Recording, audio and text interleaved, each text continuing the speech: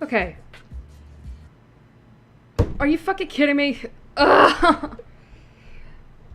Come on, I know I'm already off to a late start. I don't need my fucking music going in on me. Shut up, computer! Sorry, I was gonna say, I apologize for the late start. No, we're listening to HD, goddammit.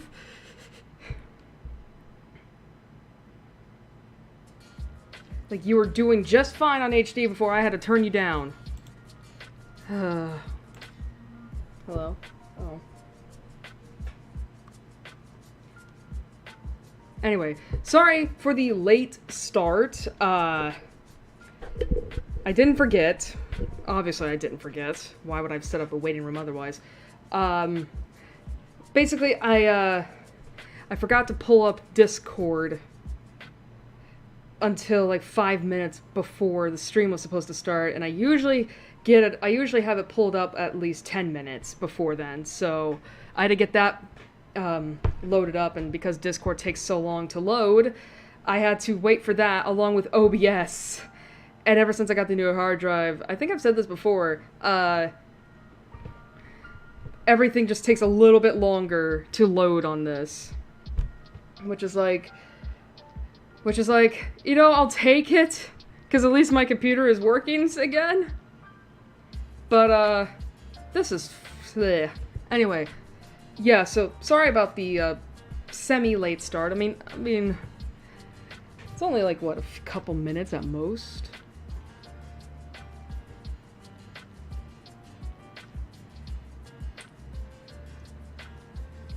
God, even my phone is...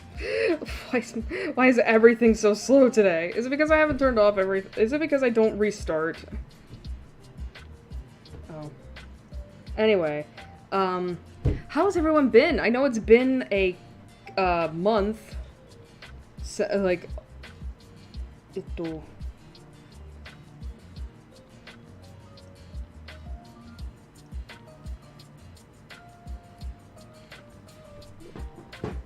But yeah, I know it's been a month. I'm trying to think, has anything crazy happened? I don't think so. Alright, well I guess like now that I've gotten that out of the... Oh my god. Guess I could just quit Discord.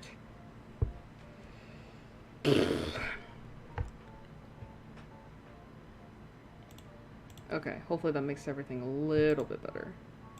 But but yeah, it's been a month. Hope everyone's been doing well. I have got to, I think, my sense of time is a little screwy. I think I got to,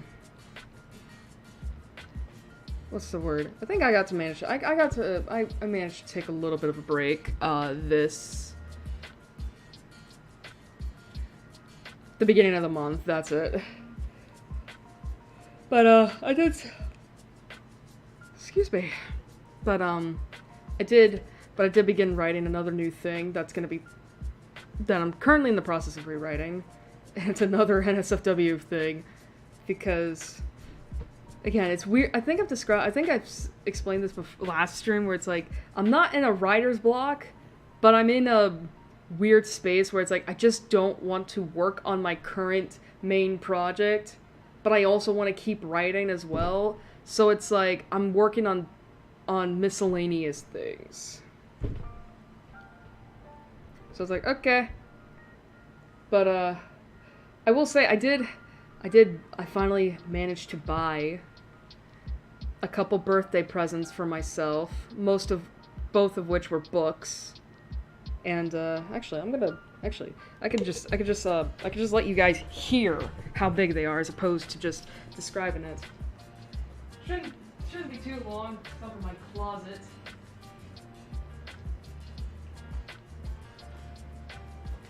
So, how do I go about this? So, I think that's audible. Yeah, it is. So basically, I bought two big-ass books again. That are both over 600 pages. And, I haven't begun reading them yet, mainly because, Mainly because, like, I think these might be the thing to help me out of my current main project slump, but because I'm in the middle of writing that NSFW piece I mentioned before, I don't want to get distracted. So these have been safely up in my closet, away from the cat, so she doesn't mess with them. And yeah, so, but yeah, I feel good about these. Like they obviously they sound good if you're able to hear the thump. They feel good and they smell good. So yeah.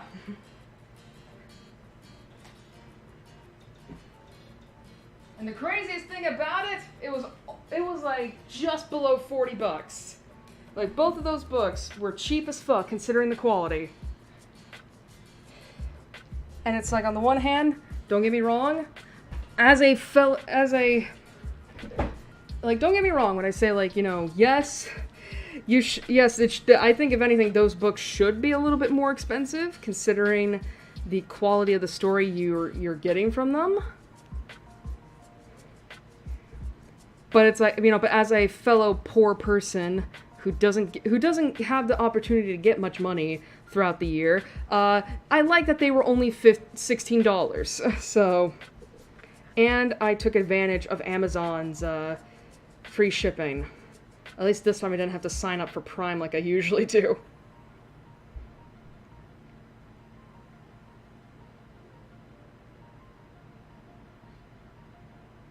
But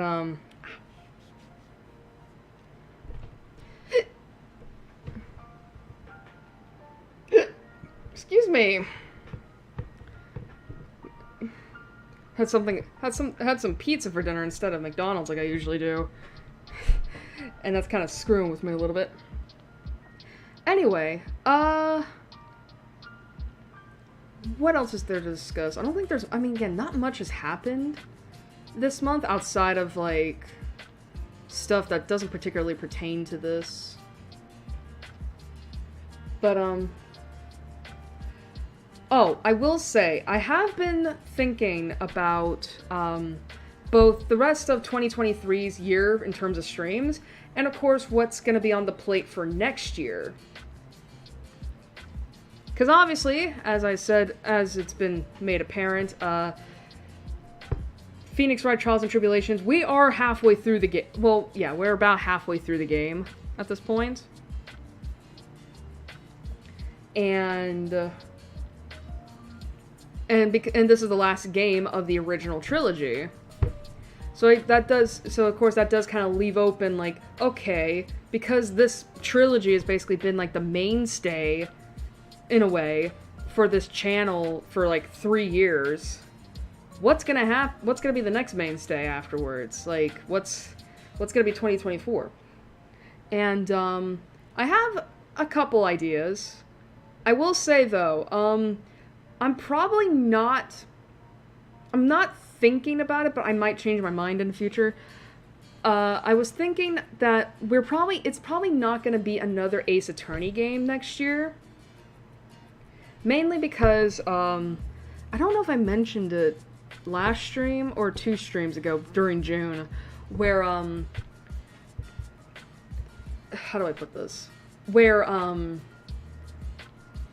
Shu Takumi, who is the, writer, and I think I don't want to say the creator, but like someone who was very heavily involved with the original Phoenix Wright trilogy, and of course a couple of other Phoenix Wright Ace Attorney games in general. If you guys didn't know, he came out with a game way back in 2010, so over 13 years ago now, called Ghost Trick Phantom Detective, and that very recently, as in all the way back in June 30th, got a HD remaster on all modern, well, maybe not all modern consoles. I think it was like for the Switch and Steam. And I did play it once upon a time, and I loved it.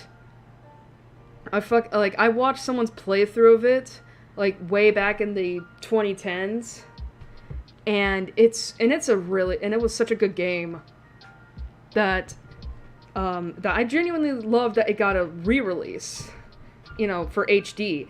And I have seen the first 3.5 chapters of the HD remaster, and oh my god, you guys, it's so fucking good. The animation, like seriously, one of the best aspects of that game is the animation, which, considering the fact it was on a Nintendo DS at the time, like, even back then, the animation was really fucking good. Trust me, it was good. And it's got a really good story that is actually really, like, I don't know if I would say well crafted, but it's very much like, it has some good twists, and some good foreshadowing behind those twists. And the music's great. The humor is... the game is fucking hilarious. But anyway, so I was thinking that might be next year's mainstay. Because it is a long game. I think I know there are over 20 chapters in Ghost Trick. And the thing is with Ghost Trick is that,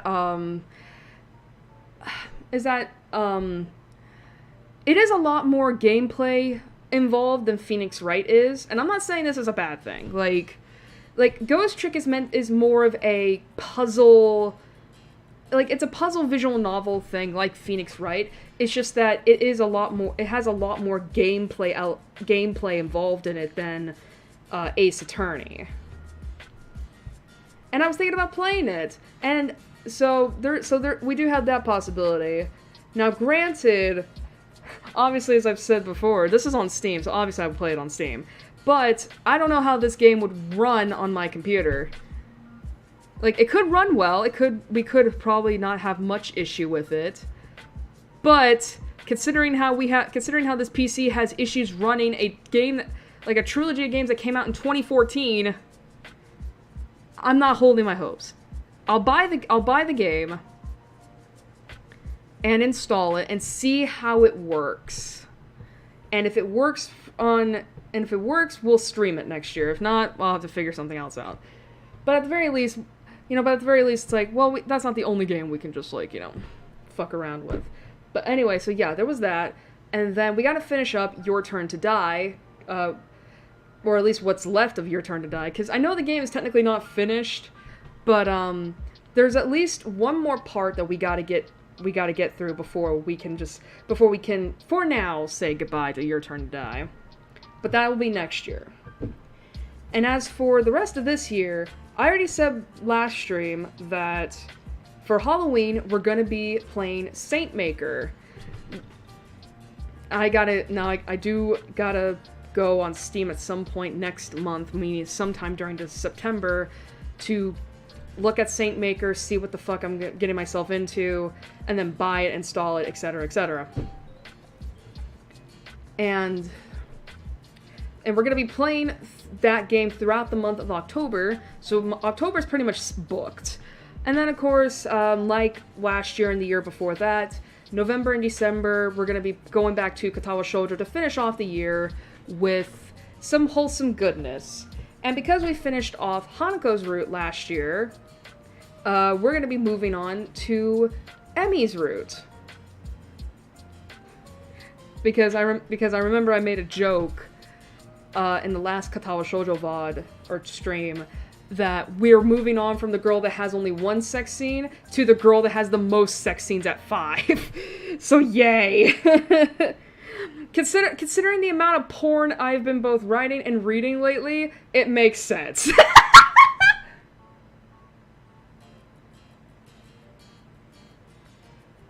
But yeah, at the very least, we have the next few months set. But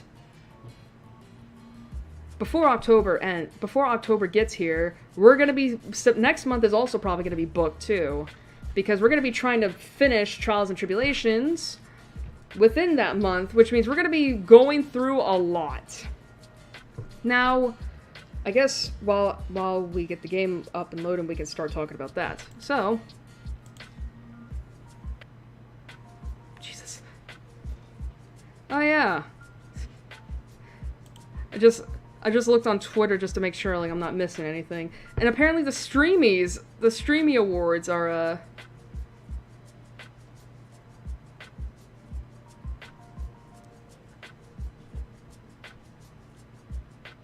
The streamies are a thing. Alright. Say goodbye to Firefox. We're going to be seeing it again during the break. Boop. Boop. And then doop. Alright. So. And of course Steam's got a... God. You know, part of the reason why Discord took so long is because for some reason it has to update. It has to update, which that in of itself isn't surprising. But for some reason, it still hasn't installed the 14 updates that it asked me to install last month. And I'm like, how long is Discord, like, how is it not updating? I know I have my, like, here's the thing. I know I have my computer settings set to, like, where it has to ask me if they can install any updates before it can go ahead and do it, which I never do because I'm fucking paranoid over that, messing up everything. But it's like, that shouldn't affect Discord! Anyway. So, the plan for tonight...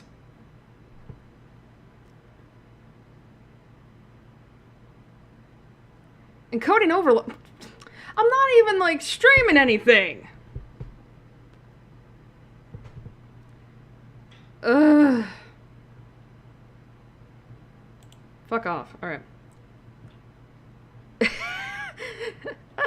Okay. Let me go to my library. I thought I would have just... What the fuck is this?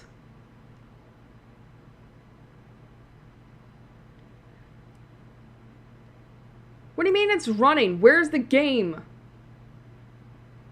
There it is. I was like, Jesus.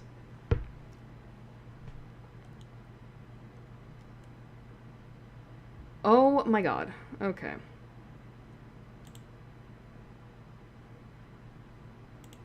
Oh my god. This game... I hate it when shit updates.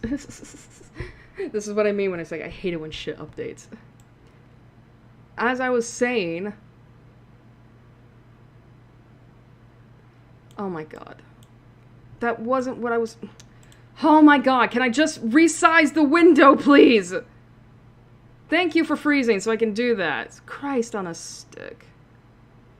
There. Now freeze for me.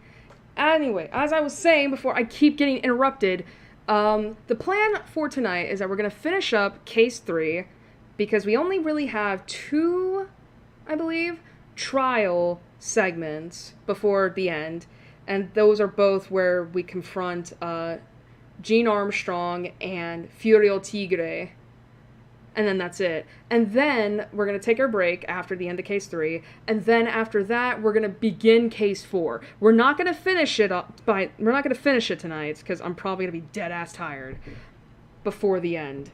But, at the very least, I want to get... Why'd you move the window?! Sorry about that. I have a very specific placement. I just have a very specific placement for the game window, and it's really hard sometimes to, like, get it in that specific place.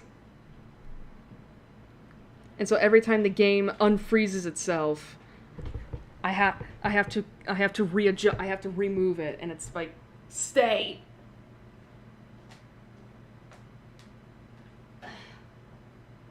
Having to get the controller. But as I was saying, I want to at least get partway through Case 4.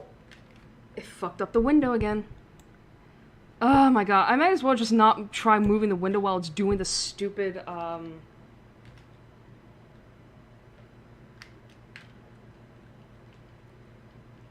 3 times a freeze window. Oh my god, can I just... Oh my god! I'm just trying to freaking do shit. Alright. You know, something happened. You know, I saw something pop up a couple days ago, I think. And it made me really want to try my thing that I've been thinking about doing. And it's like, dude, if I try to go ahead for that, I would probably... It's like they would get on my ass because I do not keep a clean workspace. There we go. Alright. But yeah, so at the very least, that's the plan for tonight. Just get through case 3, and then take a break, and then get through the beginning of case 4.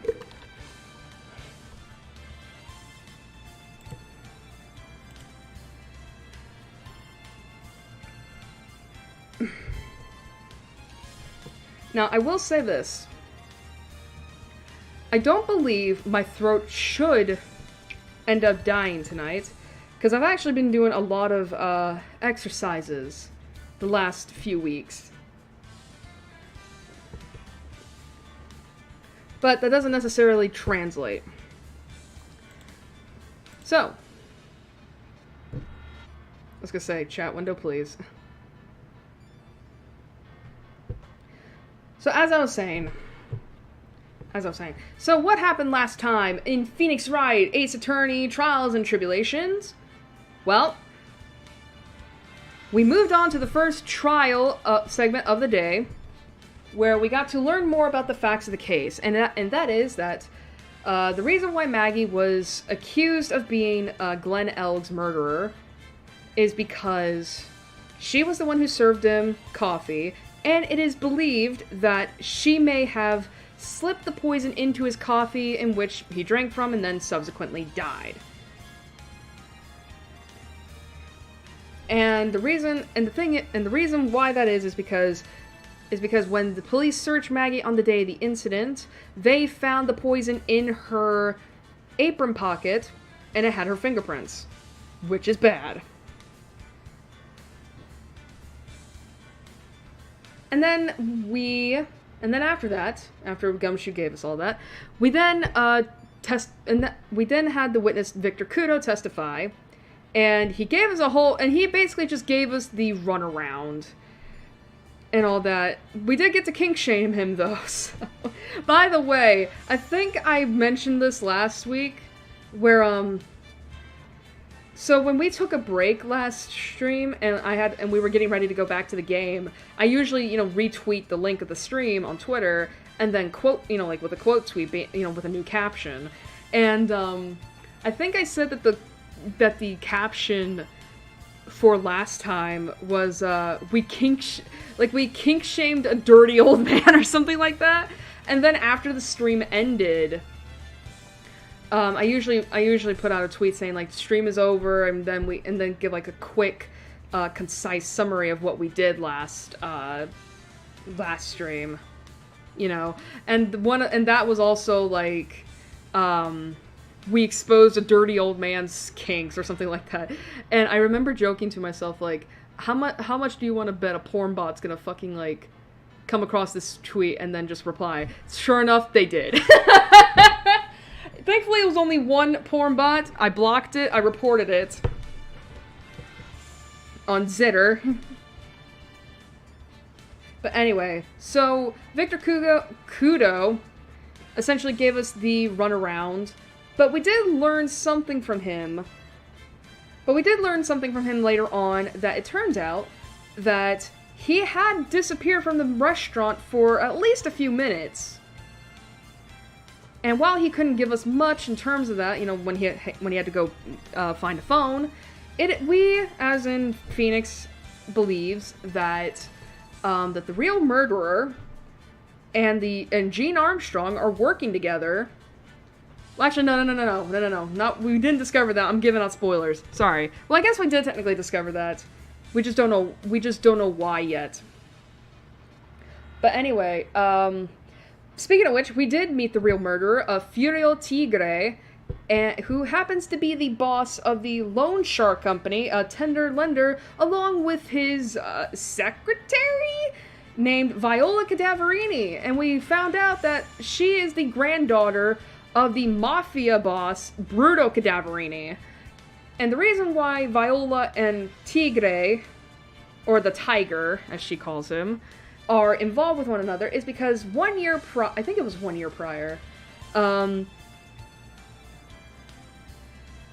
she got into an accident that involved hitting him and when he was on his scooter, and he turned out to be fine, But unfortunately for her, she ended up with some pretty serious injuries to where the cost to perform life-saving surgery on her was $1 million. And Bruto pretty much made it clear to Tigre that if you do not pay the $1 million for this operation because you're the one who caused it, you're going to find yourself at the bottom of the lake. And Tigre's like, okay! And in a really sad turn of events, you know, Viola believed that, you know, Tigre really did care about her and is acting all nice to her because he loves her, and it turns out, no, he's just a piece of shit. And then last but not least, when we went back to the restaurant to confront Armstrong about what was going on during those few minutes that Victor Kudo was gone, Tigre is there, and he and Armstrong attempt to assault us, let's just say. Assault us so that Tigre can get the medical papers that Viola gave to us that pretty much detail, like, you know, the extent of her injuries and Tigre's motive for murdering Glenn Elg. But Gumshoe, being the ever glorious hero he is, saves us, and we don't know what happened to him. We can only assume that he got away. Because I imagine that even Tigre's not stupid enough to try and kill a cop. So that's where we're at. And now we're gonna finish up Case 3, Recipe for Turnabout. Actually, what is the Japanese name for this game? It has to be Gyakutan. Because it has to, like, Gyakutan has to be somewhere in this thing. Because the whole, I mean, because Ace Attorney in, because Ace Attorney in Japan is known as Gyakuten Saiban. Gyakuten Saiban. There we go. And considering how Turnabout is and considering how every case in this fucking series is called Turnabout, except for, actually, I think in Great Ace Attorney, that's the only time that it's not. But anyway, so, let's get started. January 8th, 9:46 a.m., District Court, Defendant Lobby number 1. Okay. It's been a month. Obviously, I'm gonna have some, gonna have to, like, finagle a little bit here in order to get the voices right, but we should be fine. Good morning, Mr. Wright. Good morning, Maggie. There we go. So, what do you think is going to happen today, sir? Yesterday's session didn't go so well and ended on a giant mystery. That's true. And we still haven't solved a single part of it yet. Are you okay, Nick? No, I almost got assaulted yesterday, Maya. Huh? Oh, yeah, of course. I saw that little flash of doubt in your eyes. No, that wasn't doubt. That was, determination. Listen, I've been playing a lot of Undertale lately. Why don't I believe you? It's nearly time, Maggie. You better get going to the defendant's seat. Roger. Don't let me down, Mr. Wright. I'm counting on you.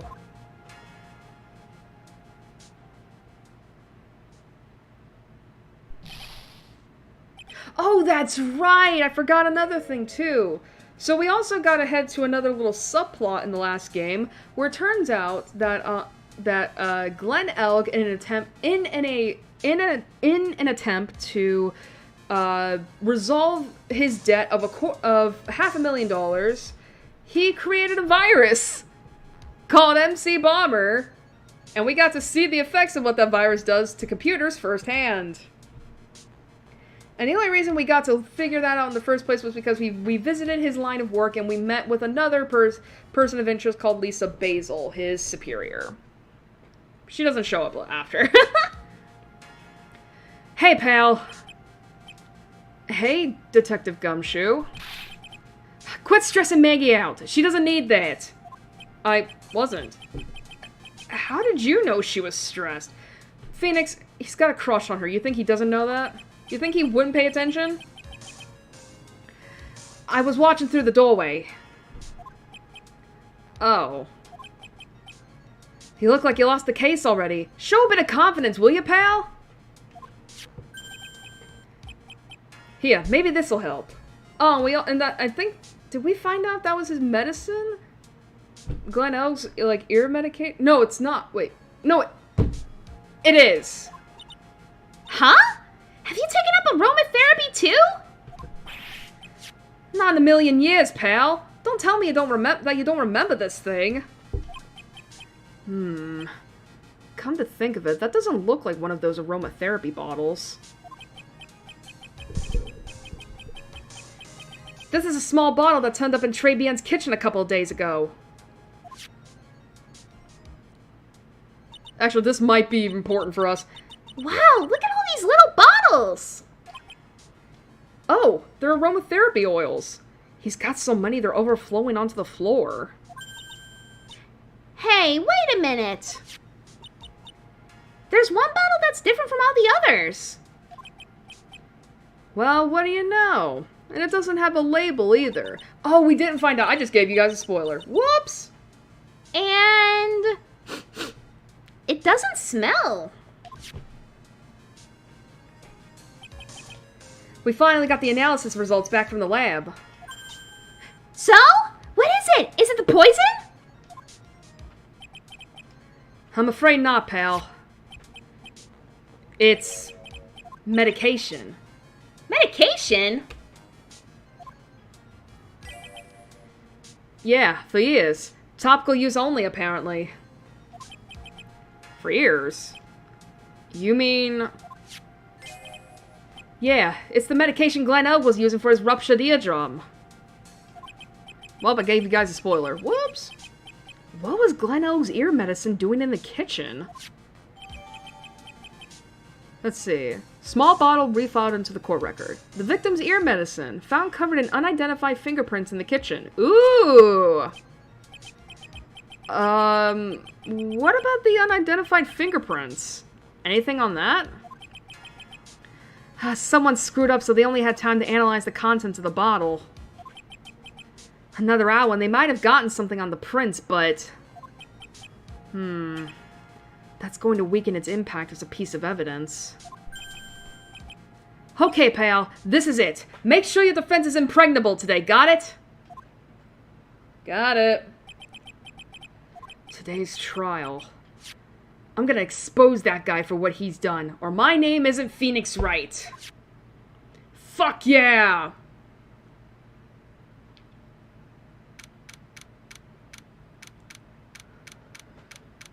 Excuse me.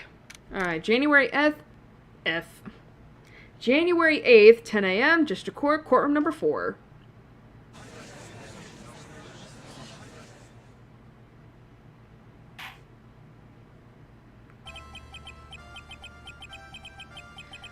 Okay.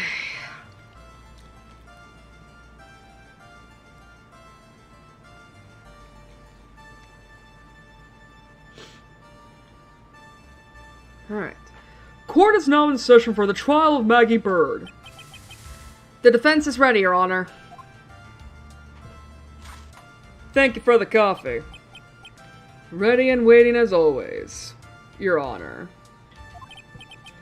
Very good. Then we'll get underway at once. Wow. We actually got through that pretty smoothly.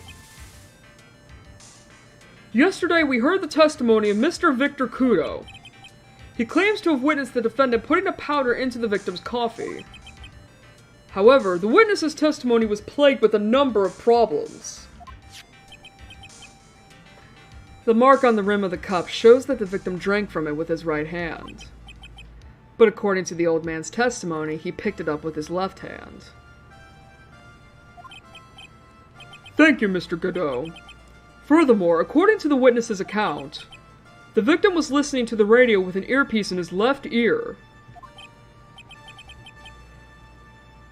Yet the victim's left eardrum was ruptured, which made him effectively deaf in that ear. It's amazing how many contradictions a single case can have, huh, Nick? Fresh cup of coffee. And it tastes good as hell. This is a great day. Sway them hips, everybody. We actually did not hear this theme at all last stream, which I was surprised by. Ha! Allow me to enlighten you, Your Honor. The world, you see, keeps turning, and we must turn with it. Okay. You've lost me already, Mr. Godot. We haven't even- we've barely started, and I'm already confused. Don't let the mysteries of yesterday mystify you today. Love that aroma. Only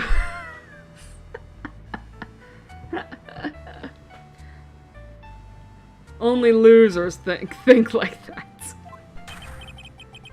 You've got to change with the times. That's one of my rules. Are you implying that you've resolved these contradictions? You know the answers to these riddles. The old guy wasn't just throwing seed in here. He was throwing us off the scent. That is some good coffee. And today I'll prove it.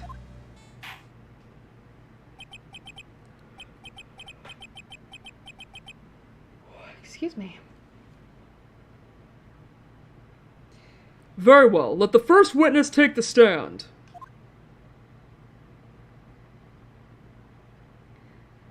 Ah, there's the Bada Man himself.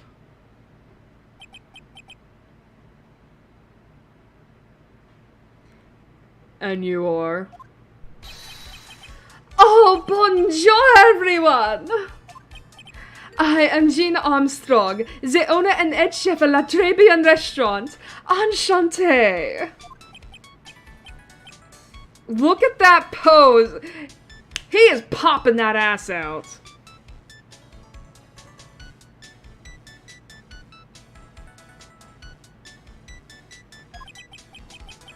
Forgive me for- oh my god. Why?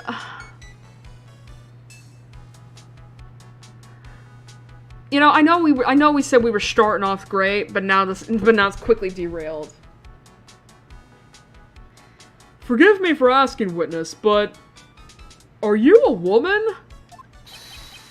Oh la la, monsieur! As you can see, I am la pert and perky gentleman, non?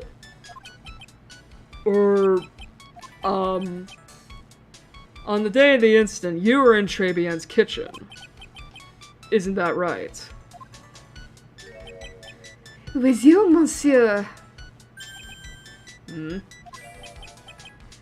Everything feels right.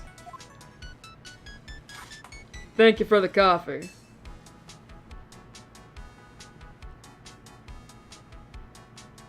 This better not be your coffee because it tasted like shit. Ha! Wow, he's totally unfazed. Doesn't anything intimidate this guy? Would it? Okay, for a minute I thought my game froze because I saw the sweat animation just stop.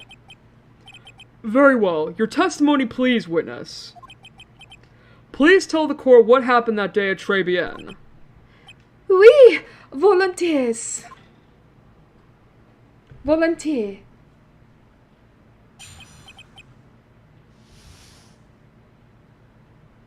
Alright, witness testimony at Tribulations. Don't mind me, I'm just currently getting the walkthrough up, just in case.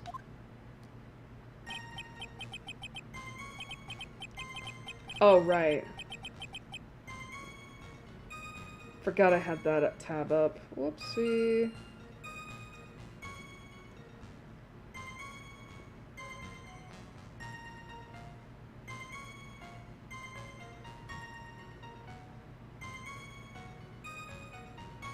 I said expand. God, I really need to get ad block on this fucking phone.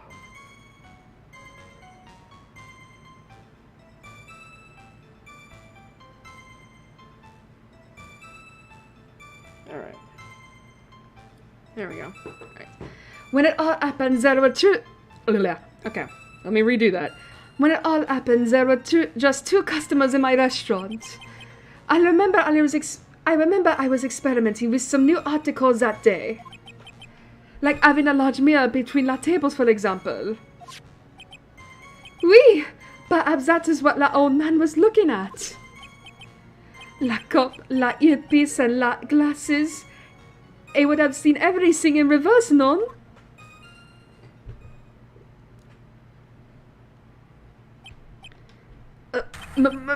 Mirror? How do you get that bad? Oui, un grand mirror, la most enormous mirror.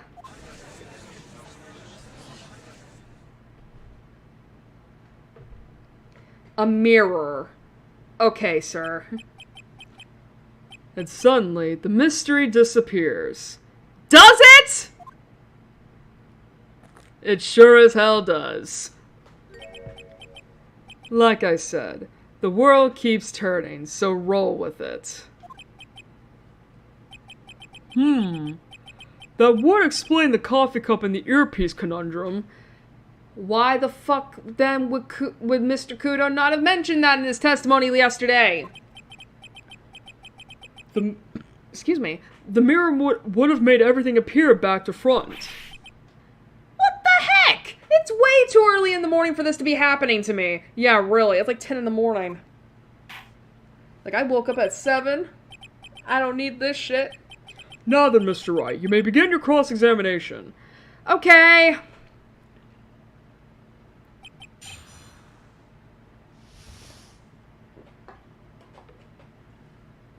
Alright, cross-examination time. We're gonna press everything.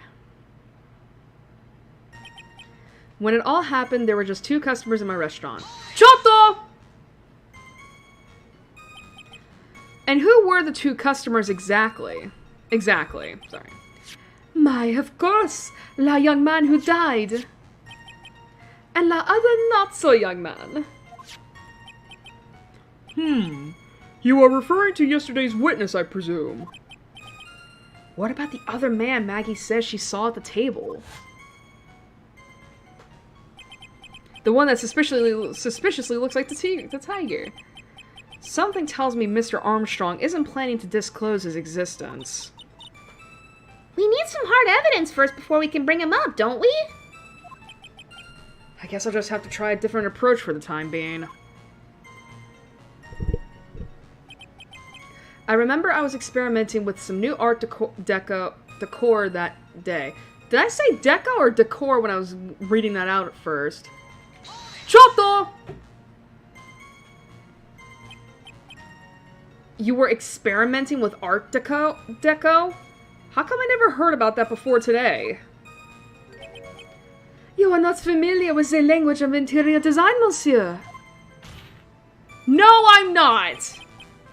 Please stay on topic. Now, why didn't you tell the court about this before? But I did, just a few moments ago. Ahem! Excuse me, Mr. Armstrong. This deco you mentioned, are you referring to some sort of decouture? What? Decocture? Decocture? I almost... Do not repeat what I just said. No! Art Deco! Art Deco! It is a style of design! Your Honor. He's talking about interior design. Walls, ceilings, carpets, that kind of thing. Ah, yes, of course. That deco.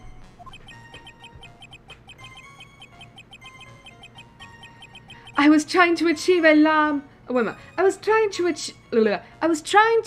more la effeminate look for my restaurant.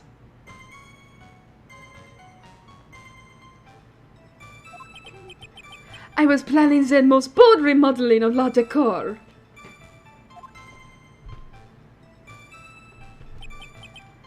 Like having a large mirror between the tables, for example. Chotto! How big of a mirror are we talking about here? Boff! Something about 4 meters wide and, oui, about 2 meters high. Let's see. If 1 meter is about 1 yard... Holy glass in a frame, that's huge!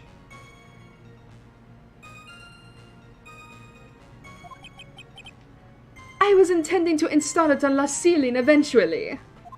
Eventually. The ceiling?! Was there a mirror on the ceiling? I don't remember. Oh my god. My non, but I decided not to go through with it in the end. What should I do? Should I ask him more about the mirror or not? Yes!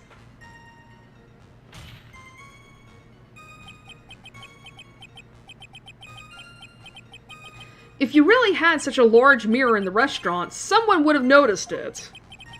But there's nothing about a mirror in Mr. Kudo or Maggie Bird's testimonies. But... Iggyari. You didn't ask, Wright. You have only yourself to blame for such sloppy work. No, no! I'm pretty sure that they both would have mentioned it. Being like, oh yeah, by the way, there's a mirror in the fucking restaurant on the ceiling. Secondly, why the fuck would Kudo be looking up at the ceiling if the crime was happening right in front of him, to his right?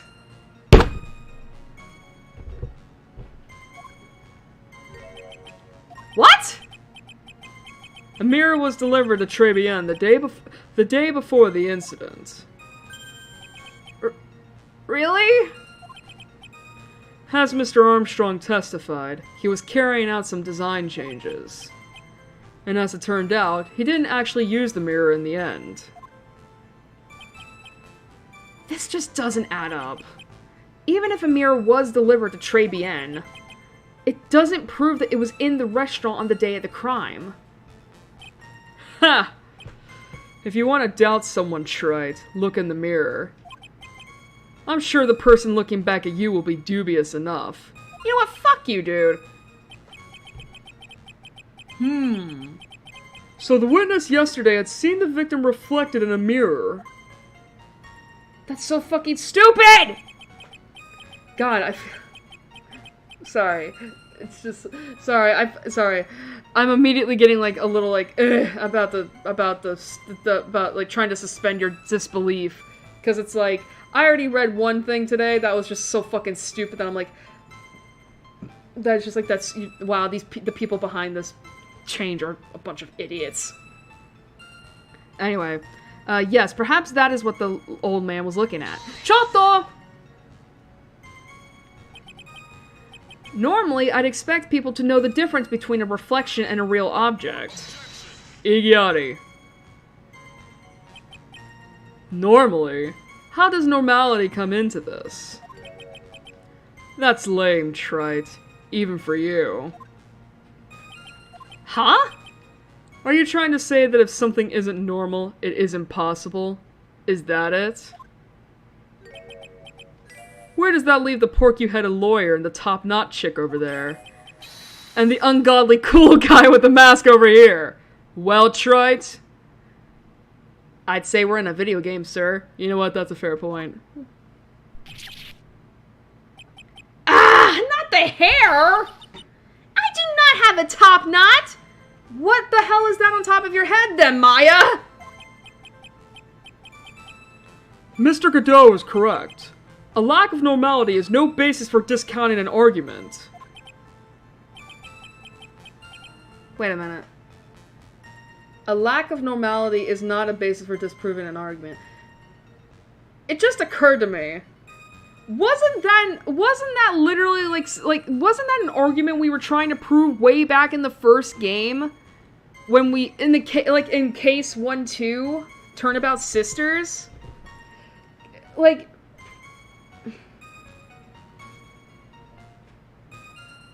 if anyone doesn't remember, when we were defending Maya from Mia's murder, the witness, April May, claimed that she had seen Maya, murdering Mia. And we pointed out that, we were asking her, are you sure that, that the person you saw was my client? And April's April May was like, yes, sir! And we were like, how, you know, or at the very least, like, you know, she was like lying, obviously, trying to say that, like, it was basically something, and we pointed out that it's like, how could you not know, like, you would have to know it was my client because she looks so fucking weird. So what the hell you mean? Bien, logicas one la day. The cup, the earpiece, and the glasses.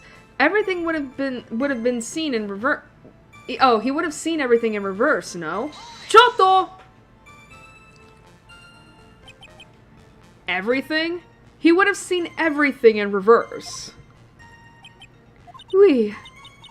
Hey, Nick. We should take a second. Think about what old Seedy said in his testimony. How did he phrase it again? This we actually need to... The boy was wearing this earpiece on the same side as the green lens of his specs. No question. You can lock me up if I'm wrong. It was his left ear, I'm without a doubt. And then he used the same hand to pick up the cup. His left hand. If he saw everything he described reflected in a mirror, then everything he said he saw on the left was actually on the right, huh? And that clears up all the problems with his testimony, I guess. Or does it? Ha! It's kind of hard to believe everything's the fault of a mirror, but... Do you think old Seedy saw everything through a reflection? No, I do not. If he did, it would explain all the contradictions in his testimony. But that just makes the situation worse for Maggie!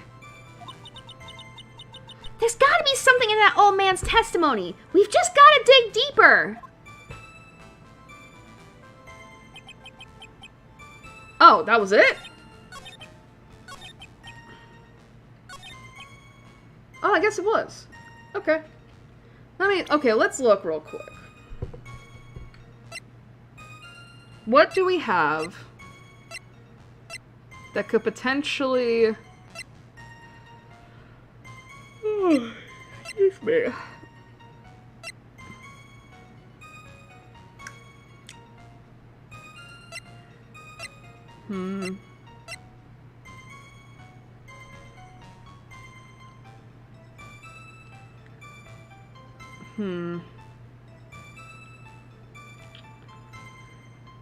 The cup, the earpiece, and the glasses. Everything would have been... He would have seen everything in reverse, no? If everything was on the left to the right...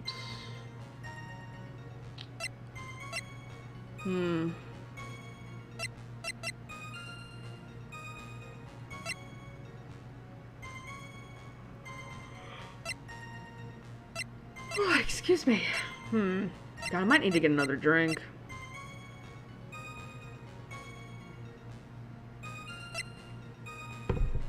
Let me check this again.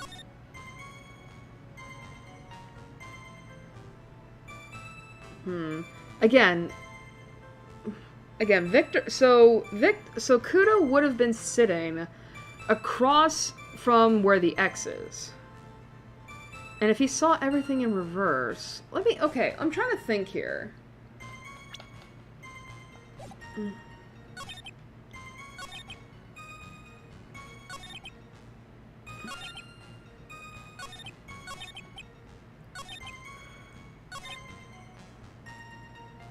It has to be this statement here. Alright, okay. I'm gonna check the guide, but I'm thinking... What do we have in terms of evidence again?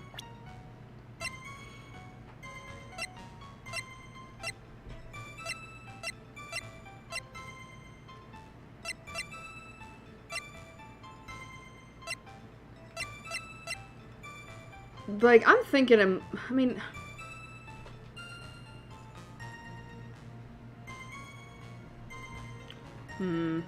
Could it be this cup, I wonder?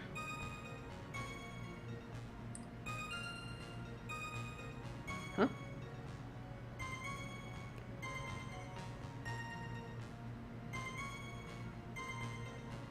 There's an achievement here?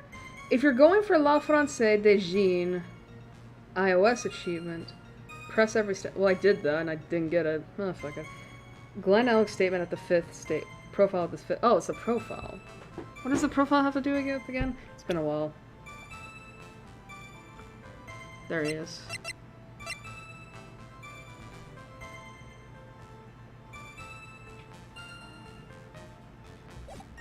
Okay, let me check. This is the 5th statement, right? Alright, 1, 2, 3, 4, 5. Okay.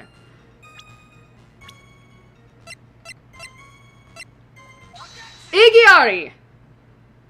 Sorry about that. I'm sorry. My mind's a little slow today. The coffee cup, the earpiece, and the HMD. Ah, right. Yeah. No. Oh god, I'm so fucking stupid. I was thinking it had something to do with the glasses, meaning like, you know, his scouter. But it's like my mind was just not like thinking like, oh right, that would have to be on the left, that would have to be on the right, which doesn't make sense.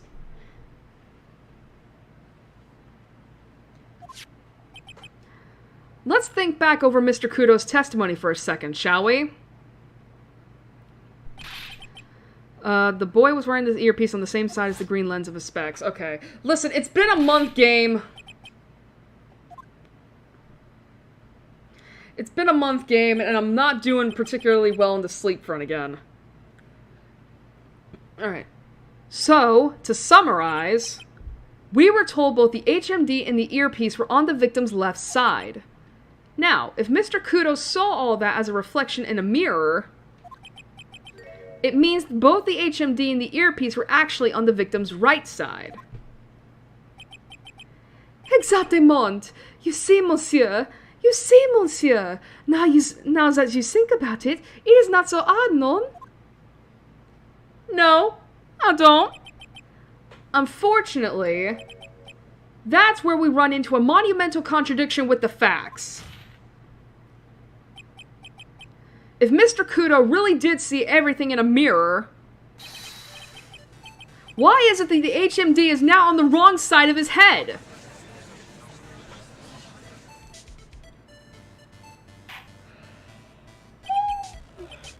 Order! Mr. Wright is correct.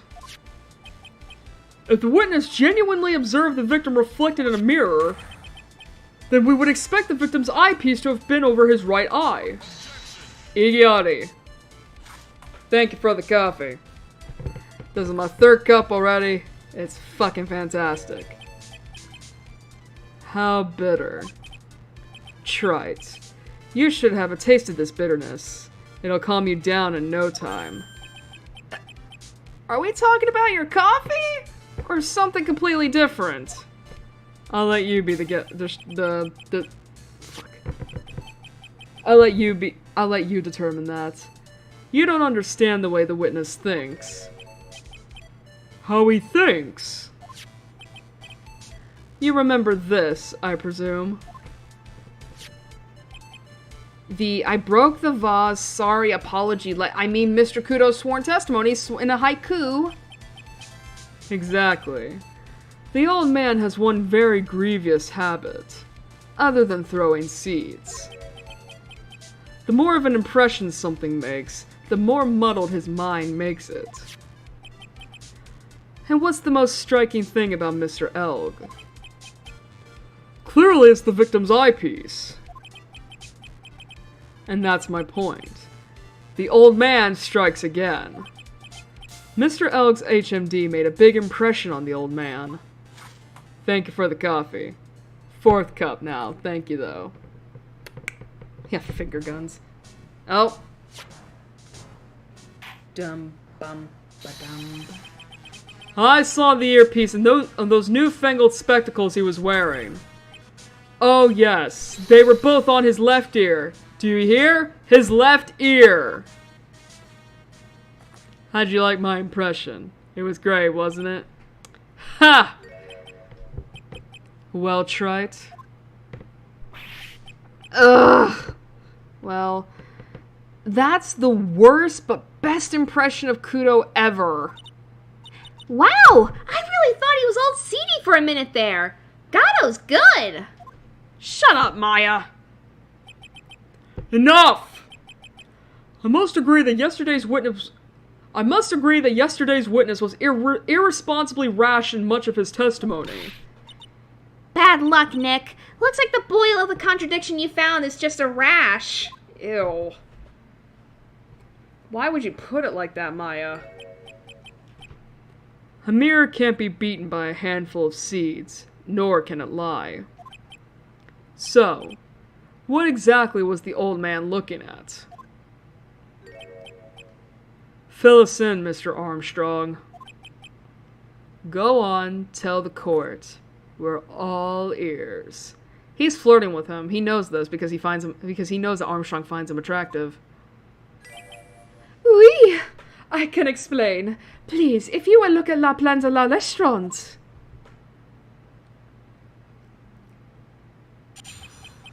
Alright, witness testimony, the mirror.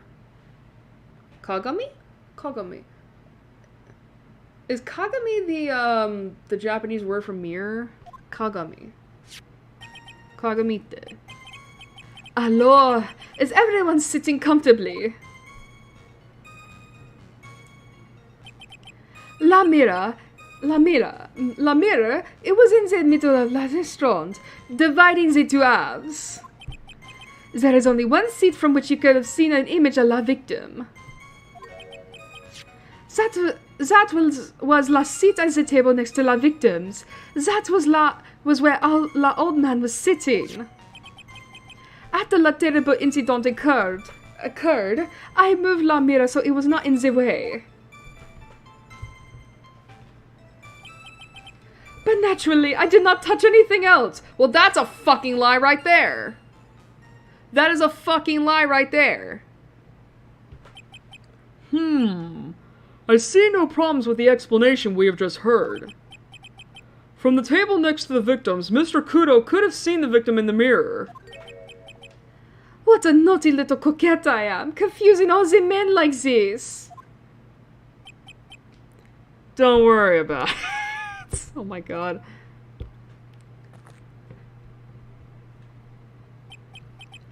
We can keep up. Except for the guy breaking out in a cold sweat over there again. Ugh! I hate that guy! You said you didn't touch anything else apart from the mirror. Are you quite sure about that? Volunteer! Of course! Well, we know that's a lie. Very well. Mr. Wright, your cross-examination, if you please. Well, again, we know that's a fucking lie because we found the victim's ear medicine in his kitchen.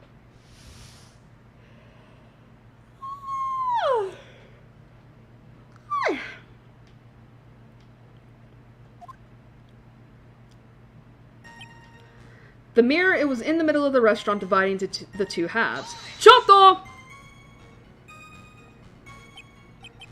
So, run this by me again. The mirror was here, correct? Oui. We? Really? Because I know if I were you, I wouldn't have put a mirror there. It would be in the way. Yeah, because it's, I mean, depending on how thick the mirror stand is, like, you need to give the serving girl or the waitress, the server, like, enough room to maneuver about, especially if they're like carrying like big ass, like, you know, like a platter of dishes. Like, you gotta give them enough room. Iggyari. Look who's talking, Trite. Huh? You're obstructing my view, among other things. For what? What are you looking at? But, this is my seat in the courtroom! I don't care. Trebien's charm is that it gives you the impression that you're the only customer. Temporarily placing a mirror in that spot would hardly be in the way. Unlike you, Trite. I tell you, monsieur, la mirror was there, in the middle of la restaurant. What the fuck was that roast session, Godot? There is only one seat from which you could have seen an image of the victim. Chotto! Also, what the fuck do you mean, like, the impression that you're the only customer there? What kind of restaurant is this? Like, what kind of restaurant are you thinking this is, Godot? It's not a maid cafe. And where would that be? Oh la la! Look how you lean towards me. I always attract the younger boys. Maybe I should keep you in suspense a little longer. Mr. Armstrong, tell the court what you know at once. Wait a minute. I always attract the younger boys? Like, I know Phoenix is like 26. How old is Armstrong? 39. Holy shit! He's damn near 40! Listen, I'm not gonna sit here and shame, you know, anybody for their preferences, but goddamn, like, you're almost robbing the cradle there, sir. I attract the older ones too, you know, handsome. Shall I tease you too? You know what? That's fair. Thank you for the coffee.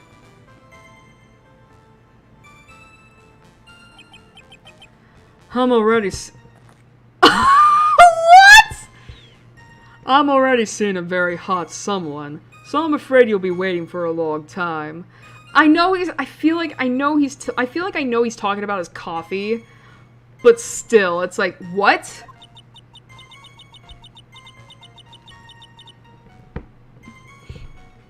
I bet she has mocha cream skin and cappuccino perfume. I feel like that was just a microaggression, Maya!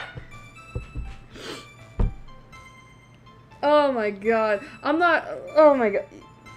Anybody who is a writer out there and is a little aware of race and how to describe people of color in their books, you'll know why I'm like, whoa.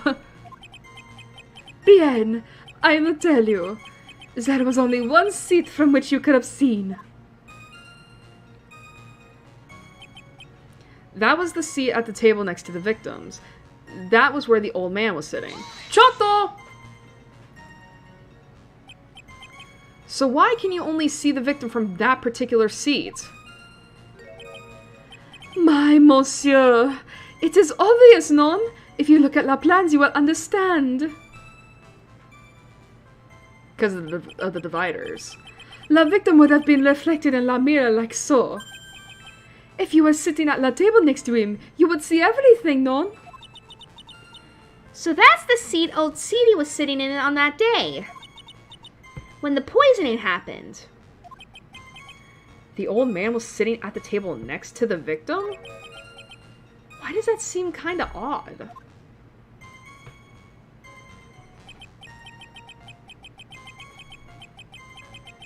After the terrible incident occurred, I moved the mirror so it was not in the way.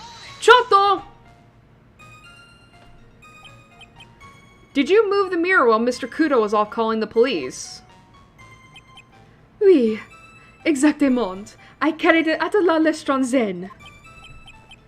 You moved a huge mirror like that all by yourself. Well, Phoenix, I mean, listen, this guy's a lot of things, but he is strong. He's got the muscles to prove it. I mean, look. What can I say? I know how to pick things up, handsome. Godot actually laughed at something!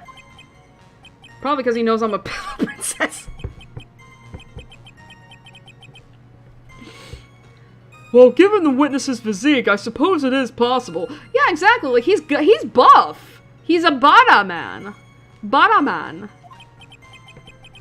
Did you move anything else from the crime scene, Mr. Armstrong? I look like the obliging type, non? But naturally, I did not touch anything else. Chotto! Are you sure about that? Are you sure about that? I touch nothing except la mirror. Mr. Wright, is there something the witness has said that doesn't match the crime scene? Yeah, there is. I just can't put my finger on what exactly. Ha! Suffering from a case of heartburn, Trite? Oh, I have just sitting for that. An oil with golden myrrh and frankincense? Golden myrrh? Myrrh? And Frankenstein? Add a few drops to your coffee and voila. Enjoy. Focus, Phoenix. Breathe. I need to focus. I need to ignore those two and just find some evidence. It is pretty strange, though, isn't it? I mean, nobody mentioned anything about a really large mirror. You'd think someone would have, but Maggie didn't, and neither did old Seedy.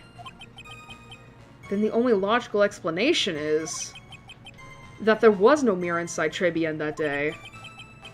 Now I've just got to prove it. Somehow. Okay, so wait a minute. We gotta prove two things then. We know at least one of them is that like he didn't touch anything else. Bullshit. We found the medication inside his kitchen. But the idea that like we gotta prove that there was no mirror because we know that because he's claiming that Kudo, like, here's the thing. Let me present the map.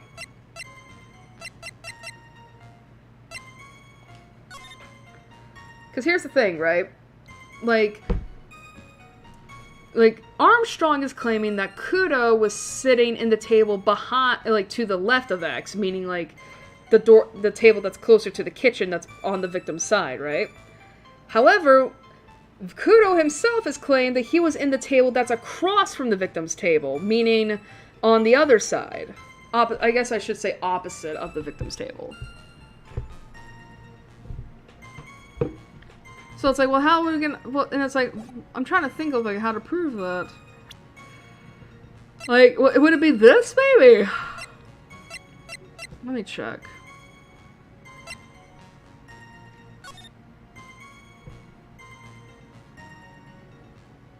Oh, I see. Okay. Yeah, so there's no way that, so there's no way that Kudo would have been in... Like, in this photo, you see the table that's before the victim, right? There's no way Kudo would have been there because Kudo said he broke the vase at his table, and as you can see with, on the left side, the vase is perfectly intact. So, okay, there's our two contradictions. My thing is, which one do we break first? There's only one scene from which you could have seen an image of la victim. The victim... That was the seat at the table next to the victims. That was where the old man was sitting. Okay, so we present something there then. After that, and then we present something here. Let me check the guide real quick. Which one do I break first? Does it matter, or...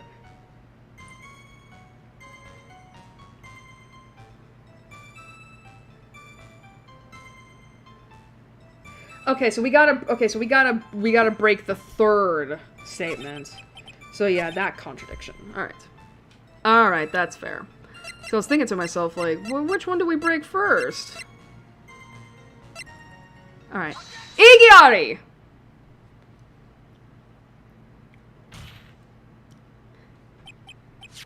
This piece of evidence contradicts with the testimony we have heard, Your Honor. The crime photo. Yes. This photo clearly shows something those words should be reversed. This photo clearly shows something that theoretically should not exist. What on earth do you mean by that, Mr. Wright? Should not exist? Ha! Sounds like you're describing yourself, Trite. That was a really mean thing to say. I don't care. Now then, if the defense would please clarify its statement.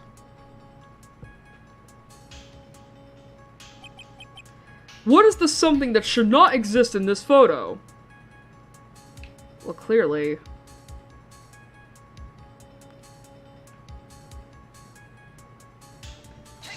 Could I?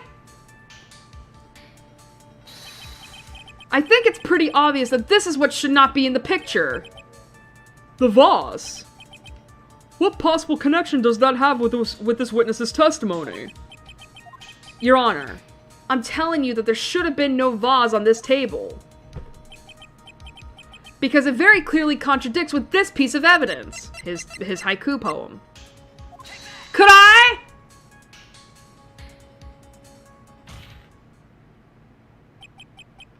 There is one thing that was clearly demonstrated by yesterday's testimony. Mr. Kudo broke the vase that was on the table where he was sitting. And yet, as the court can see, there is an unbroken vase on the table next to the victim. Why? Because Mr. Kudo was not, in fact, sitting at the table next to the victim at all. Iggyari. Don't be an idiot, Wright. That's impossible. That seat's the only one Kudo could have seen the victim's reflection from. Well, too bad for you, I think you're wrong. Exactly. Ugh.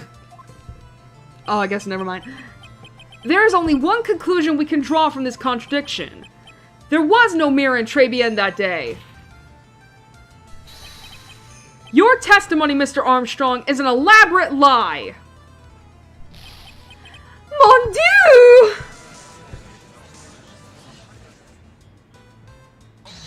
Iggyari. Don't try to confuse the court, Wright. Obviously, the witness cleaned up the vase, while the police were taking their time getting to the crime scene. Iggyari! That's bullshit and we both know it. Unfortunately, Mr. Godot, that doesn't quite work for me.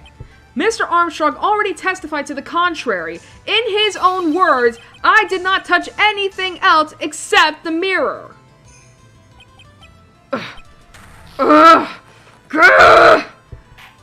Yeah, taste that piece of shit coffee. Well, witness, what do you have to say for yourself? Let me pick my nose. I was right. There was no mirror in the restaurant that day. In light of this revelation, we return back to the original problem. Why did the victim have an earpiece in an ear in which he couldn't hear? Ha! You only get one shot in life. There's no turning back.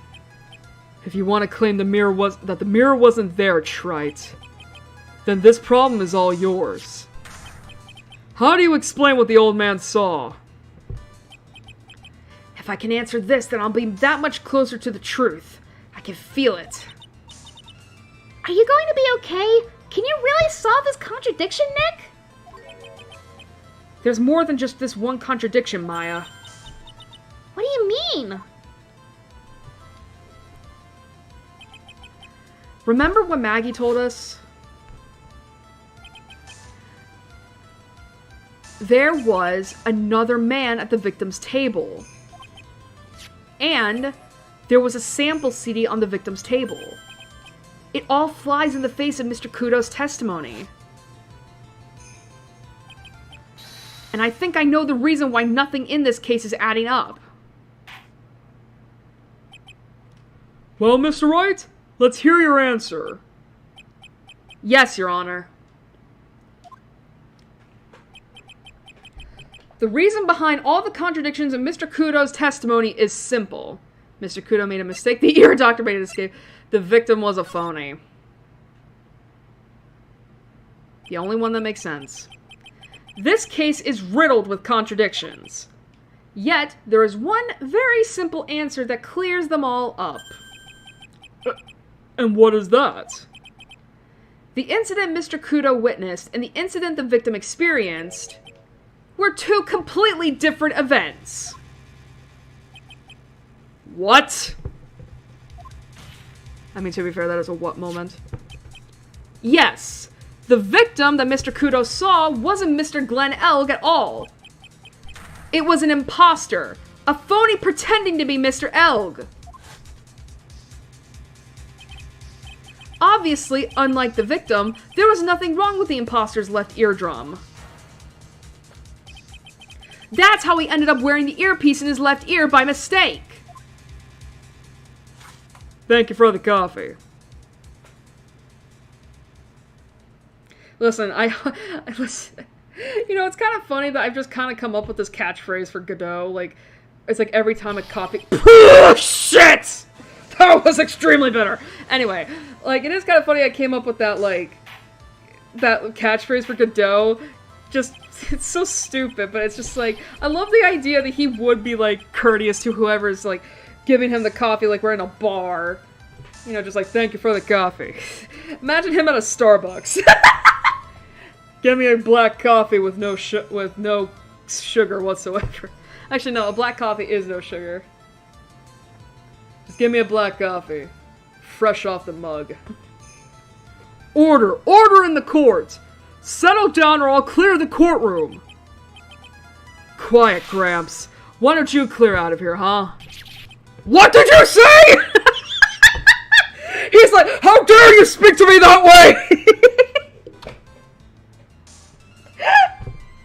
Reminds me of last stream where the judge was like, Kudo was trying to throw bird seed at the judge, and the judge was like, I'm sorry, Mr. Kudo, you can't reach me from up here!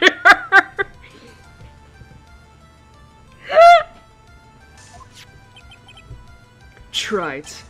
Are you saying that what Mr. Kudo saw was a setup? Yes. Someone pretended to be Glenn Elg and acted out the whole coffee poisoning. All for the express purpose of creating a witness out of one Mr. Victor Kudo. Iggyari. Get real, Trite. Why would anyone want to do that? Isn't it obvious? The thing Mr. Kudo was most insistent about in his testimony was... the serving girl brought him a Javachino, but she put something in it. That's the serving girl right there in the defendant's chair. I remember her well.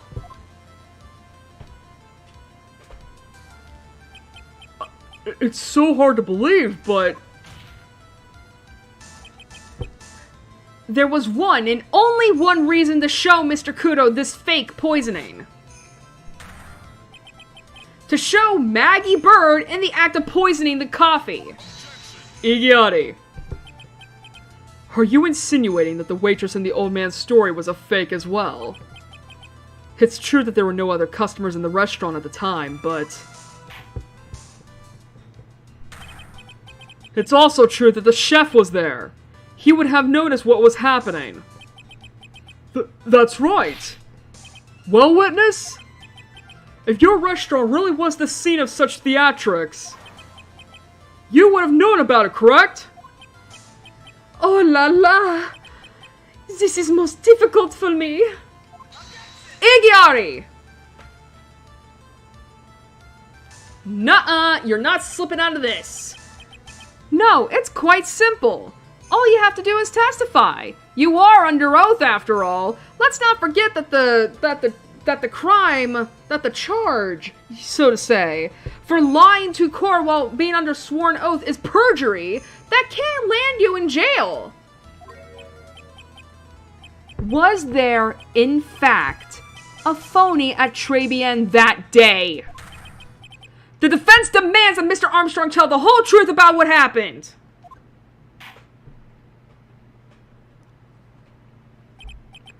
The defense's request for additional testimony is accepted. You will accurately explain, in detail, the events in the restaurant that day.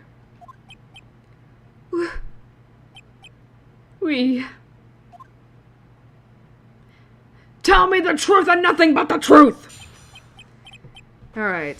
Witness testimony in the restaurant. I think this is the last testimony for Armstrong, so we should be about good. La victim, Monsieur L. He came to my restaurant alone. I remember the old man arrived not long after him. I've skipped over that by accident. There were no other customers. Oh my god. When he got word he'd won la lottery, Monsieur L became very excited. It was approximately 5 minutes later that la poisoning incident occurred.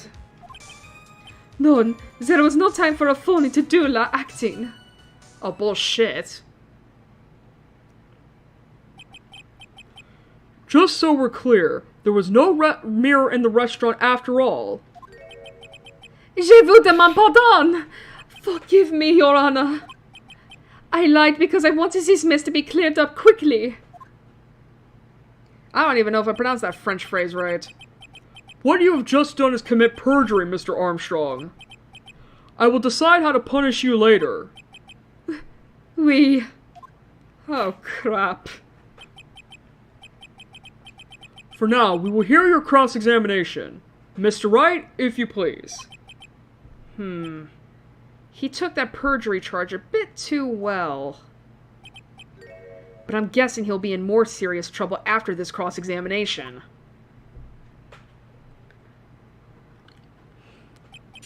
I mean, keep in mind, we all know he's, like, protecting Tigre because he's scared of that man, and he's also got, a motive for helping him out. The victim, Mr. Elg, he came to my restaurant alone. Chop! Was he alone at his table as well? Oui. I saw him from la kitchen. Yet the defendant, Miss Bird, remembers it differently. She swears there was another man at the victim's table. Igiotti. Ha! Unfortunately for you, Trite. Yesterday's witness also testified that the victim was alone. You know, seeing you squirm like that reminds me of a certain coffee's bittersweet bite. What kind of coffee has he been drinking lately? It's not coffee, it's love! It's love that's bittersweet! I don't love him, Maya. You know I'm taken! Besides, I don't even know if he is into men or not. He might be straight for all I know. Hearing Maya say that makes her seem wise all of a sudden. I remember the old man arrived not long after him. Chotto! By old man, you mean Victor Kudo, correct? Oui, he comes often for my special coffee. I drank your coffee once, Mr. Armstrong. It tastes like shit. It's special, I'll give you that. It's worth a sip just for the experience. Oh, you make me so happy, monsieur. You are most welcome anytime. You handsome man. I said it was worth one sip, and nothing more. So old Mr. Kudo arrived at the restaurant around the same time as the victim. Maybe I should ask about his arrival in more detail.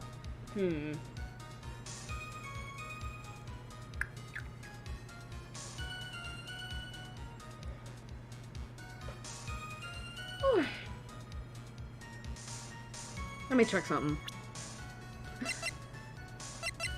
What was the autopsy report? 1:30 and 2:30. Okay. Okay, it does. I wasn't sure.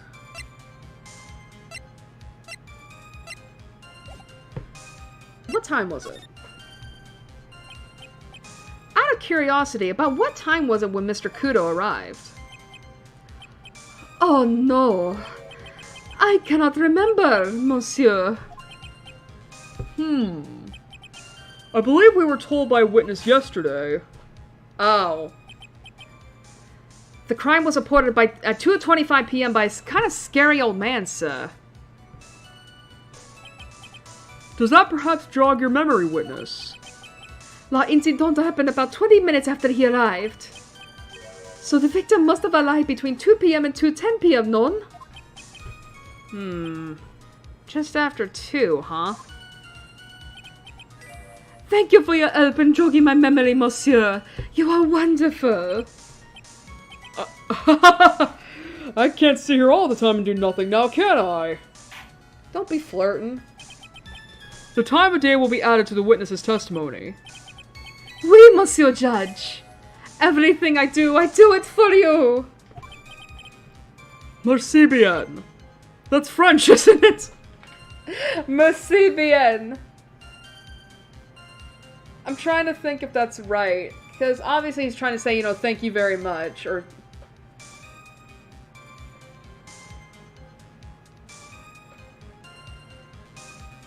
I think he's trying to say that.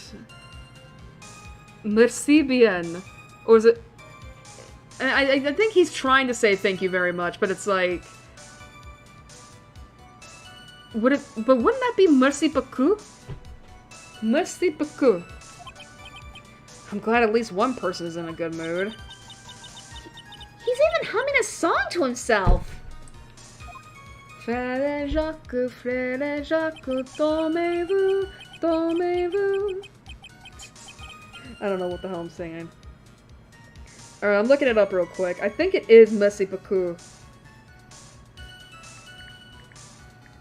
Merci beaucoup meaning.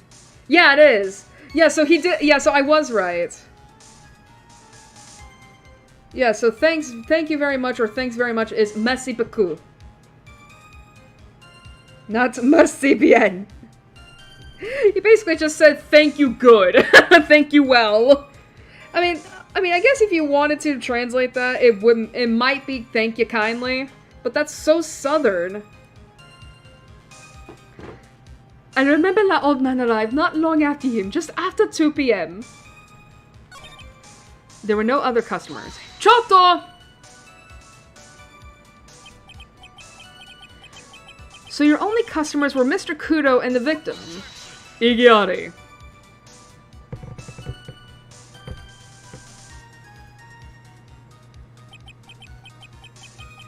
How many times do you need to ask the same thing, Trite? You never catch me drinking the same blend twice. Huh? You're trying to establish the presence of a phony victim in the restaurant. But you're wasting your time.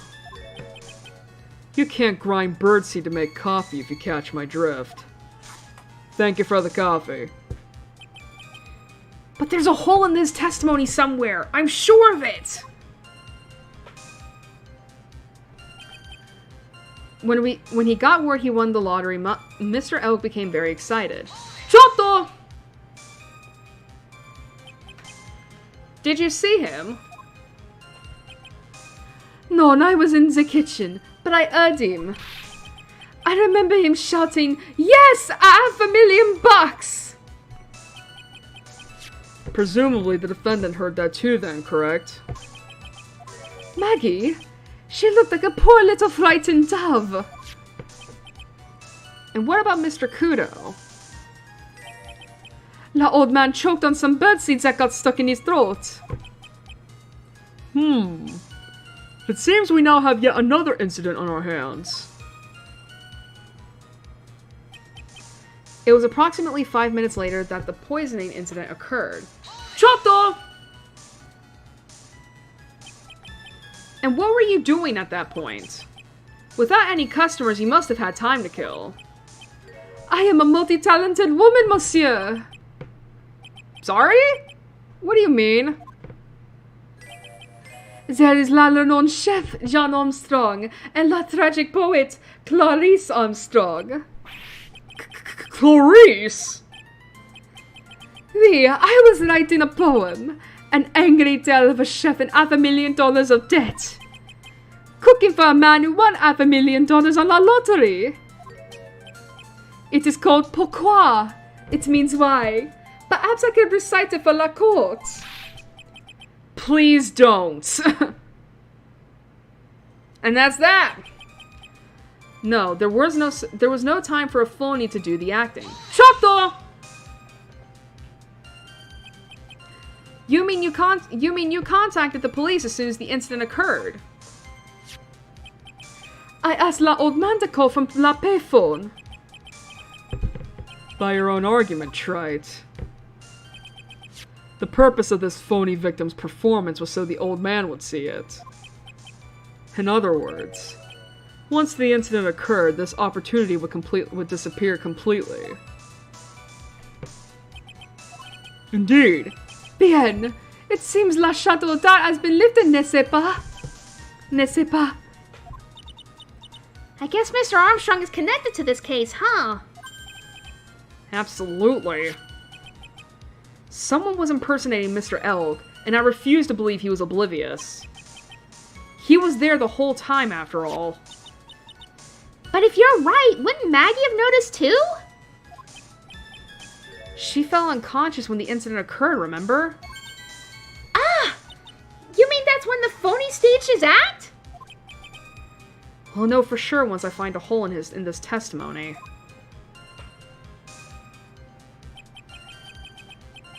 Alright. What do we have in terms of evidence? So, okay, let me check the... 2 p.m.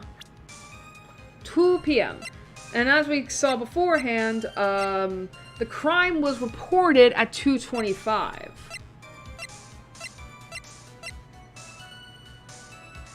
The thing is here, it says here, like, died of potassium cyanide poisoning. Time of death was between 1:30 and 2:30.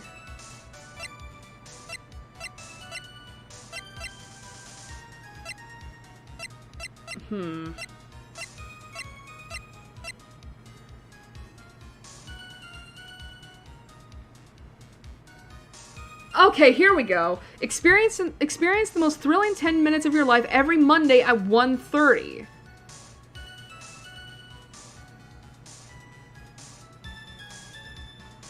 And considering that Glenn Elg announced that he was, like, happy as can be about winning the lottery, this means it had to have occurred at 1:30. Alright, let me check. Is this the correct evidence? Is this the correct thing to present on that one? I was gonna say monster.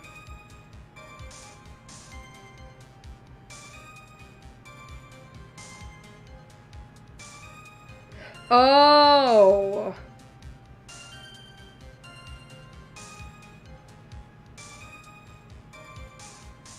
Oh, wait a minute. Okay, no, I screwed up. Okay, I thought I screwed up. I was like, wait a minute, did I not get that right? No, I missed my chance for the achievement. It's fine. Ah, so okay, so you can present this piece of evidence on multiple statements. That's fair.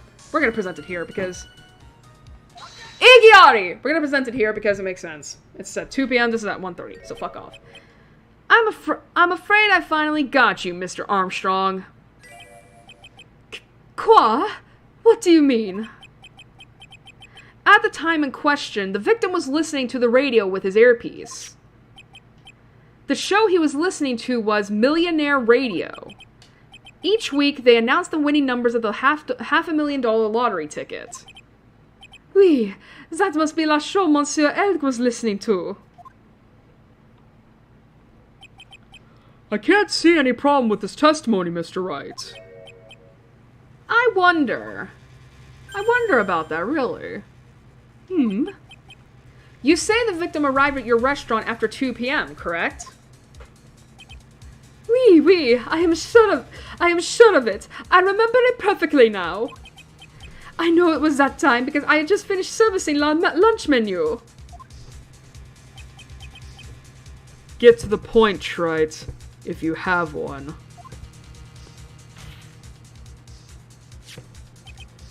That show is broadcasted live at 1:30 p.m. And it claims to be quote, the most thrilling 10 minutes of your life, end quote. It's on the air at 1:30?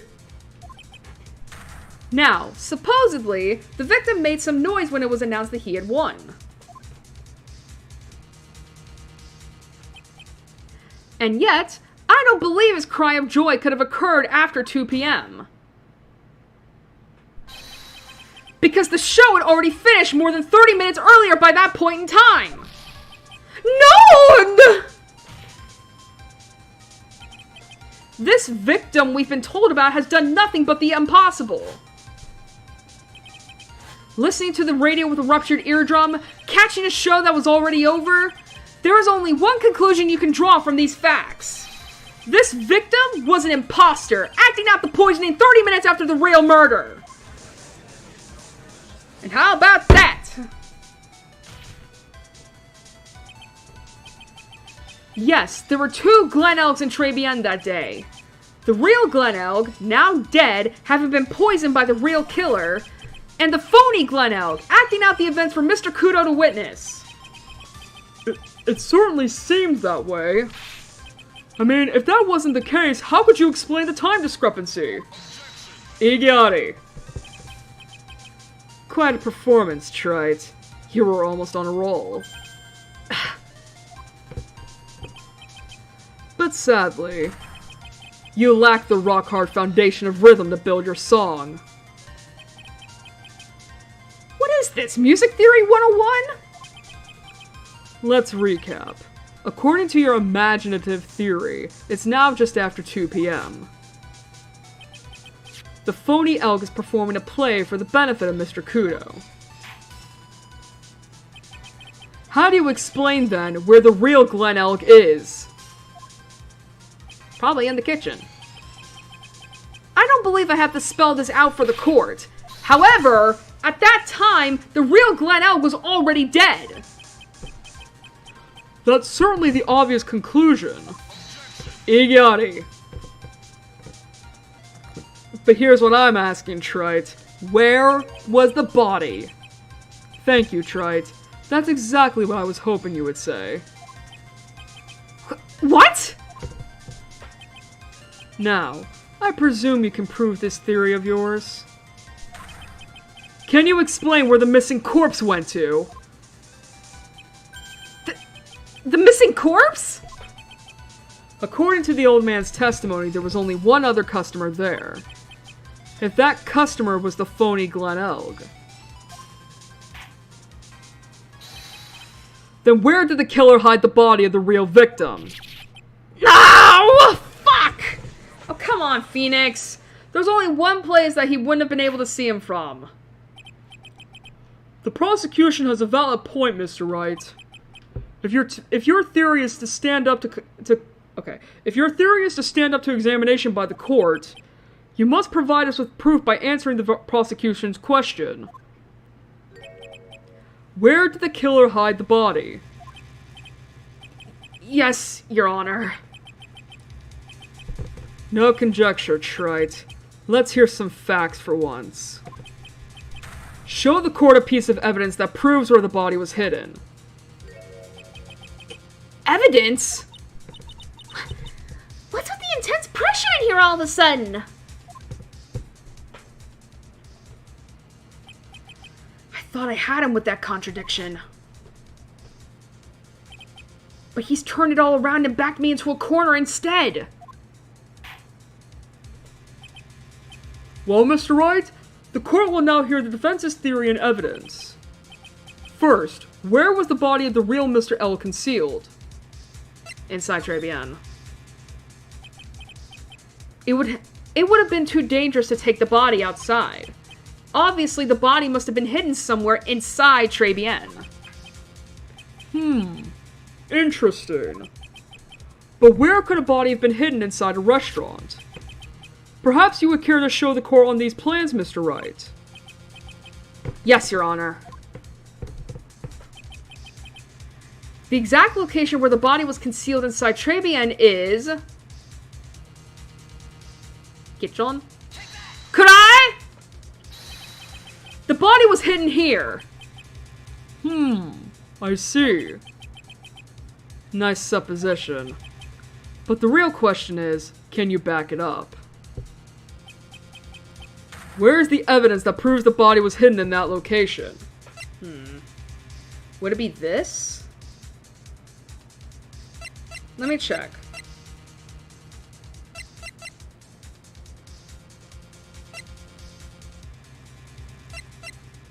I think it would have to be the ear medication. Could I? Yes! Could I? Mr. Armstrong, do you recognize this bottle? None! None! I have never seen that ugly bottle before in my life. I only use la very best bottles, monsieur. The highest quality, only for me. Where was that bottle found, Mr. Wright? In Interestingly enough, Your Honor, it was found in the kitchen of Tribulations. Eh? Quoi? But I only ever use these bottles for my aromatherapy oils. Uh-huh. But this bottle doesn't contain aromatherapy oil, Mr. Armstrong. No, it contains a medication. What kind of medication? I'm sure everyone remembers, don't they? That Mr. L visited... oh boy. That Mr. L visited an otolaryngologic... fuck. An ear, nose, and throat clinic and was given medication that day. Thank you for the coffee. You can't be serious. The defense had the contents of the bottle analyzed, and I have the lab results here. The contents of the bottle matched the prescription that was given to Mr. Elg. Glenn Elg's murderer hid the body in the restaurant kitchen. At which time, this bottle fell out of the victim's pocket. Mr. Armstrong, when the incident occurred, didn't you say you were in the kitchen? Mon Dieu! Yes, you know what I'm about to say. It was you who hid the victim's body. You did a fine job pretending to defend my client, Maggie Bird. However, you were setting her up to take the fall behind the poor girl's back! Non!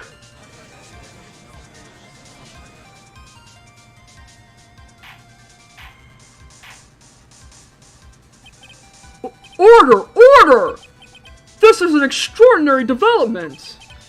Witness, did you murder Mr. Glenn Elg?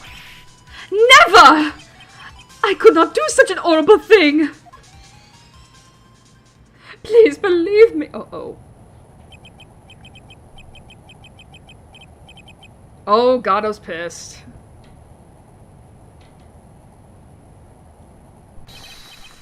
And he's chugging that coffee like it's alcohol. Mr. Gatto? Bullshit. The bitterness. Every time I get lied to, I always down a mug of coffee. That's one of my rules. My voice is cracking. Do you have the slightest idea how many cups you've had by now? I've had 6. Then I like to do the same to the person who lied to me. I like to take them down with my empty cup. Listen up, chef. How about a brand new flavor in your ear? My H-deficient friend. H? Je vous demande pardon. Please, you must hear me out. It is a trap. Listen to me, por favor. Yo hablo español, Mr. Armstrong, and por favor is Spanish, you French fuck.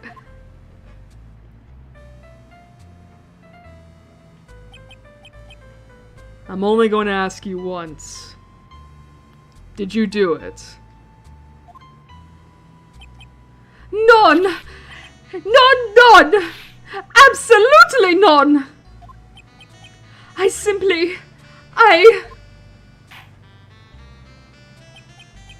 Let's hear it. You've got one shot. Right, Gramps? Witness! The court will permit you the chance to make one final statement. If you lie under oath again, Mr. Godot's coffee mug awaits you. As does my gavel. Oui, it is clear. What do they always say in the movies? I've got a bad feeling about this. Okay, I thought this was the last testimony, but okay. Very well. Begin your final testimony, Mr. Armstrong.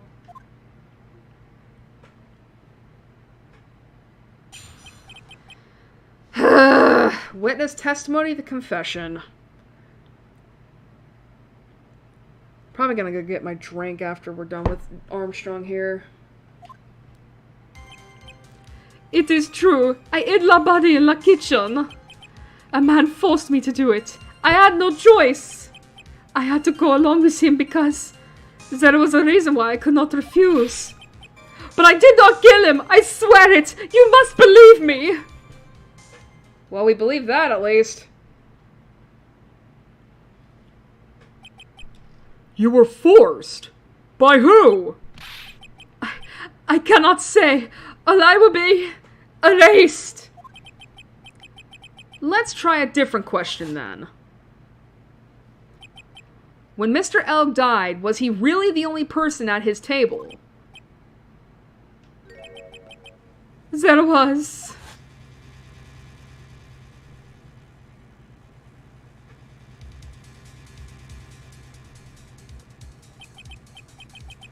There was another man.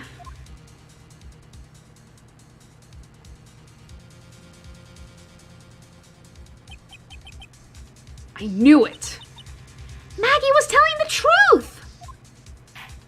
Of course she was! What reason would she have to lie? You may cross-examine the witness now, Mr. Wright. There's just one more thing I need to do. I gotta break this guy and get him to tell us the name of the real killer. Alright, I'm gonna check real quick. Is this where I can still press every statement, or do I have to,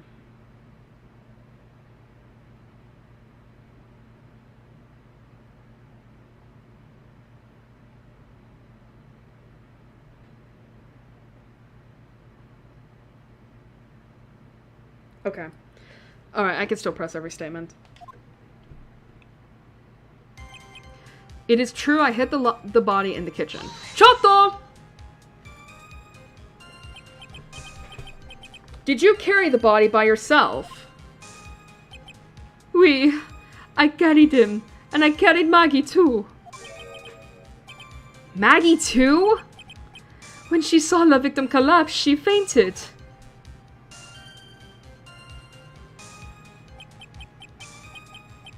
I could not leave her there. But why did you hide the bodies?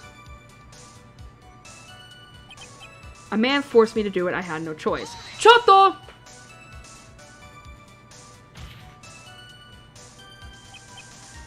What man? Who was he? None! None, I cannot say! I fear for my life! He's really scared. He'll just have to put the words in his mouth, Nick. Yeah, you're right. If he won't tell me, I'll tell him. But why would you go along with this man? I had to go along with him because there was a reason why I could not refuse. Chotto! Excuse me. And what reason would that be, Mr. Armstrong? You know, monsieur. Yes? Surely you cannot expect a young maiden to talk about such an embarrassment. A maiden? You're a bit old to get away with that. And a bit too male. Listen, he can be whatever he wants, alright? I can't finish the cross-examination without establishing his reason. So I'll just have to prove it. With evidence. Yeah, I know. I just want to fucking press everything. But I did not kill him, I swear it, you must believe me. Chotto! So, you were claiming that all you did was hide the bodies. Is that correct? Oui, that's right.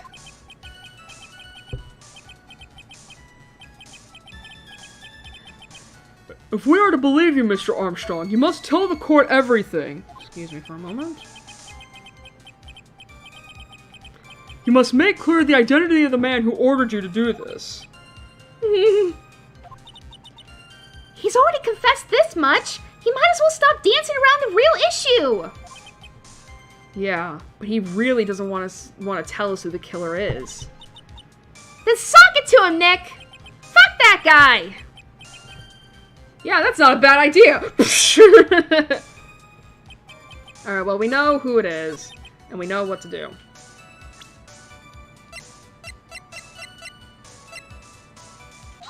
Airi!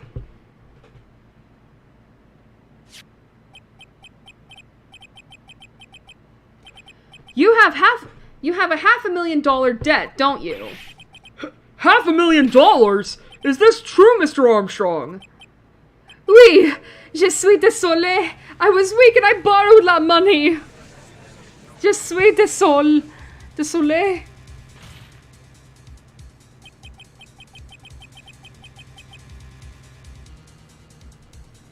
This is Mr. Armstrong's Achilles heel. And that's why you couldn't refuse anything asked of you by this man. Kurai? Sorry, I messed up my Japanese for a moment. A $500,000 loan from a black market loan shark. And you had no way of paying it back, did you? That's why you were forced to do anything this man told you.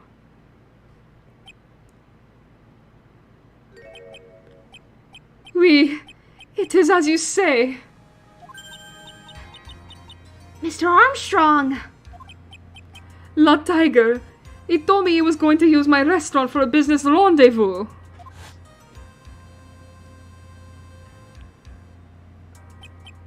On that day in question, he was meeting la victim to demand that he repay his loan.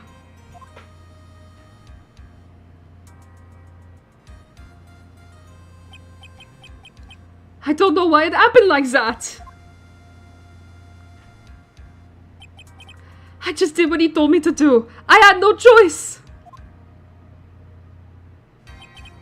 I carried la body and la inconscient... What is that word? I carried la body and la inconscient Nagi out of la dining area. And into the kitchen. After that, I just tried to forget what I had seen. I think we can now safely say that the man who forced your hand was Mr. Furio Tigre. This douchebag.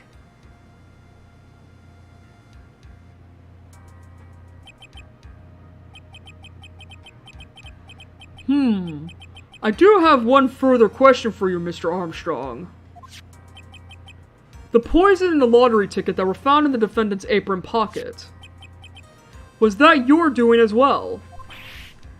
None! I knew nothing about that! Making it look like it was Maggie who had done it. I was not. It is despicable! Mr. Godot, you will summon this Furio Tigre as a witness. I doubt that can be arranged today, so we will adjourn for now. Proceedings will continue tomorrow. Nuh-uh, Your Honor.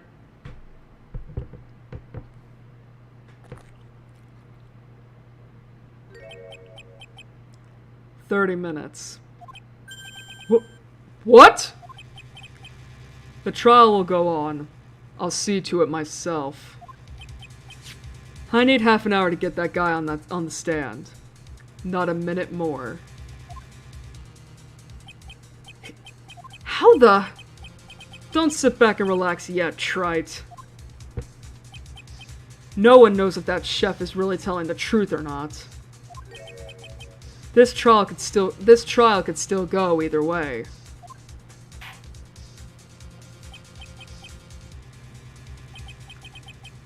Very well. Your request is granted, Mr. Godot. We will resume once Mr. Tigre is ready to take the stand. Until then, court is adjourned for a 30-minute recess. To be continued. Too bad we're going straight up. Because we're not taking a break till case 4 is here. There we go. Yes.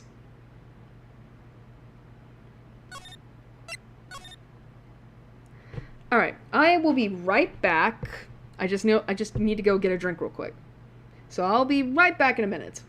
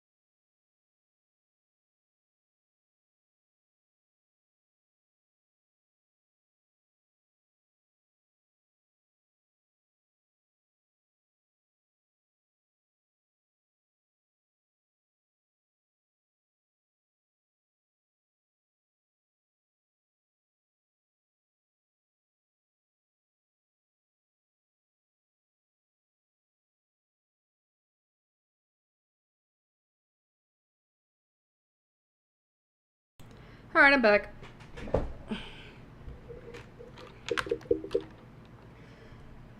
I am rehydrated. Let's continue on. Dun dun dun dun.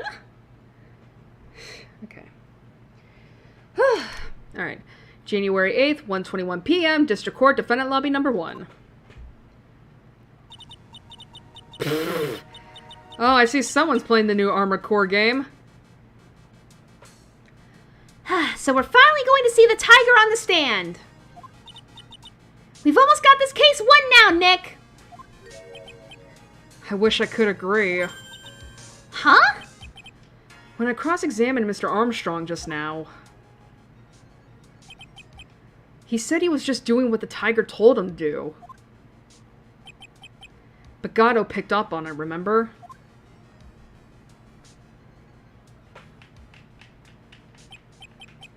He pointed out that without proof, we don't know if what he testified is the truth.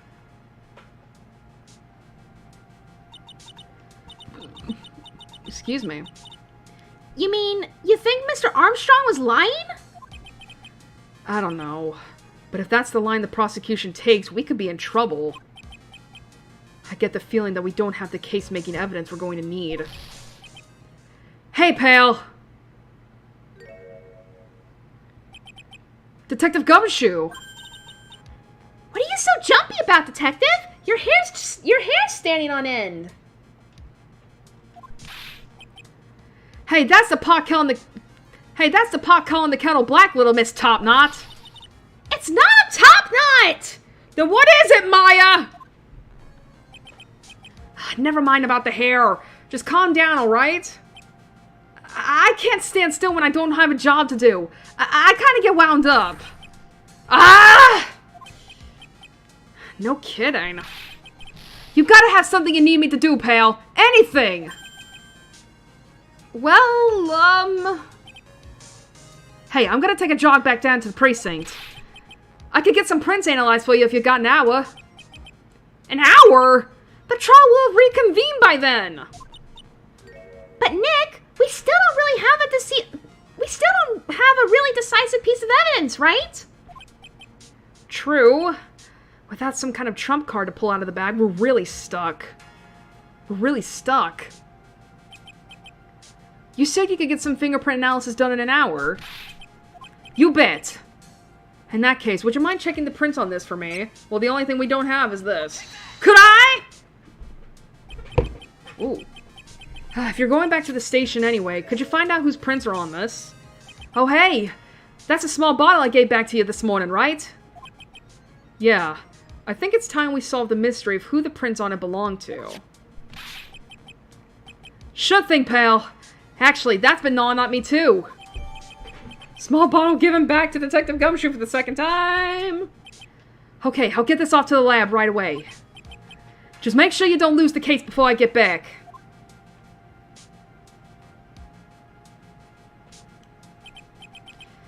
This is pretty much the final showdown, I guess. It's time to separate the phonies from the real guys. Let's go, Nick!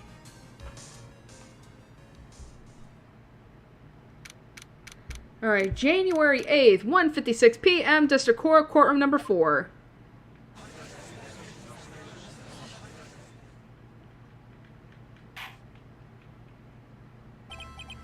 Court will now reconvene. Mr. Godot, did you find this Furio Tigre? Thank you for the coffee. I even tamed him for you. It was a 3-cup job. No problem. Tamed him? The guy's name may be Furio Tigre, but come on. He's pretty lively. Be careful. He still bites. Well, too bad for you, I'm into that. I just don't want it from him. Very well. Please show Mr. Tigre to the stand. Alright, I've got the controller out and ready so I can get the roar. Oh, he don't look great. Did the roar. Witness, please state your name and occupation for the...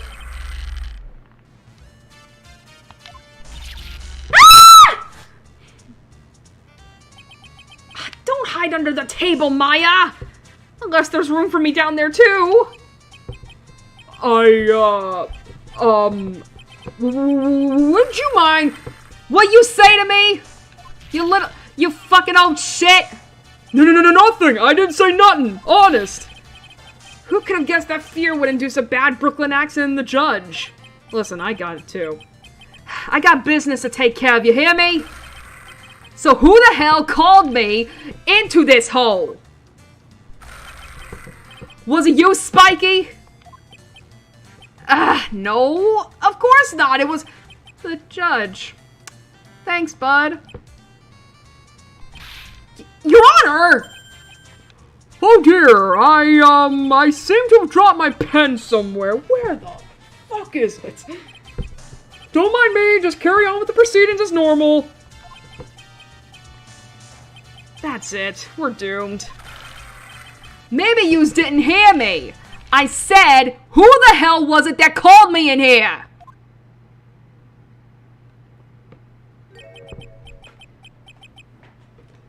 There's no need to shout. We can all hear you.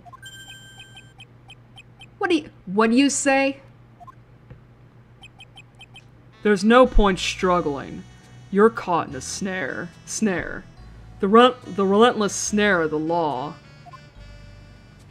Oh, you son of a bitch. You old wise guy, eh? Okay. And I'm the one that hauled you in.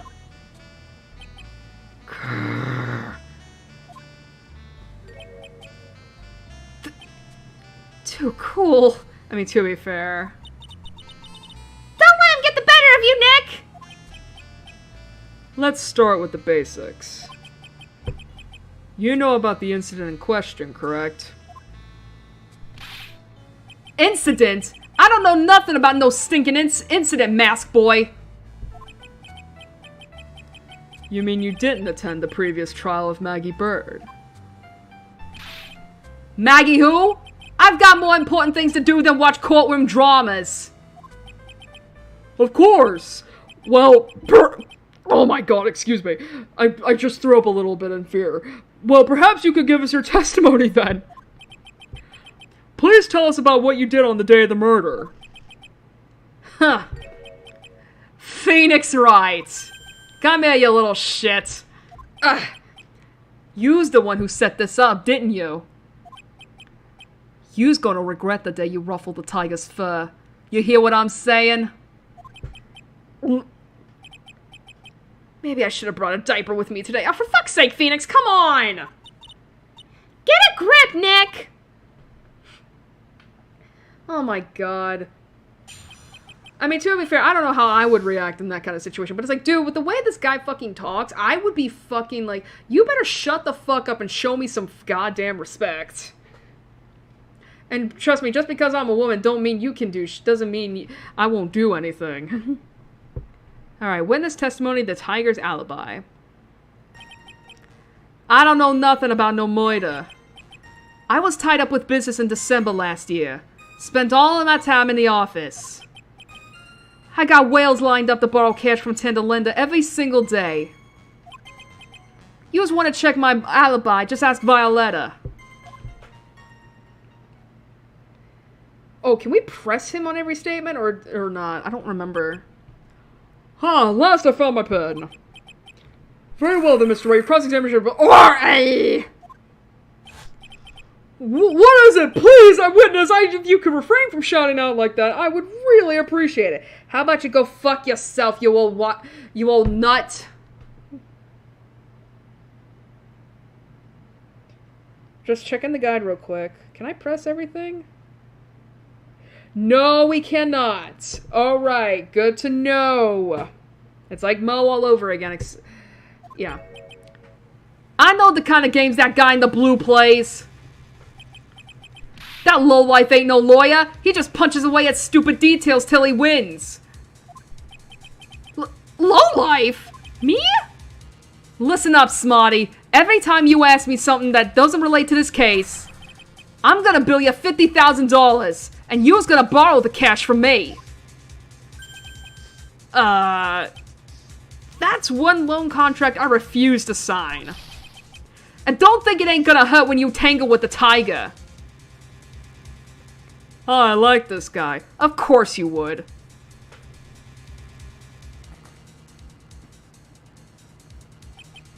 Ha! I love a good spectator sport. Just a minute! That's really not... This witness is... How can I put it? A hungry tiger roaming the urban jungle. Get on his bad side and he'll bite everyone's heads off. Yours too. Very well. I have no choice but to impose a penalty system here. You's better be listening. I said I got business to take care of. Big business. If I don't split now, I ain't gonna catch my bus. Oh, what happened to your scooter, though? Oh, right! It got involved in an accident! How about I just ask Violetta what that is, huh? The court will impose a penalty for any irrelevant pressing of witness testimony. Keep that in mind as you begin your cross-examination, Mr. Wright. Yes, Your Honor. You can do it, Nick! Come on out from under there already, would you, Maya? Nope, I like it down here. It's nice and cozy, and I don't have to face that asshole. Alright. Well, just because of that, we're gonna have the guide open here. Jesus Christ. Alright, so newcomers. Alright, so 1, 3, and 4, we should not press those. That's good to know. Alright, so we can only press this statement. Choto! I was tied up with business in December last year, spent all my time in my office. Are you sure about that? We're talking about 1 month ago, you know? You see these teeth? That's how sharp my secretary is. Sharp? Is he talking about Viola Cadaverini? She writes everything in my scheduler. December, mainly in the office. That's what it says, so that's where I was. That seems like a rather sketchy schedule. Oh my god. There he goes again! What the tiger did all December isn't the issue. What's important is what he was doing on the day of the murder. So now what? Press harder.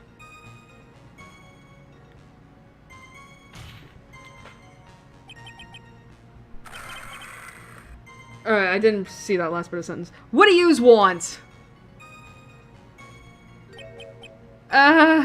If you wouldn't mind going into a bit more detail. Iggyati. This is a dead-end Triton, you know it. Remember the rules. Iggyari! Fuck them rules! No! It's essential that we establish the witness's alibi accurately. I agree. The victim was killed on December 3rd. Were you in the office that day too? Maybe yous ain't listening. Of course I was. I never set foot outside. I had meetings all day with a bunch of cats wanting to do business with me. I ain't never seen that young kid before. I do believe the witness's last statement was important. Mr. Cadeau, if you could please... Mr. Tigre, the court asks you to add that last statement to your testimony. Huh. Alright.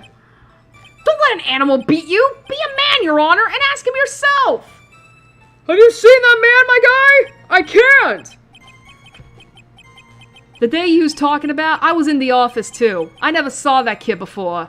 Well, that's a fucking lie right there, because you had to have seen him in order to get back that loan, because there's a fucking calendar with your name on it, Mr. Tiger. Iggyari! Mr. Tigre, you claim you didn't know Mr. Glenn Elg. But it appears that Mr. Elg knew you. What? Mr. Elg left this little note on his calendar. Meet with the tiger. And the date? December 3rd. December 3rd? That's the day of the murder! So, Mr. Tigre, I submit that you did indeed know one Mr. Glen Elg. Because on the very day of the incident, you met with him!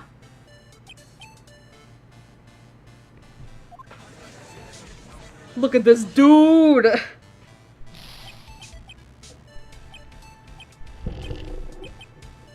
And he's laughing.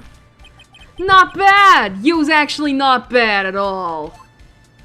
Of course I'm not bad. I have a bunch of trials under my belt at this point. And what do you've got? You've just got the... Oh god, how fucked up is this gonna get? I mean, of course I do. I have like, what? 10... No. 5... No, wait a minute, not 5. 5, 4... I have 10 cases under my belt. What do you have? You just have the... You just maimed a girl for life. Sorry? I was just messing with you to see how good you were. Did you hear that, Nick? He said you're not bad. You think that's a compliment? That's one compliment I can do without. Plus, he's lying through his teeth. Witness, please remember that you're under oath. Lies will not be tolerated. You was calling me a liar? Is that what you're doing? Ruh-roh! So you're saying that your claim to have never seen that kid before is the truth?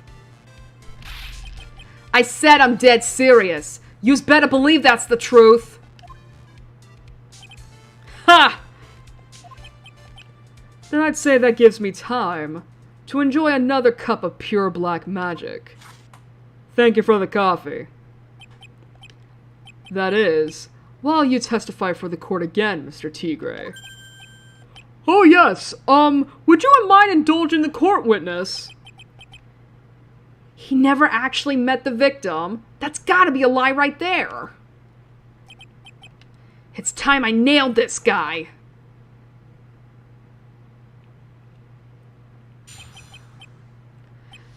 Witness testimony, the victim, Glen Elg.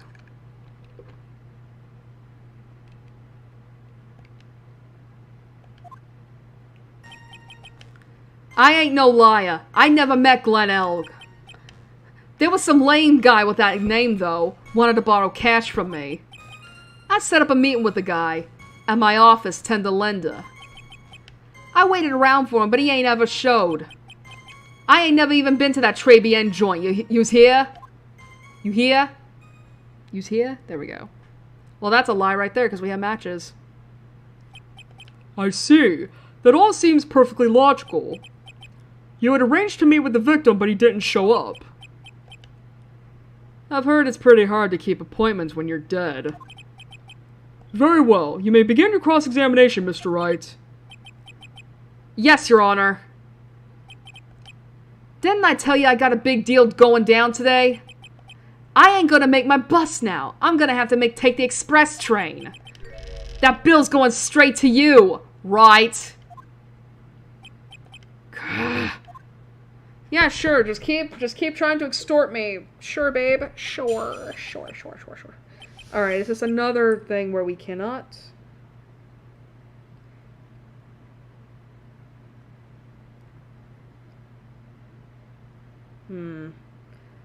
I know what to present. I'm just, like, looking to see, like, do I need to...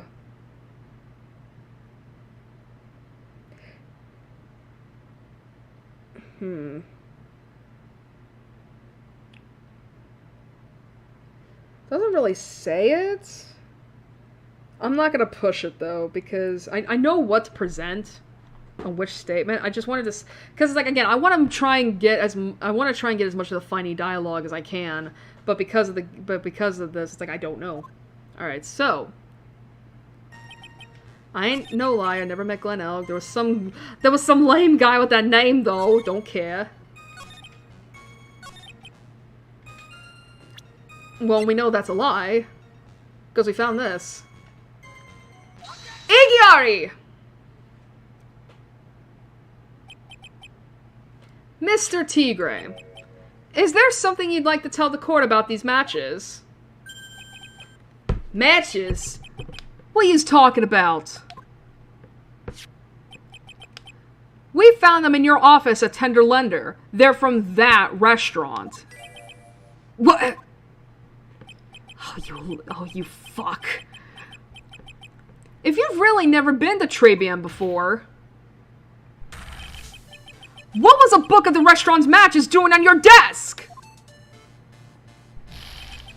You've been snooping around in my stuff now too, wise guy. Does there have to be a pause? Yes!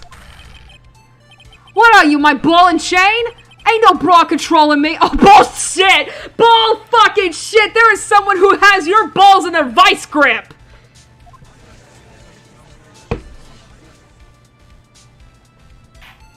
Ain't no bra controlling me. Bullshit! You have that pretty little thing that's sitting around in your office heartbroken who has your balls in a fucking vice grip.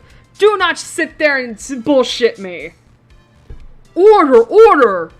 Well, witness? I think it's time you started telling us the truth, don't you? So sorry! I'm terribly sorry, forgive me! I ain't no pussycat. I don't go back on what I said. But, okay. I was at the joint that day. What? But listen good, alright? I might have been there, but I still never met that kid.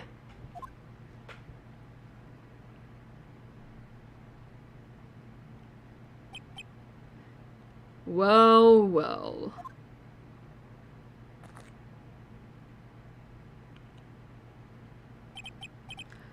Looks like an order just came in for another testimony.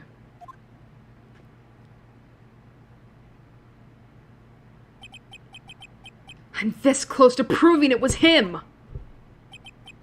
He did meet Glenn out that day. And he did put poison in his coffee. He must have! Too bad you can't prove it, you little shit. When is testimony at Tribune?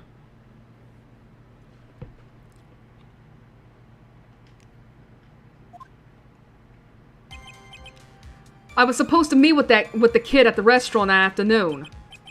When I opened the door to the joint, I saw one ugly scene. The guy was laid out over the table, stiff as concrete. I figured if the place wasn't hot already, it was gonna be, so I split. I heard the cops' sirens on my way out, and I went straight back to my office. Oh, you didn't want to be interviewed by the cops. Oh, what a brave guy you are. God. I see. You didn't actually meet with him in the end, then. Well, Mr. Wright, your cross-examination, please. Yes, Your Honor. Hold it! If I wait around here any longer, I ain't even gonna make the normal express. No more stupid questions. Ha! No problem. Thank you for the coffee. Anytime Tripe presses you on something irrelevant, I'll see he pays a penalty. Mr. Godot! That's my job! Then make it so. Your job is to slam that little hammer of yours and call a guilty verdict. So do it. Yes, sir. The Special Express ain't cheap, right? Just so yous know since yous payin'. Oh, bullshit! Oh, man. Doesn't the rule of law mean anything around here? Not when it comes to me, wise guy.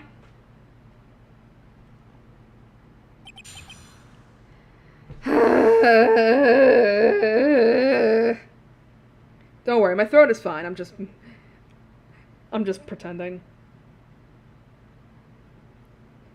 Okay, we can press 3 and 4. We can press the third and fourth statement. So that's good. Cause, like, I mean, I don't remember if it said anything like, oh, there's, you know, like, basically, we can press this, and we're not gonna get penalized for it. So, Chotto! You mean you saw Glenn Elk's dead body? I guess I did, but I only saw him from behind. He was wearing some raggy bit of cloth he called a hat. I thought he was gonna say he was wearing some raggedy bit ass cloth. And I'm like, no, that's a little too real. And what time was this? I don't know. Huh? You know what winds me up more than anything else in the world? Watches. Round watches.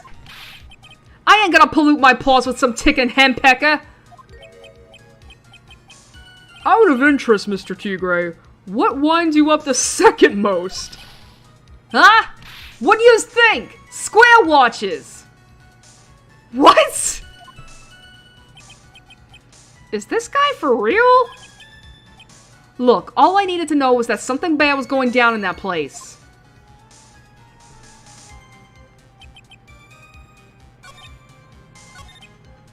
Shoto! Alright, we can press this statement too. So you didn't actually set foot inside the restaurant then? The tiger's a busy cat. I don't hang around for no one. I ain't got time to be caught up in no murder investigation. So, when exactly did you pick up the matches? There are matches just inside the front door. Our detective friend wound up in trouble with the chef after taking 5 books home. Poor Gumshoe. It's almost enough to make a man cry. Okay. 2 or 3? Okay.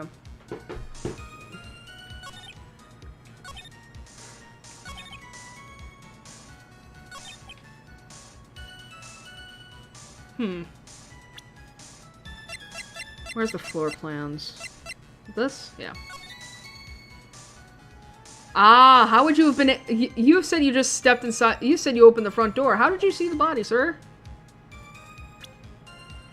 Igiari! You're something of a loan-collecting pro, aren't you, Mr. Tigre? Aren't you, Mr. Tigre? There we go. No one escapes the tiger's clutches. Well, I'm something of a lie-detecting pro myself. And no one escapes the Phoenix's clutches. I think it's time we got something straight. What's this, Trite? A new line of irrelevant questioning? These are the floor plans of the crime scene.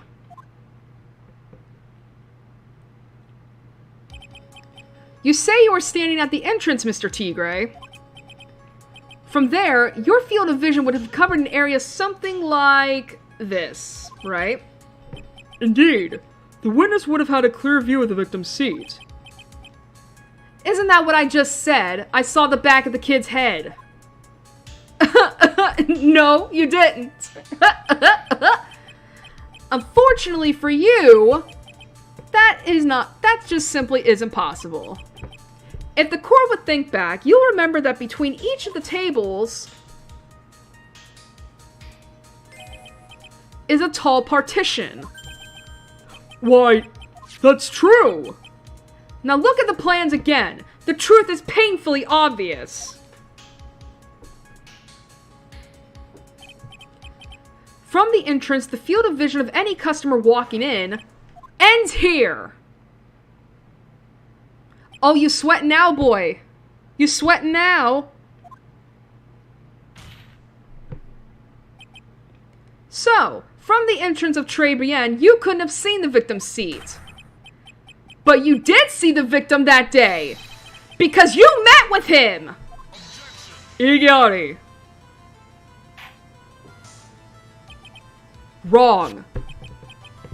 Have you forgotten the old man's testimony yesterday? The victim was alone at his table.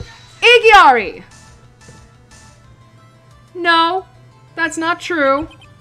But the defense just proved that point to be moot. Moot? The victim, witnessed by Mr. Kudo, was not Glenn Elg, but a fake. What? In order to have Mr. Kudo falsely testify, the real killer posed as the victim he had just killed and acted out a charade. My only question is, how did he do it?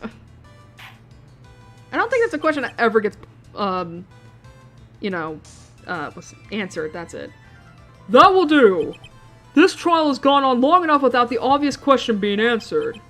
Who exactly was this real killer who impersonated the victim? You say the killer murdered Glen Elg, and then impersonated his victim in a performance for Victor Kudo. In that case, Mr. Wright, reveal the identity of this criminal to the court. Okay, I'm just gonna make sure. It's Tiger, right? It better be Tiger. Yeah, it was. Excuse me. Could I? Hello? Obviously, the killer is Furio Tigre. No one else could have done it. What? Will witness?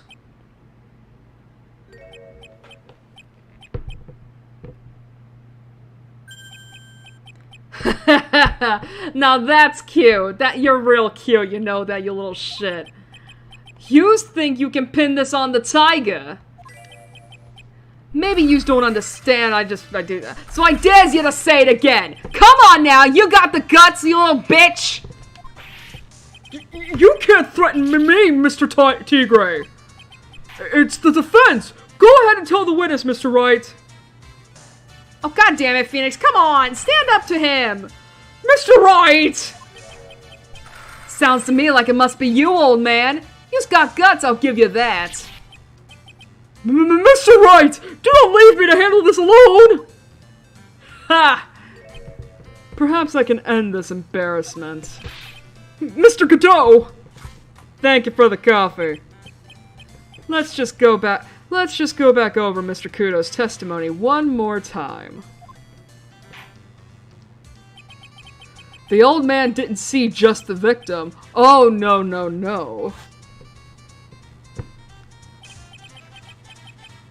The servant girl brought him a Japachino, but she put something in it. There's no question about it. She very conspicuously put some white powder in there. Was the victim he saw the real victim or not? That doesn't matter. The fact remains, he saw the accused put the poison into the coffee. Ugh! Yes, it was the waitress who poisoned the coffee. Igiari!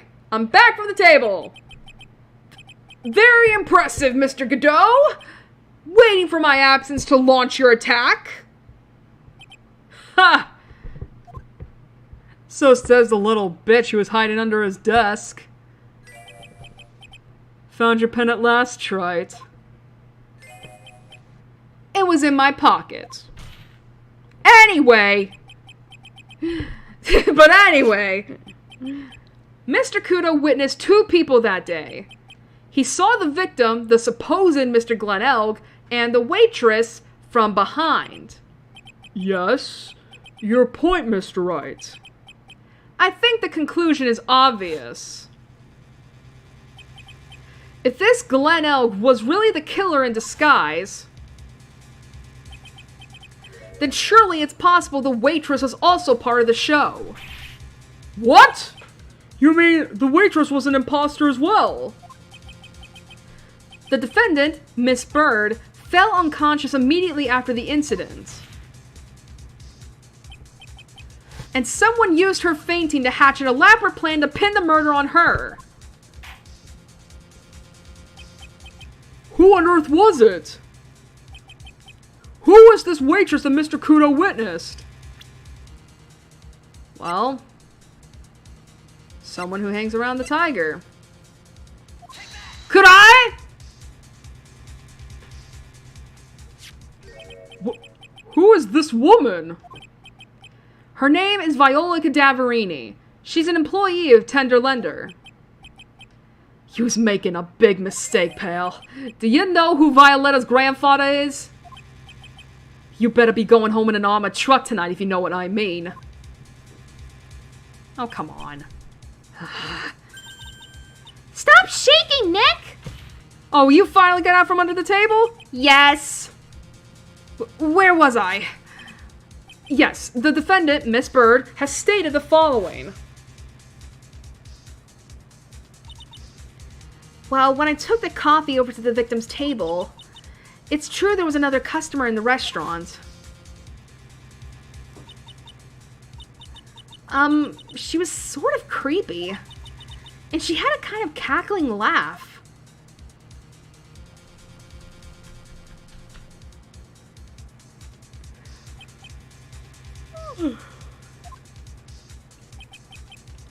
There are just too many contradictions in this case.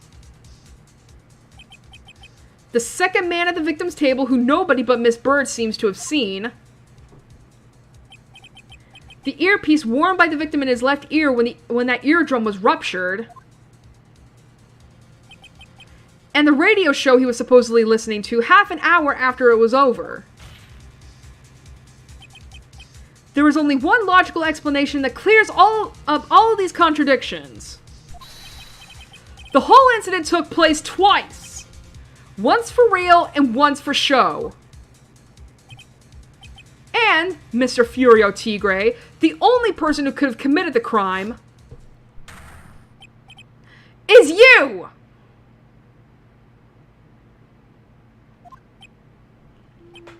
Just in case. Witness, what have you got to say? That's cute. Oh, that's really cute. You know that.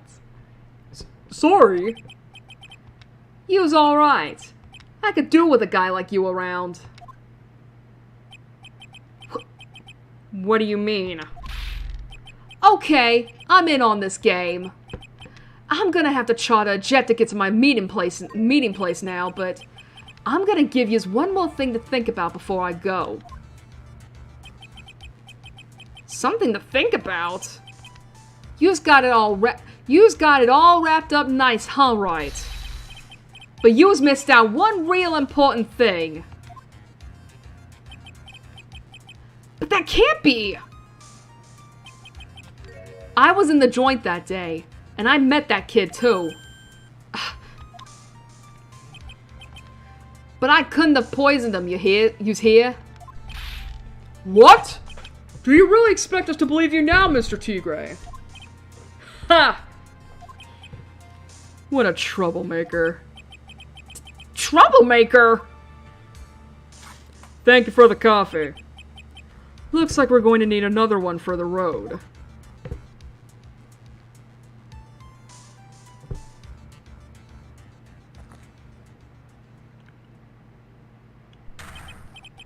One more steaming cup of hot testimony. Indeed. Witness, you will explain yourself to the court. I will give you one more chance to testify. What happened that day at Tribulations between yourself and the victim? Alright, taking another sip.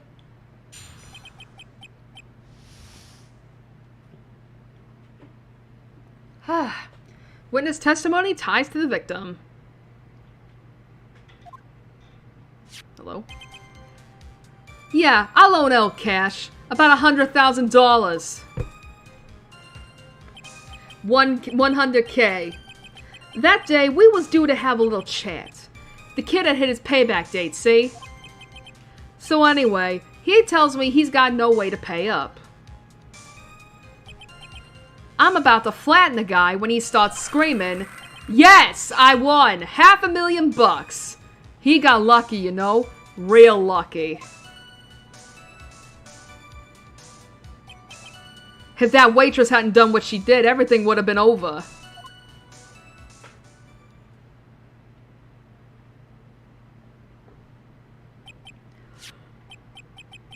Now, I see that the principal amount you loaned to Mr. L was $50,000. Yeah, well, you's got the VIG to take into account. Interest builds up fast, you know. That's faster than fast! $100,000 is twice his principal! And the repayment deadline was December 3rd, the day of the incident in question. Yeah, he was one lucky kid. He got that $500,000 just in time. So I ain't have no reason to kill the kid. And if I ain't got no motive, you ain't got no case. His motive? He has to have one, but what is it? Alright, is this another thing where we have to, like...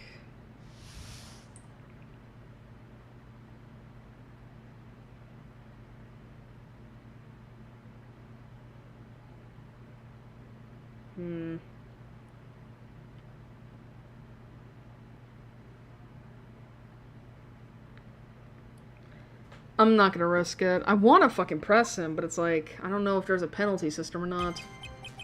Alright, yeah. Excuse me.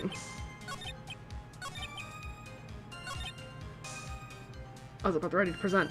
Chotto! The waitress. You mean... the girl with the glasses in the defendant's chair. Who else could I mean?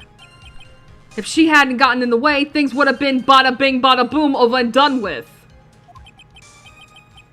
Maybe I should push a little on this. What do I press here? How things would have been.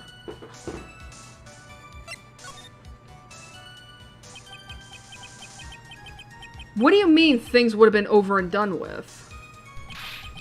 I use all day or what? I'm talking about the cash. I was there to get my $100 back. 100,000 bucks back. That's all. I'm a businessman. It was all coming together before that waitress got in the way. As far as I can tell from the witness's testimony, other than recouping? Yeah. Other than recouping his loan, Mr. Tigre had no motive for killing the victim. Witness, you will amend your testimony to reflect what you just said. The tiger's motive, huh? I was after the $100,000. I didn't have no other reason to kill the guy. Let me check.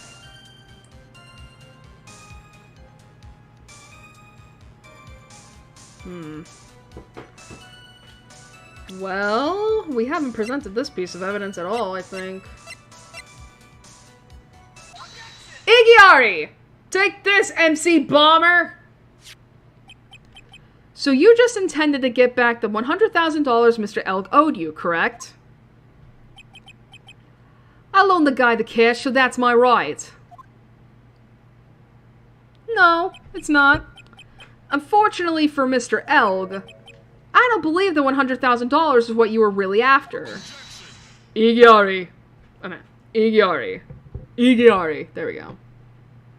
Man, my voice is cracking with Godot today. What are you getting at, Wright? What else would a moneylender be after other than money? Oh, the moneylender was after money, but money in a totally different league. The kind of money that a single disc like this would fetch. Ugh. What is that?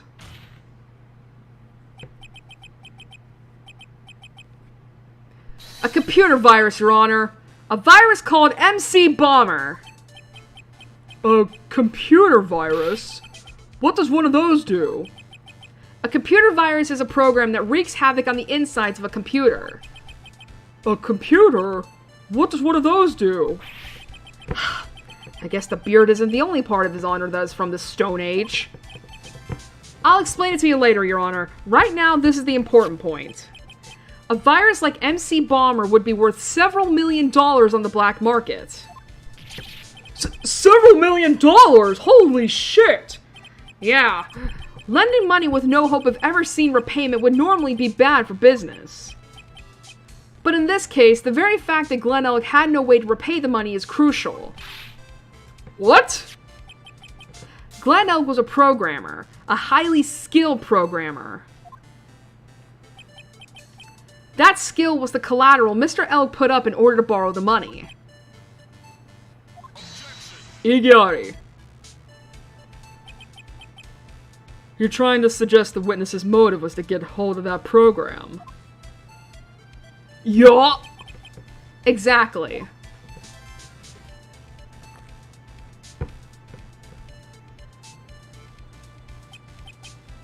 The witness may have poor fashion sense, but he is by no means an idiot, Trite. A man like him could get his hands on $1 million without resorting to murder. Of course he could, provided that he had time. But what if he had needed the money right then? When the pressure's on, the luxury of choice tends to disappear. It seems you have a logical conclusion for this theory, Mr. Wright. Would you care to share it with us? Why did Mr. Tigre need money to the tune of $1 million?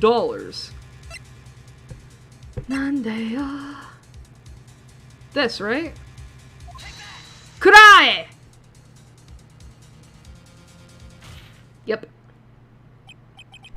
In December of last year, you found yourself in need of a huge amount of money.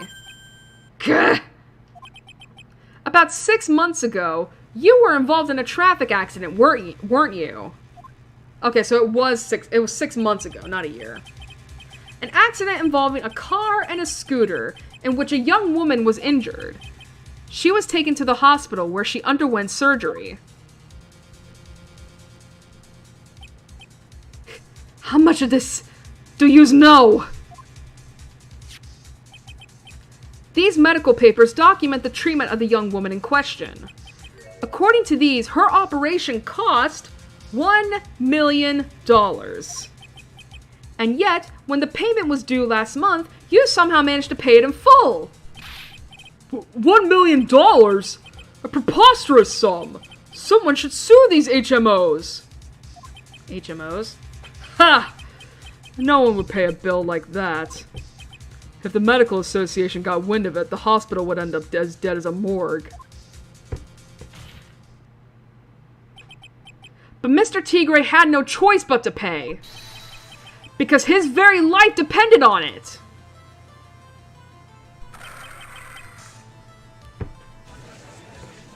Yeah, because he a little bitch.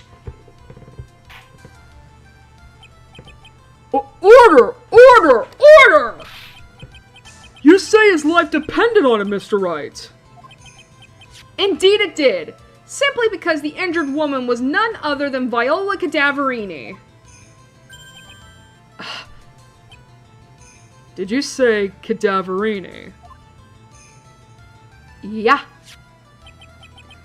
Bruto Cadaverini, mob boss in charge of all underworld activities in the city, and doting grandfather to his precious Violetta, also known as Viola Cadaverini.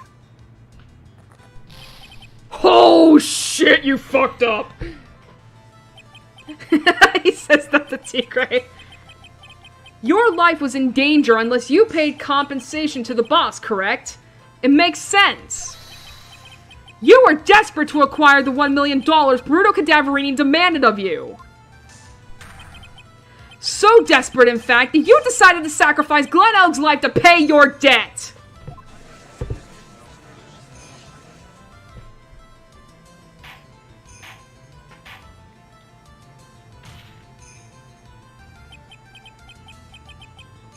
On the day of the murder, Mr. Tigre's sole intention was to get his hands on this CD. Glen Elg had no way of paying back the $100,000, and Mr. Tigre knew it. But then a miracle happened. The kind that Mr. Tigre would prefer to say never happened. But he can't, and neither can I. The lottery win. Exactly. At the 11th hour, Mr. Elg won $500,000 on the lottery. Which left Mr. Tigre with no way of getting his hands on the all-important CD. At least, no legitimate way. You know, you could have just stolen the fucking thing.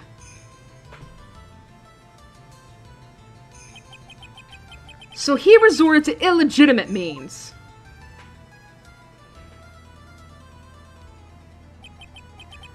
That's crazy. He murdered Glen Elg and then made his next move. To frame Maggie Burr for the crime.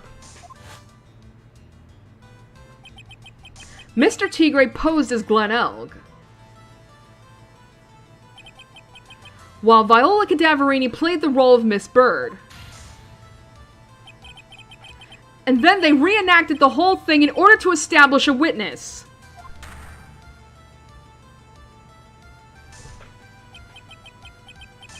The witness being the one we all heard testify yesterday, Mr. Victor Kudo. Igiari. Like I said, Trite, that's crazy. No one could pull off a stunt like that. For starters, there's no way the chef could have been kept in the dark about it. Igiari! But Mr. Armstrong was in on it from the very beginning. Have you forgotten already, Mr. Godot? Mr. Armstrong owed the witness money too. $500,000, in fact. He had no choice but to go along with Mr. Tigre's plan.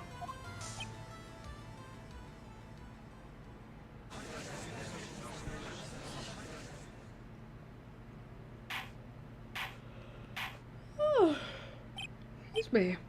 Order! Order! Silence, or I will clear the courtroom! And then he's laughing, cackling like a tiger. You's put on a good show, Spiky. If yous want to stay alive in the loan shark business, you gotta be careful. You saying I dressed up like that kid, created a witness, and framed someone? If I did something crazy like that, I'd leave a trail as bright as my shirt. I ain't dumb enough to do something sloppy like that. I think you are. I agree. You do? Despite your appearance, you are very careful. That's why you took one more precaution. One more trick to make sure Miss Bird had no way out. What? Another one, Mr. Wright. Oh, I mean, granted, I knew this, but it's like, oh, right. I was thinking, like, what are you saying here, Phoenix? Oh, it's the impersonation. Interesting. Why don't you fill us all in, Trite?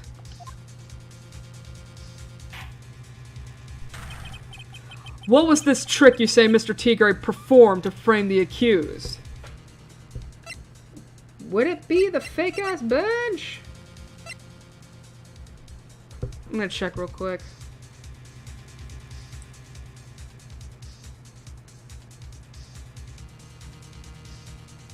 Yeah, it is. Could I? What on earth is that? What an insult to think anyone could be fooled by such a childish imitation. Consider yourself insulted, Your Honor. Mr. Tigre, you didn't just pose as the victim on the day in question. A month ago, in this very court, you posed as me. What? That's the truth.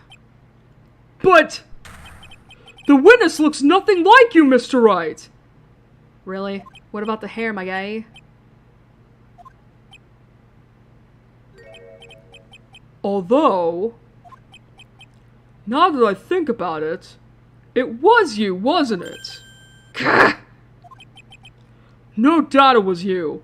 Standing in here, this very court, a mere month ago. The Phoenix Wright who put up the most disreputable, shabby defense I had ever seen in my fucking life. Oh, look at that. Your little scheme was busted by the judge. Igiari.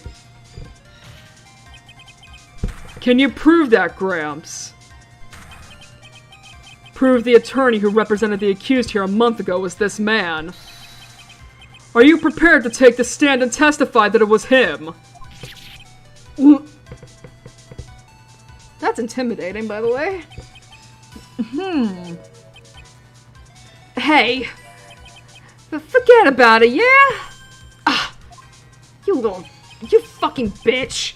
I wouldn't do something like that. Not me. You made a mistake, right? It was someone else, huh? Igiari!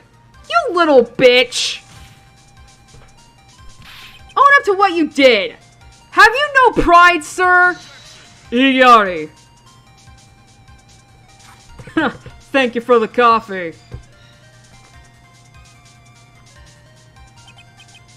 This isn't a matter of pride. In case you didn't know, Trite, here in court we deal with people's lives. Ugh.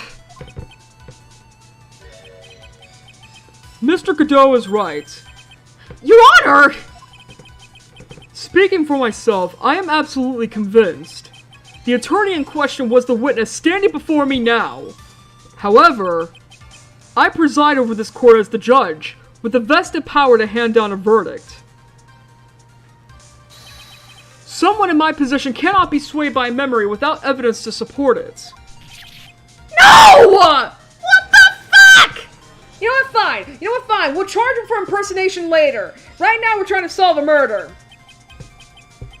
If the defense has no further evidence, the court will now excuse the witness. The circumstances surrounding Mr. Tigre are dubious for sure, but not conclusive. But we've come so far! You say he impersonated Glen Elk.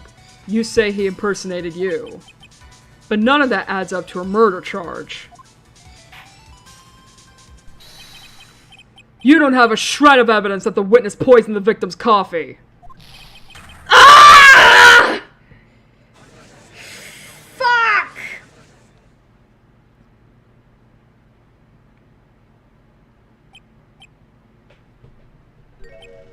Ha!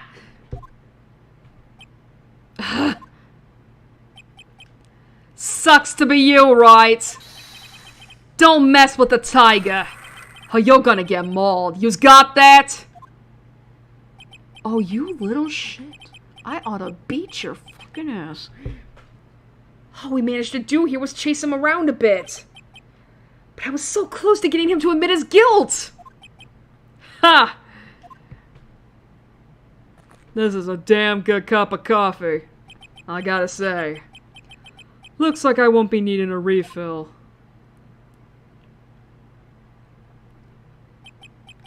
If I just had one more piece of evidence.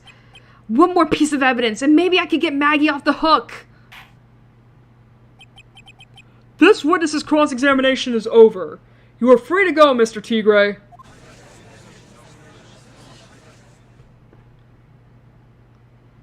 Well, shit. Hold it! I mean, Chotto! Matte kudasai!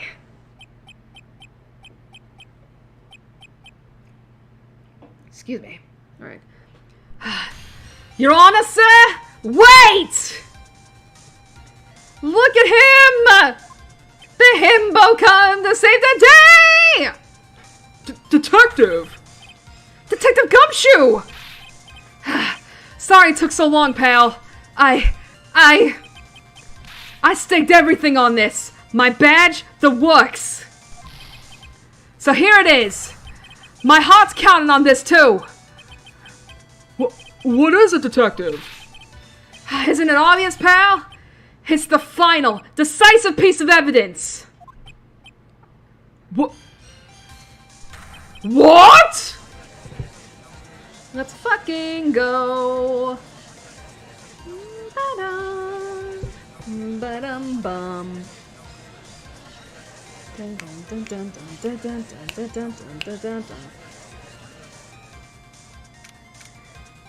January 8th, 2:48 p.m. District Court, Defendant Lobby Number 1. Sorry it took so long, pal, but I finally got the results from the lab. The results? How about the prints, pal, from this medicine bottle? Oh! So? Do you know who the prints belong to now? Do you think I'm some kind of hack detective? Of course I know! So? Excuse me. So? Tell us! They're the tigers, right? I knew it! You bet! Clear as crystal, all over the bottle. The Furio Tigre's paw prints, alright. That's great! We've got him now, Nick! What's wrong with you? You've hardly said a word since Detective Gumshoe got here.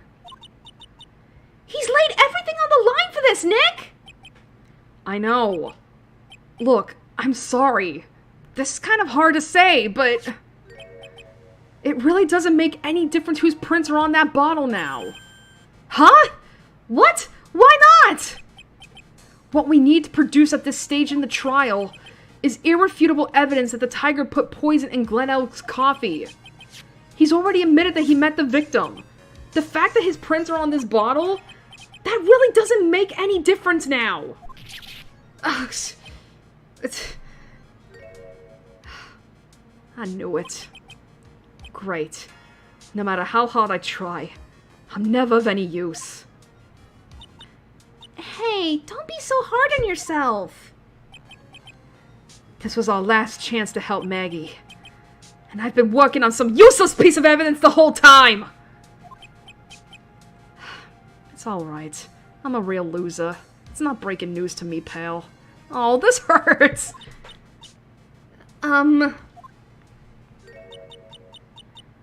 Detective Gumshoe?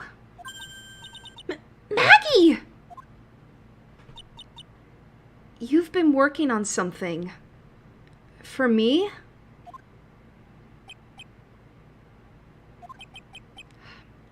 Sorry I let you down, Maggie. I know you didn't do it. And I'm a detective.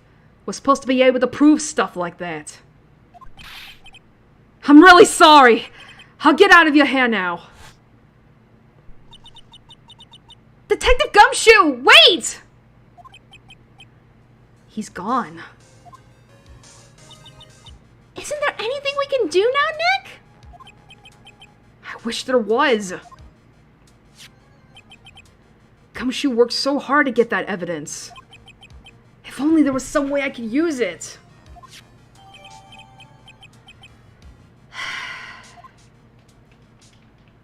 We'll figure it out.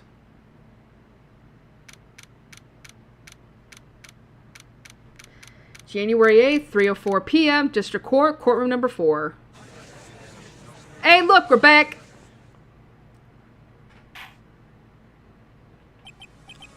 Mr. Wright. Yes, Your Honor. I granted you a recess so you could prepare this decisive evidence you've discovered. Yes? Thank you for the coffee. Don't worry, guys, we're almost at the end, I promise. Don't keep us all in suspense now, Trite. Show us. Naturally. We can assume it's evidence that will actually stand up in court, can't we? Think, Phoenix. Don't let Gumshoe's hard work go to waste. How much more of my time are yous gonna waste? I ain't been to no court before. But yous lawyers sure know how to blow things out of proportion. Oh, don't we fucking know it. No doubt, given the nature of the evidence, it will speak for itself. Nevertheless, you will talk us through it, Mr. Wright. Well, I know I can't prove anything new with this evidence. I'm really backed into a corner here, but maybe if he thinks he's got me beat, he'll let his guard down a bit. Don't keep us waiting any longer, Mr. Wright. Present this final decisive piece of evidence to the court. Alright, I'm gonna check. I think I know what I'm doing here, but just in case.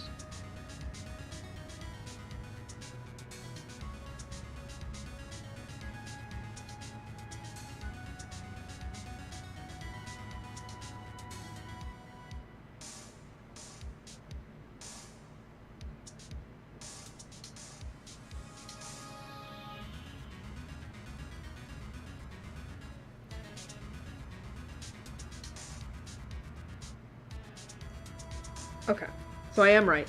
It's this. Could I?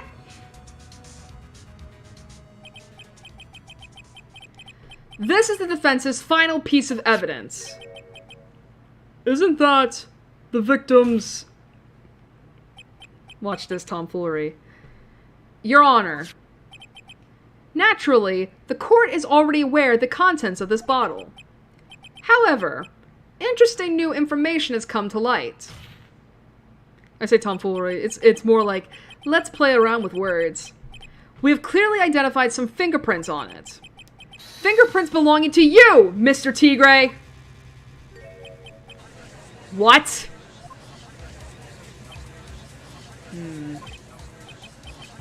But Mr. Wright, what conclusion are you hoping to draw from this new information?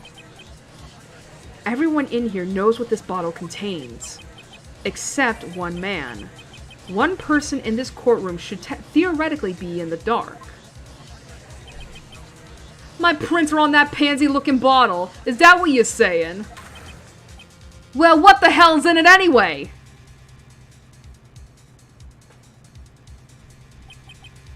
A phony trial, a phony lawyer, and phony clues. Everything about this case has been phony. Seems like the perfect excuse for some phony evidence. Mr. Tigre, this is the decisive piece of evidence that will prove your guilt. Why? Because it contains... Oh, whoops. Potassium cyanide.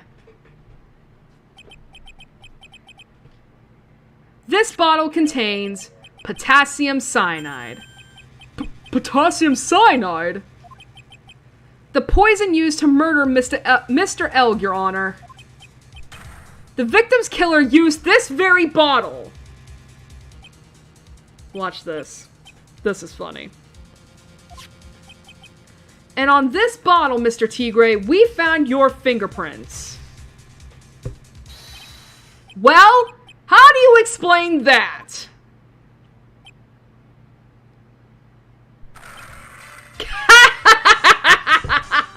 Oh, you're bullshitting me, you son of a bitch. You'd make a good clown, you know that? What? You's ain't never gonna get this to stick. You's just making me laugh now. Oh my god, you're so dumb. You're such a dumbass, you lawyer. You think a cheap bluff like that's gonna fool the tiger? A bluff? I can see straight through you, Phoenix Wright. That ain't the bottle with the cyanide in it. No, no. This is the bottle we found traces of the poison in. Don't mess with the tiger. Or you're gonna get ripped to shreds. The cyanide bottle was brown, and it was made of glass. That cheap piece of trash don't look nothing like it. Oh, now who's the bullshitter?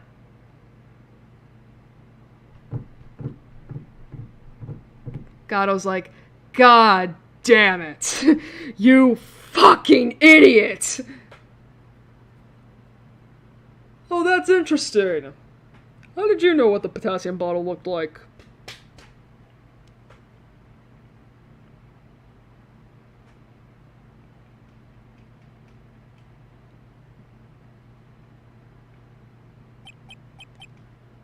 Gotcha. At long fucking last. What? Why is everyone gone quiet? I said that bottle!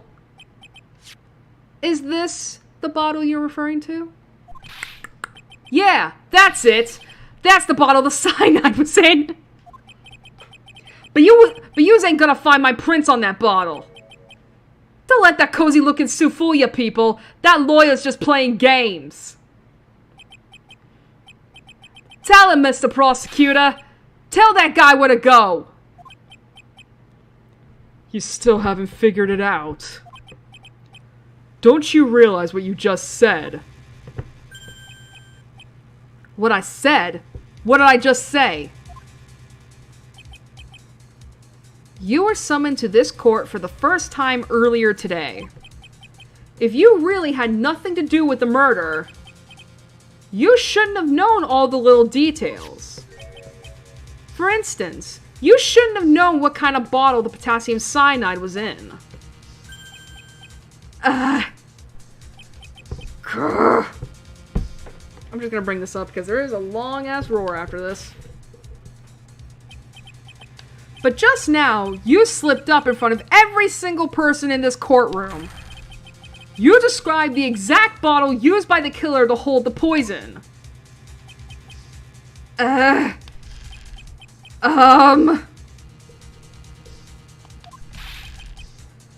Yous don't know who yous messing with. I'm the Tiger. I control millions of dollars on the black market. You think I'm gonna let some jumped up suit get the better of me? Huh. Sure. The last piece of evidence was phony. But that's just what you deserve. The phony trial with a phony lawyer. It was all played out by you. The biggest phony of them all! Alright, so here's the villainous breakdown. And I'm keeping the controller here because this shit's gonna vibrate.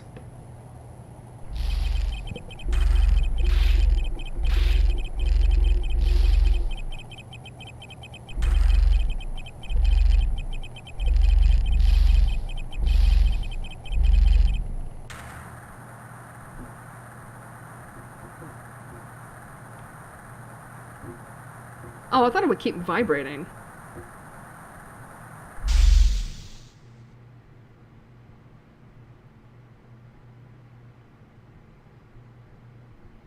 That it?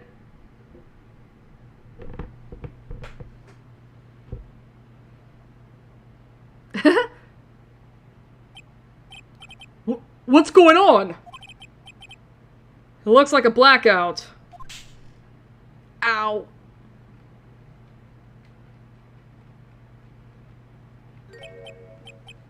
Well done, Trite.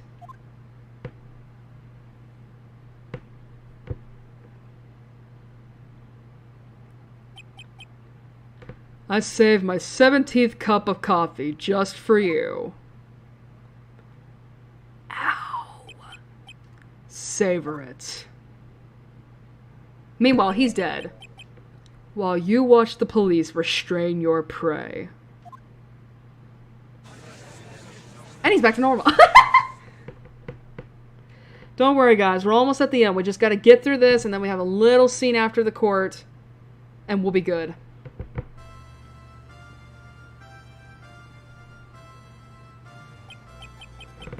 Mr. Wright, you caught a tiger by his toe, but if this one hollers, he won't be let go.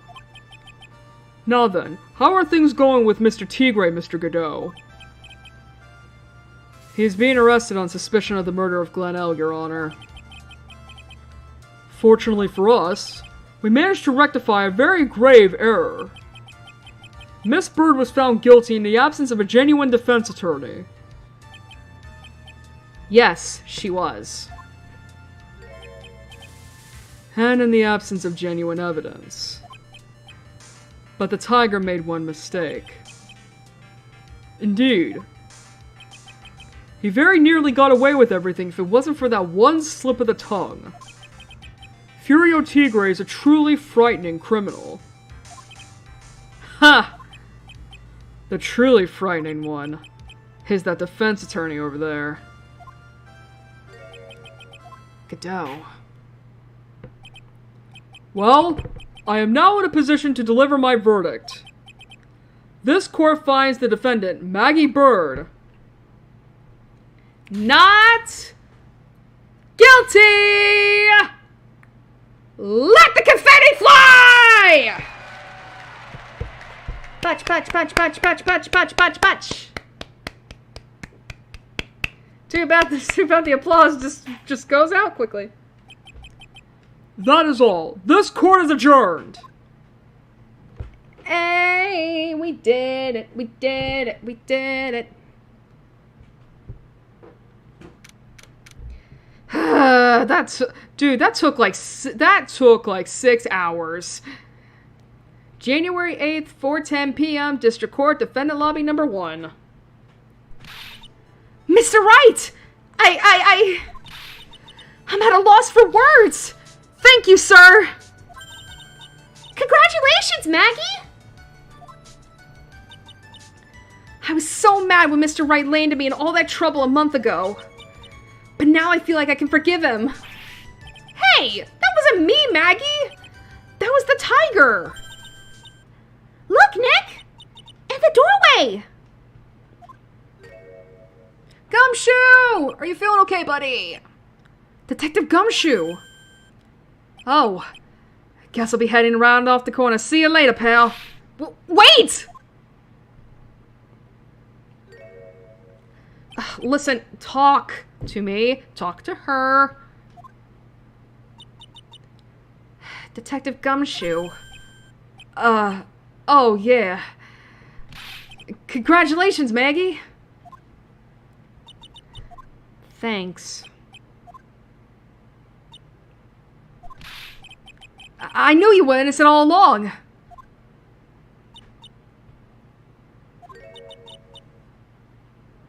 Why didn't you say that in your testimony then? Huh? Oh. Well, I was... Well, guess I'll be heading off then. See you around, pal. Wait up, detective! He just ran off. Maggie! Why are you being so hard on him? He busted his ass for you! It's thanks to him that we got the medication bottle! That wasn't even of any use. But... It's only because Mr. Wright used it so cleverly. Detective Gumshoe was just running around in circles. Maggie! Poor guy. Looks like she still isn't ready to forgive him. Can't you put in a good word for him, Nick? I could try. Yeah, Maya's right. I should help Gumshoe out. It's clear he needs it. Maggie. You know, Detective Gumshoe's been really worried about you through all of this. I wanted to believe that, sir. But on the first day of the trial, he practically gave the judge a free pass to lock me up. Maggie, shut the fuck up and listen for a moment! He didn't have any choice, Maggie. He's a detective. He has to report the facts. He doubted me, that's why. He thought I might have done it. Well, I can tell you right the fuck now, he never did. He told me he thought you were innocent. Like, I have shown up to that guy's place of work twice, and he has told me both times that he thought you were innocent. Seriously, I get that you're angry. I get that you were frustrated, but this is not the right way to go about it. I've got to prove to her that Gumshoe really cares about her. I know. I'll give her a little present to celebrate her freedom. Could I? Here you are. A present to celebrate your freedom. That's... A present from Detective Gumshoe, made with a ton of love. He said you lost weight. He was worried about you. Detective Gumshoe.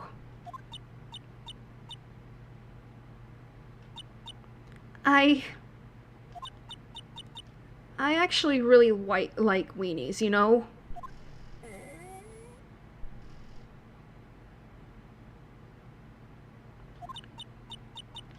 Did you guys hear that? I'm pretty hungry myself, you know? Yeah, the trial dragged on a bit today, didn't it? Is it okay if I eat this now?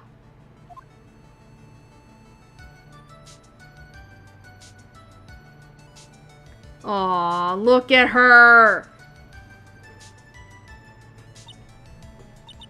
So? How is it, Maggie? It's really good!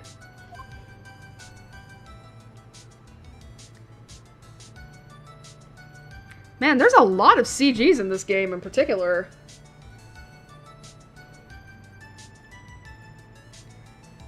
So the case of phony versus genuine comes to an end. The false allegations surrounding Maggie have all been cleared. The false allegations surrounding Maggie have all been cleared up.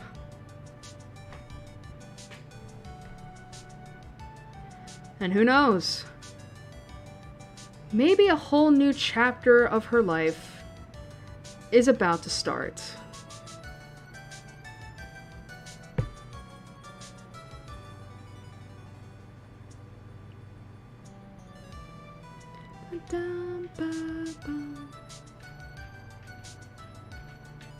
I wish the game wasn't so slow. Episode 3, Recipe for Turnabout. The end. Oh, walida!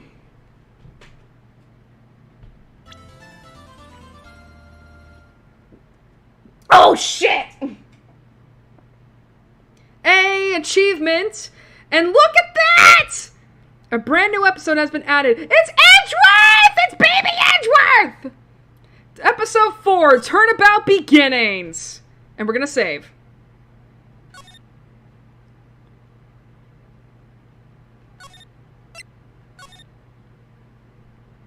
Alright, now we can finally take our break.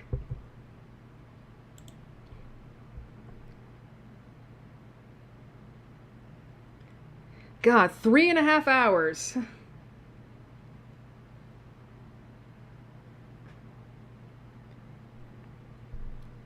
Alright.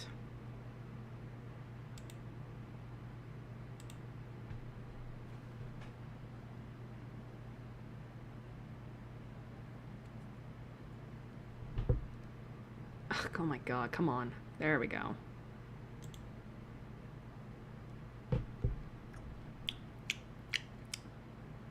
Sorry I'm doing that. It's like my I just took a sip and it's like my throat's still a little dry.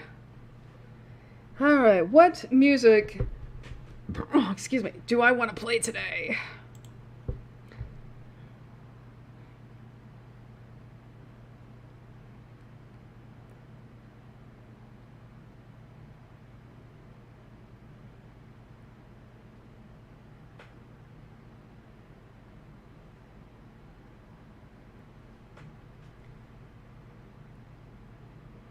Did I not play that? I haven't played this on here? Oh, fuck it, we'll do that then. Because I remember liking this song. Say, is there any music? Is there any songs?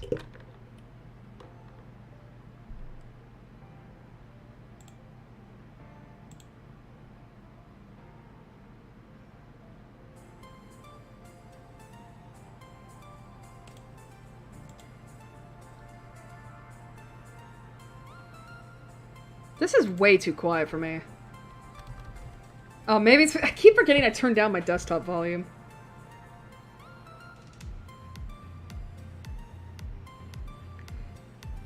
I can't believe I never listened to this on this account.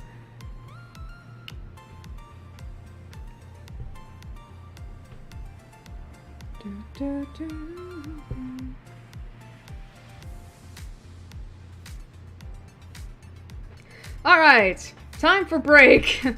My throat is dying.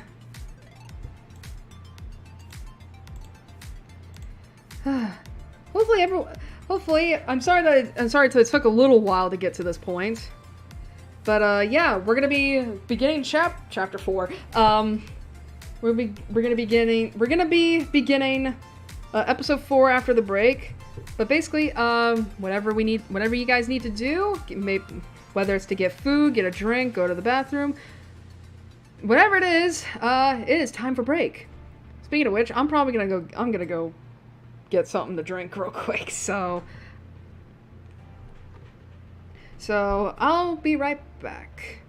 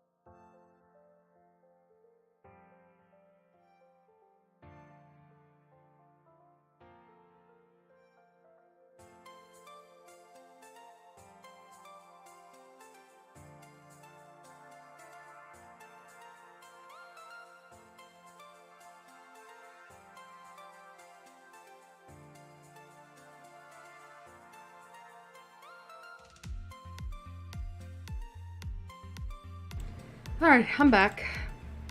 Got myself Pop-Tarts. But I will say it's not a Pop-Tart I would have gone for firstly. So like during one of the shopping trips I had to take over the last month, I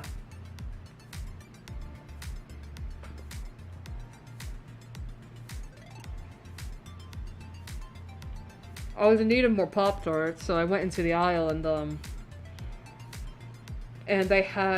the aisle had like this flavor called red, white, and blueberry, which are basically like 4th of July themed Pop-Tarts. And I was curious. I was like, I wonder how good they are. So I picked up a box, right?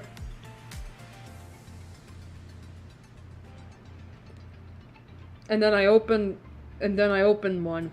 First of all, the presentation's fucking awful. Like, the presentation is fucking awful. Like, it's ugly.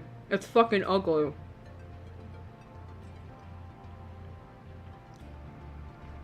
Like, for those who, I don't know if the brand of Pop-Tarts is available outside of America. But for those who are aware...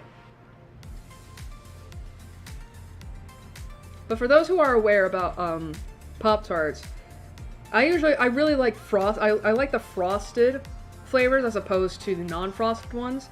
And these are frosted. And,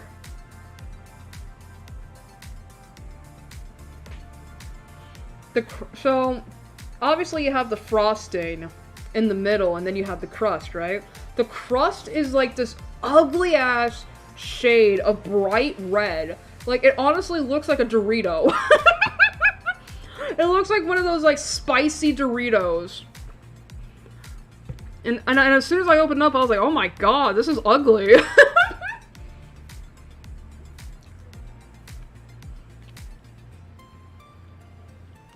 And then I took a taste, and it's like, oh, this is just blueberry.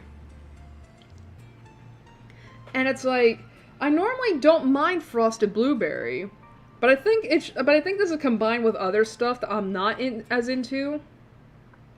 So that's why I'm not like. So that's why I'm like not much of a fan of this.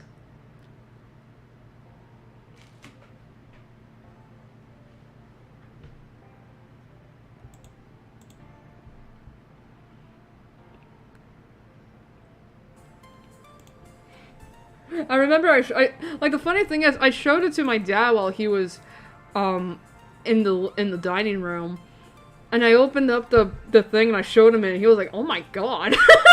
Like, even he was like, oh my god, what the hell? And I was like, yeah, it's fucking disgusting. It's fucking it's ugly.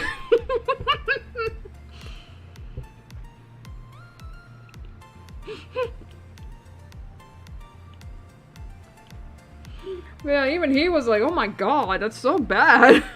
And I'm like, yeah, it is.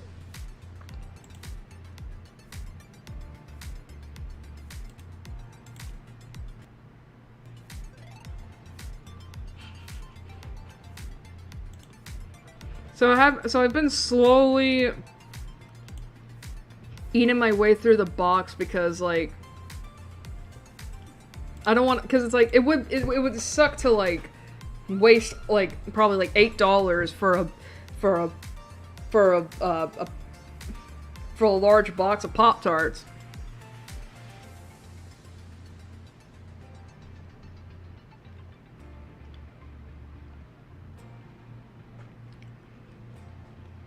And it's like, oh god, I don't want to eat this more. But I'm gonna be the only one who eats it because my dad doesn't like the frosted Pop-Tarts.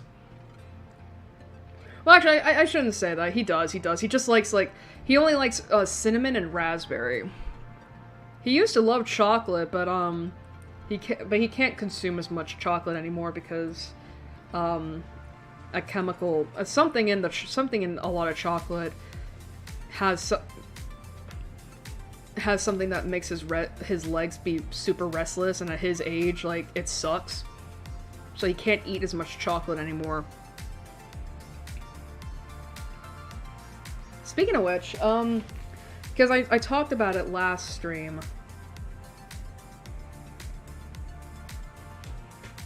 In terms of what's going on with my father's health, he had an appointment a few weeks ago to, because where he had to get a colonoscopy done to see like what was going on there. And he got the results like a couple weeks later. And apparently they said there was nothing wrong with him. And I'm like, and both me and both, like, when my father told me that, like, here's the thing. He had to go out an hour. He had to go an hour out of town for this doctor.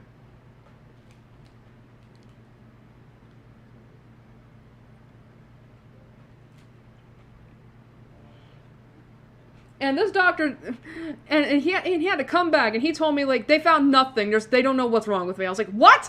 I like the fucking look, the incredulity on my face. Like, that's probably, like, I was like, what? How the fuck is that, like, how is that possible? You got, like, you haven't gone to work in almost 3 months.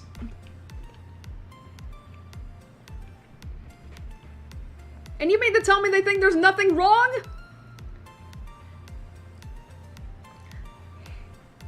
So I told him, like, so I ended up having to tell him, like, like, or at the very least try to instill in him the idea of it, because he hates going to doctor's appointments.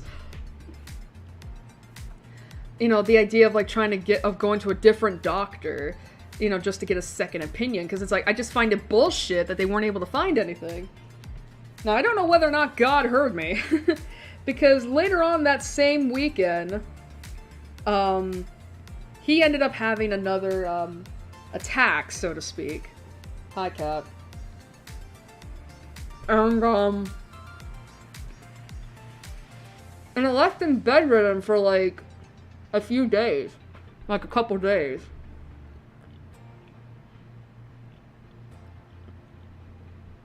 And at that point, like, and after he got better, my dad called the doctor and was like, hey, I just had this happen again. You sure there's nothing wrong with me? So I went out there, last week. This past week. I think it was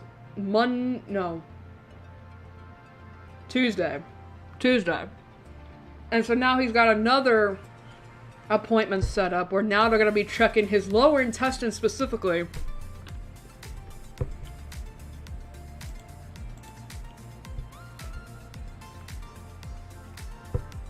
To see if maybe the problem is there.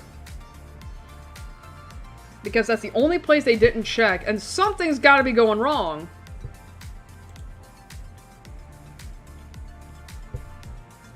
But unfortunately that appointment isn't until a couple weeks. Or maybe next week. Not this upcoming week, next week.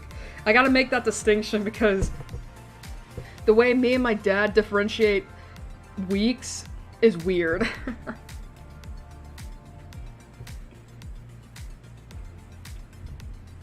But in the meantime, he's gonna be going back to work tomorrow.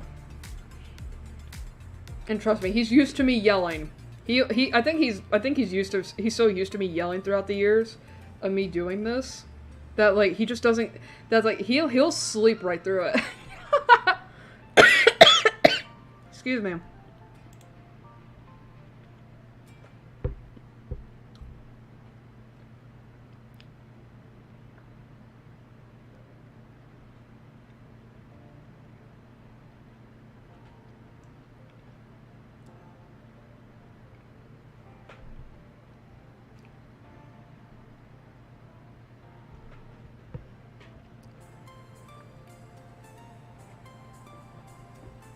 God, I might just throw the rest.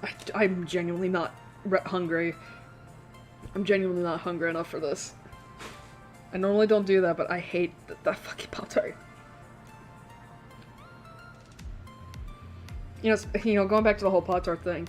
I thought I learned my lesson with the 4th of July Pop-Tarts. I didn't. I ended up buying I went back, on a subsequent trip to the store, I went into the Pop-Tart aisle again to get, I think, like, chocolate Pop-Tarts. because I was running low on those. And they had another box of a new flavor that I never tried, which was Snickerdoodle flavor. Those are also bad. Like, they taste like Snickerdoodles, but in a way that, like, I don't like. I was like, ew, don't care for it. And ever since then, I'm like, I don't trust this anymore. Don't like it. I should just never deviate from chocolate and fruity Pop-Tarts. And frosted fruity Pop-Tarts, because I'm just not gonna like anything else.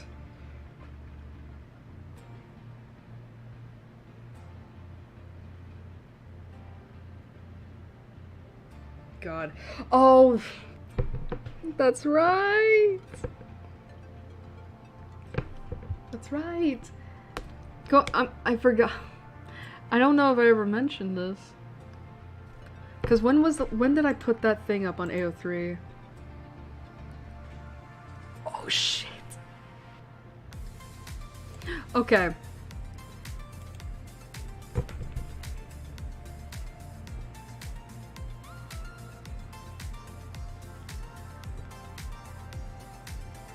Okay, so remember that NSFW piece I said I posted on Twitter last month during the last stream?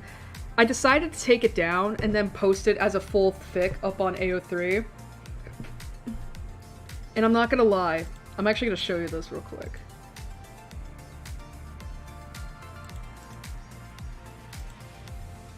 Alright, I think you can see it.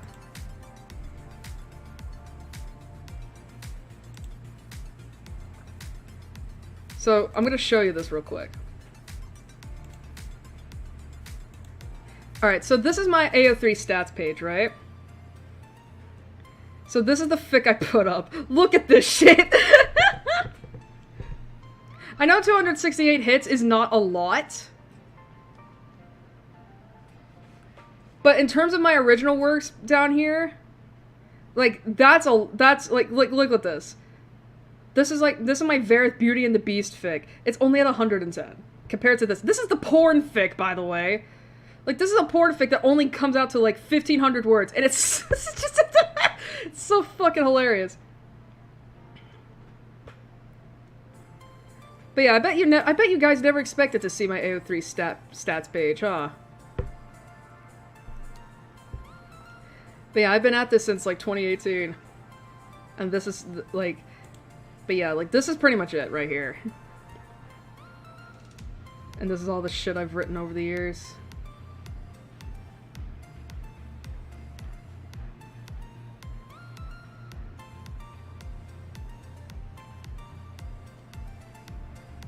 Anyway, I just wanted to show that off real quick.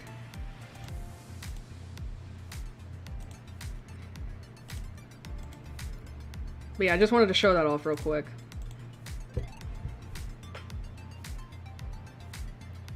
But yeah, so it's like yeah, the previous porn piece I wrote is already my most popular original work, and is my 5th most popular fic of all time. That's crazy.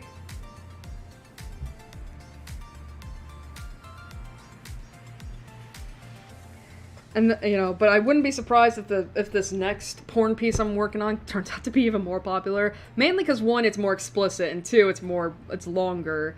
Because I've noticed, for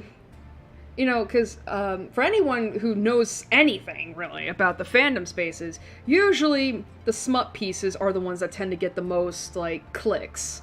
You know, because everyone likes sex.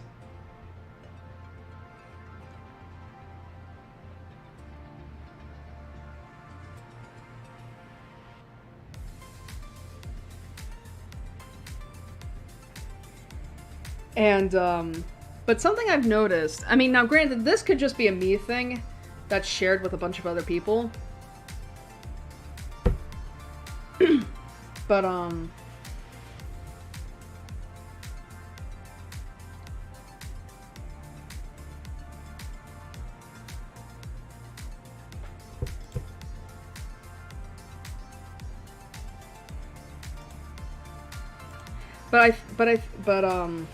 I've noticed that, like, the longer a smut piece is, usually, like, the more popular it is as well. Like, the thing is, it can't be too long, like, because I don't think anyone, even the most enthusiastic of porn addicts, would be able to sit down and read, like, a 10K smut piece for an hour.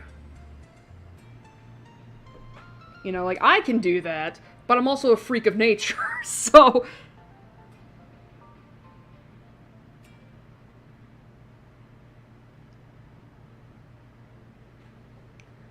You know, but the average person isn't, so...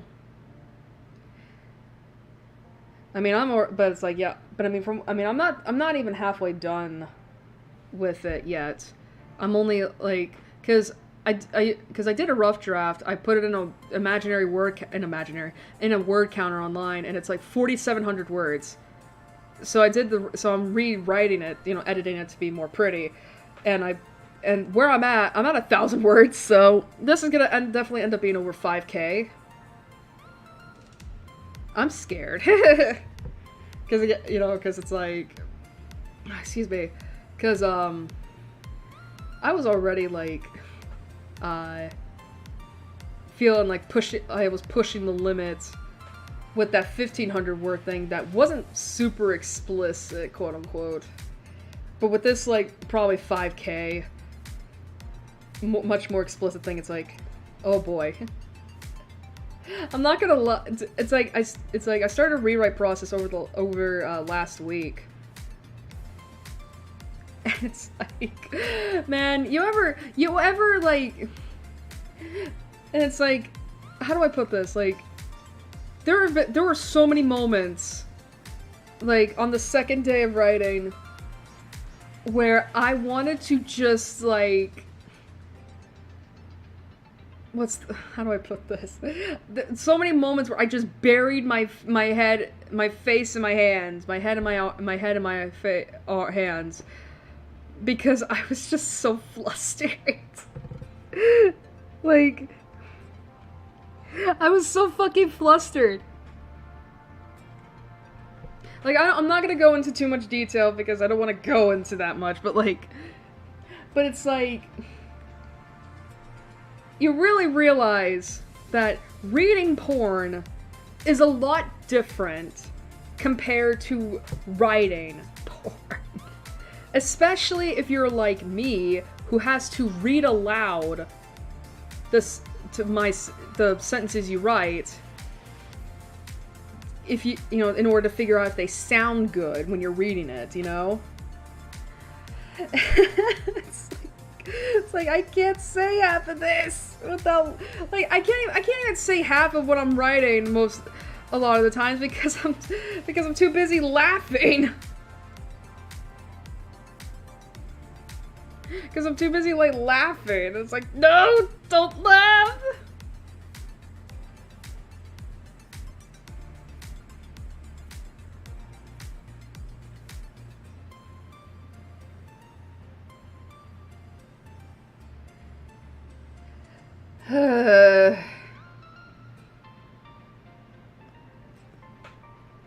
Man, I will say,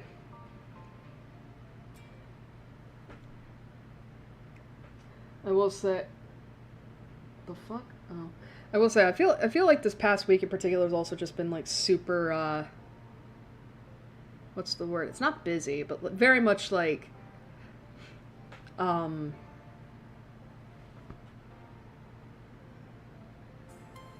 somber, I guess. Like, I guess that's a good way of putting it. I feel like this past week has been very somber.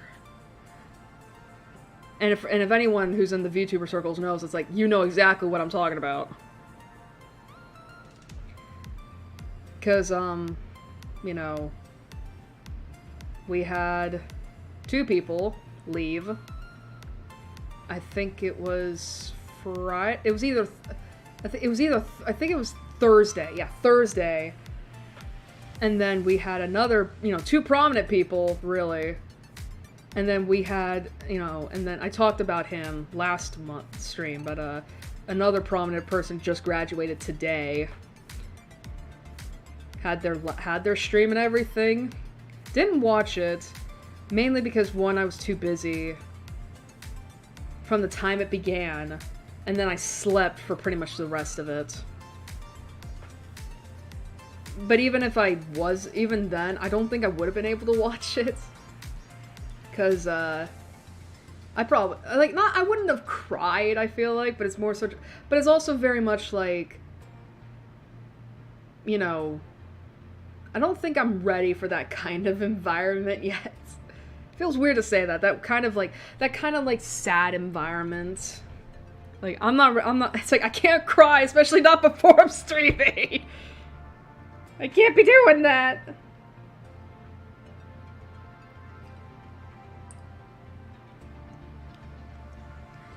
But yeah, this past week I feel like it's just been kind of somber.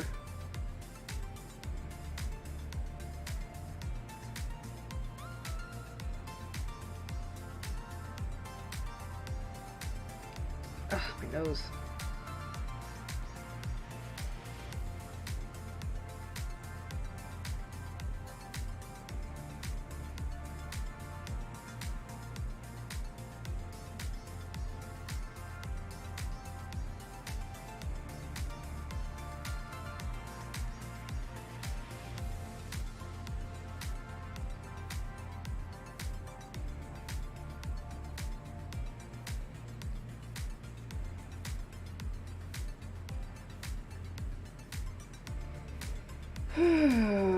What do I want to...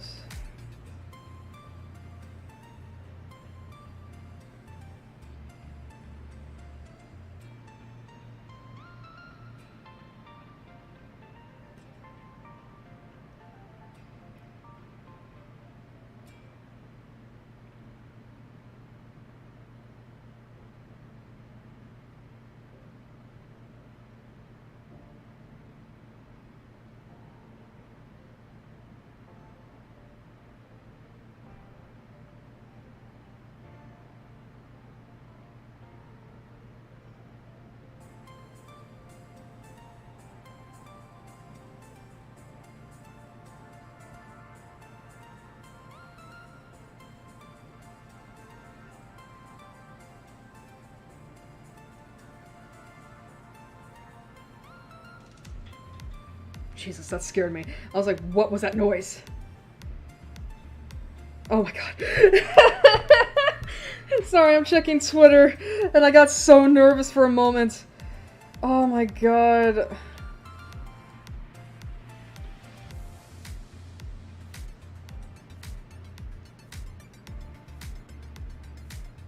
Oh my god. Twitter...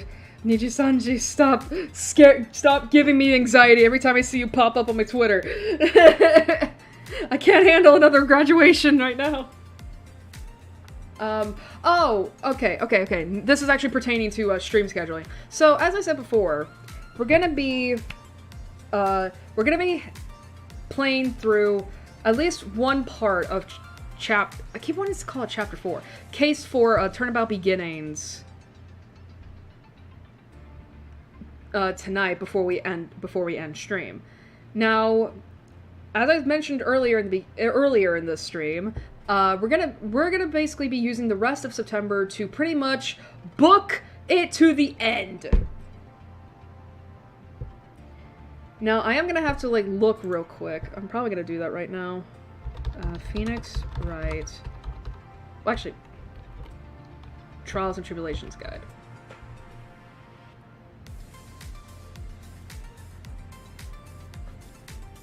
Let's see. Because the thing is Case 5 in particular is fucking long. Like, holy shit, it's long. Oh! Okay, that has to... Okay. So Turnabout Beginnings only has only two trial parts. Yeah, only has 2 trial parts. But I imagine those are super freaking long. So we're gonna get... Okay, so it looks like we're gonna get through half of chapter... We're gonna get through half... We're gonna get through half of Turnabout Beginnings this stream, and then we'll finish up the second half next time, and we'll begin on Bridge to the Turnabout. Because what I'm looking at here is that we got 2 investigation segments for the first half. Sorry. We got Bridge to the Turnabout, parts 1, 2 of investigation, 2, 1, 2, 2 with trial, and then 2 more parts of investigation, and then 3 parts of trial. So overall, that is 9 parts to Case 5.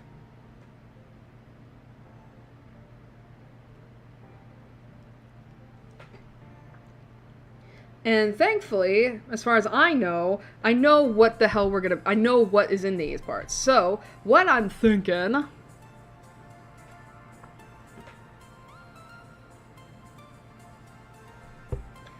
Alright, so what I'm thinking is that the next stream is definitely going to be part 1, 2 Trial, Turnabout Beginnings, and then part 1, 1 of Investigation to Bridge to the Turnabout. And then... we are going to be and then the stream after that, we're going to be doing all 3 parts. We're going to be doing the second part of investigation, and then the first trial all in all. It's going to be a long one, but there's a reason why.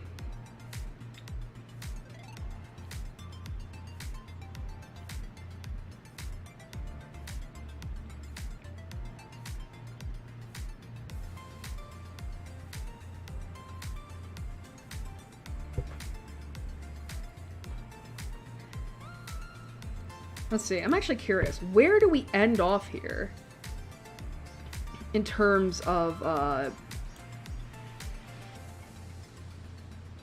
okay.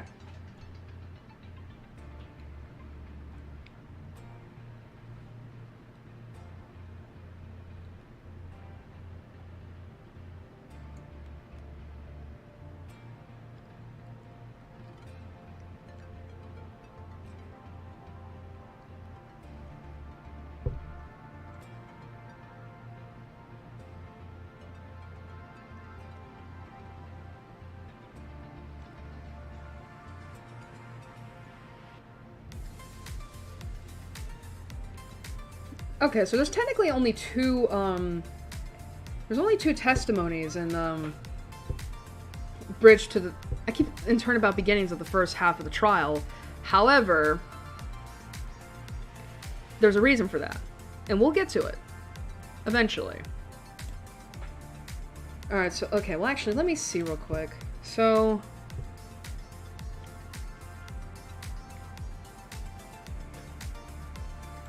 yeah, so we took care of those 3. And then we're gonna be taking care of that. And then this... oh my god! What, Sushi? God, you scared me. Why'd you meow? What? Come here. Come here. Why are you meowing? No, it's not playtime. I'm trying to get you, you little shit. Come here. There you are. Here. Can you hear her purring into the mic?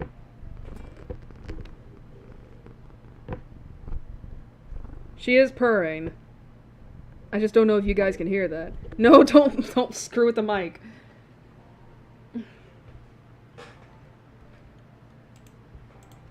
Alright, sorry about that. I wanted to check to make sure, like, what can we do with these trials? So yeah, I definitely feel like, the, second stream, yeah, the stream after next is gonna definitely be long.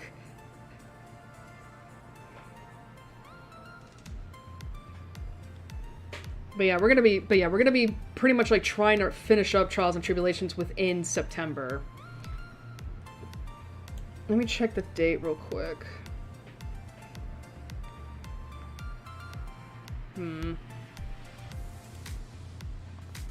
Well, I guess the good thing is that we don't have to immediately start. We could just, like...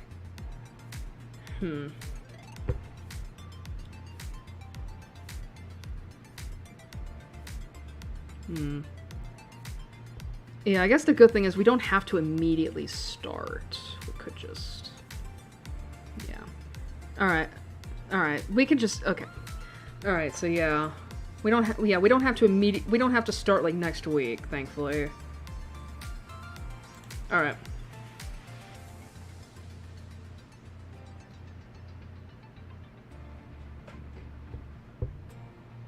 What?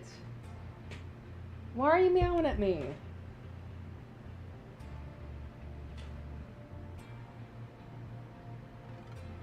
Like, what do you want?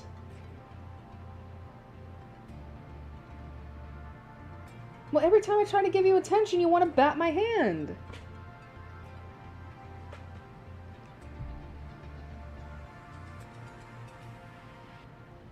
It's what's actually funny is like thinking about like you know how like certain YouTubers or something or VTubers or whoever like when they have their pet, usually a cat, walk into their room, you know, and a lot of the times like, you know, those a lot of the times the YouTubers, VTubers, whoever, you know, would just be like, oh, look at you, my you know, like basically doting on their basically doting on their children and all that. I don't do that.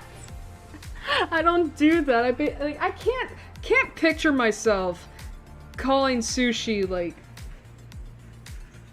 oh, now you found that toy. It only took you like almost a year.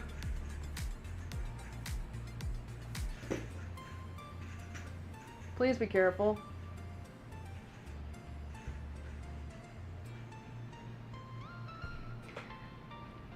I genuinely cannot picture myself doting on Sushi the way those other people do. It's like, first of all, I would never kiss my cat. She's too hairy for that shit. And secondly, she's a brat. I don't like that. I don't like it when she acts bratty, especially during streams, because I have to make sure she doesn't make a mess or mess with anything. Yeah, you're allowed to play with it, you just gotta be careful.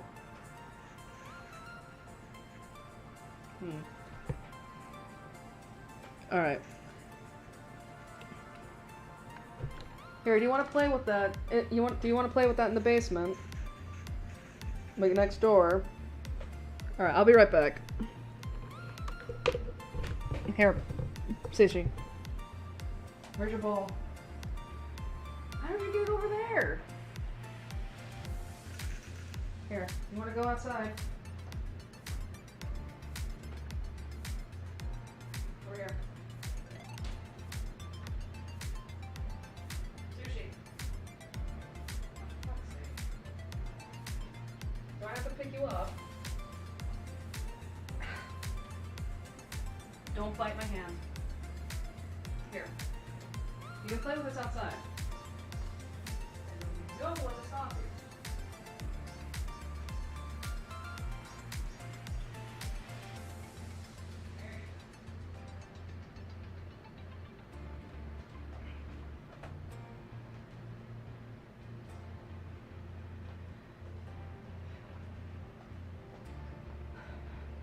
Normally I would just let her play in here, but it's like that's gonna cause too much distraction for me when I'm trying to get through this game as quickly as possible. So, I think we have spent enough time lollygagging, so I think we should move on to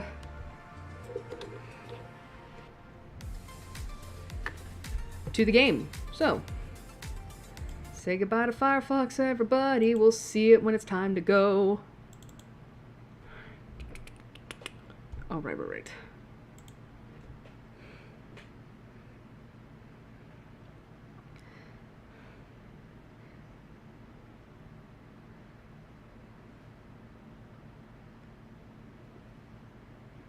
Oh shit, I forgot to retweet my thing. Well, I can do that right now.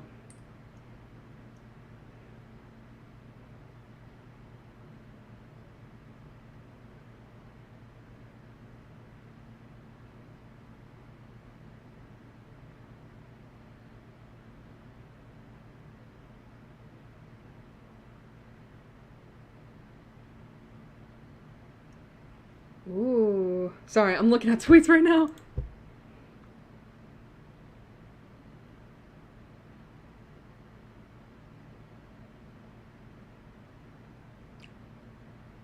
Oh, that's so fucking... Sorry, I'm looking at something that I'm just like, that's fucking awesome.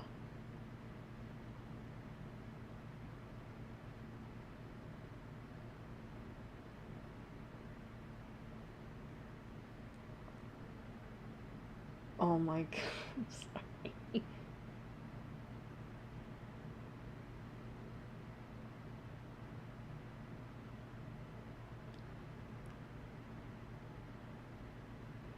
That's so fucking cool. What the fuck?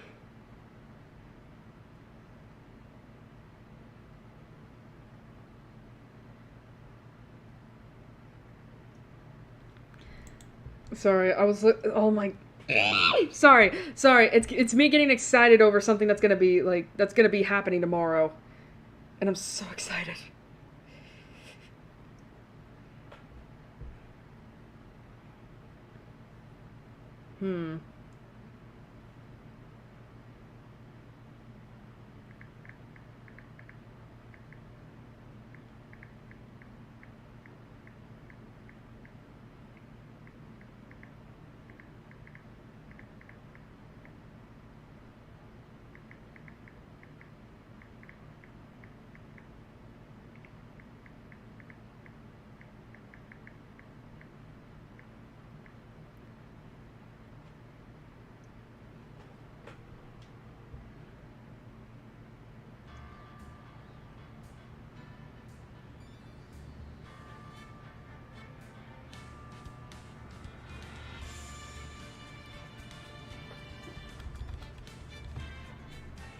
Oh my god, sorry. I'm getting really excited over my shit.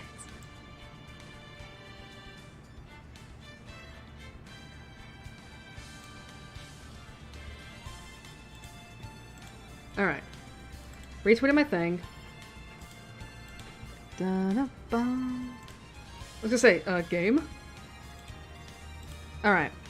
Let's move on to Turnabout Beginnings with Baby Edgeworth!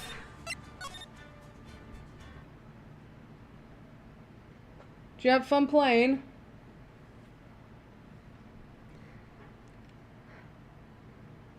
The girl. Let her go! Oh, this cutscene's gonna be so bad with the encoding. Ooh, the sepia.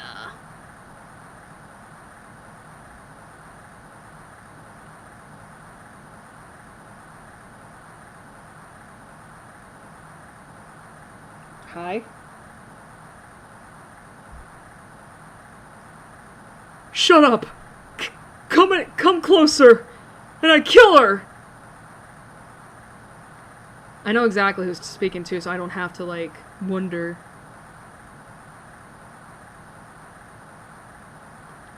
Sorry. Wait a minute. Sorry, but you're not going to get the chance. Oh.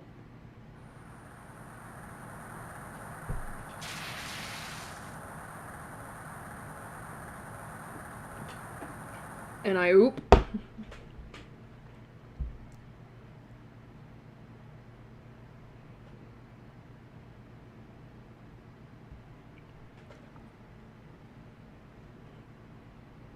Oh, I think we saw this in the first case.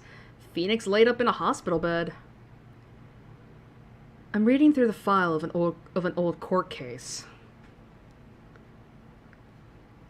It was the first case of my longtime mentor, Mia Fey.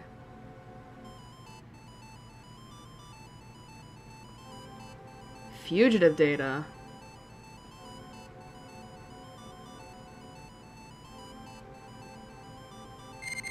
Name, Terry Falls. Charge, kidnapping, murder. Sentence, death penalty.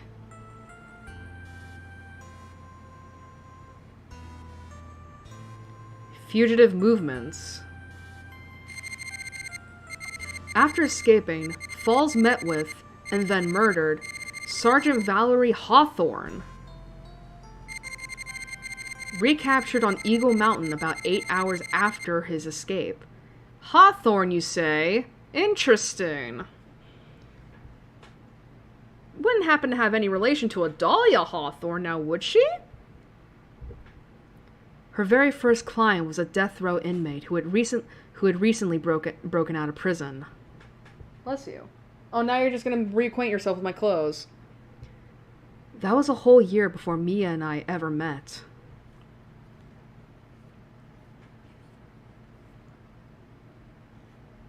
You normally don't go in there until the morning.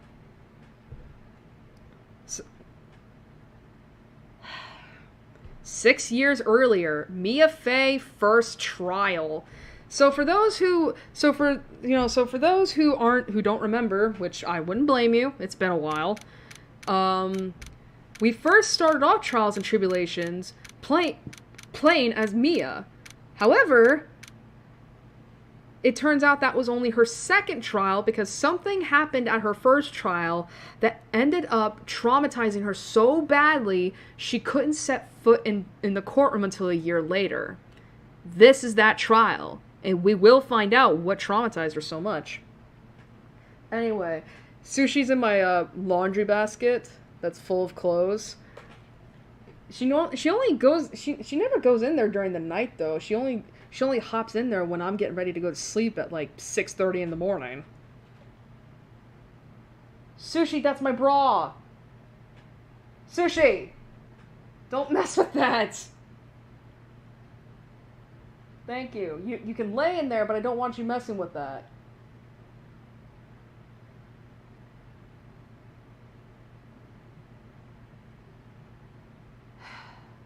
You know, it's a good thing those are dirty clothes, so I don't have to worry about your furs shedding on them.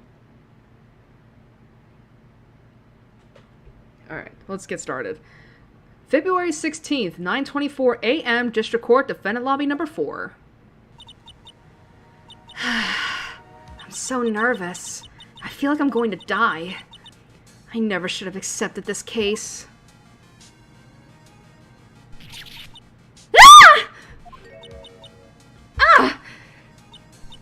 Good morning! Don't be so jumpy, Mia. I didn't do nothing. I swear, I didn't kill nobody. So this is our client, eh? Terry Falls, my first client. Sentenced to death 5 years ago, and now a prison escapee. Just relax, Mia. Make small talk and try to relax him. So why did you escape anyway? I'm sorry! I didn't do nothing. I didn't kill nobody.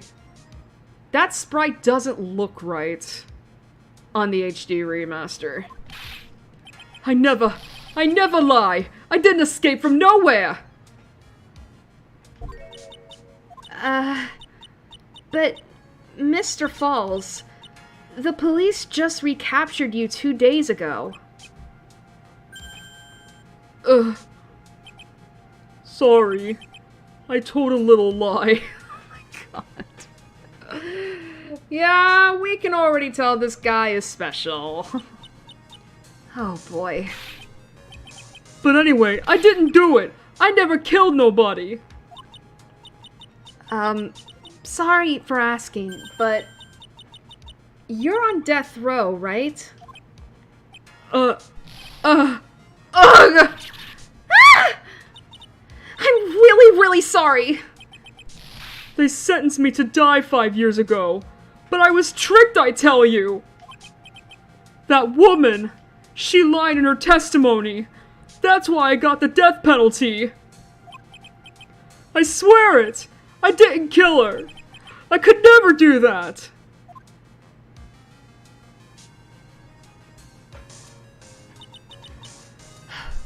Two days ago, he escaped from the police wagon when it crashed.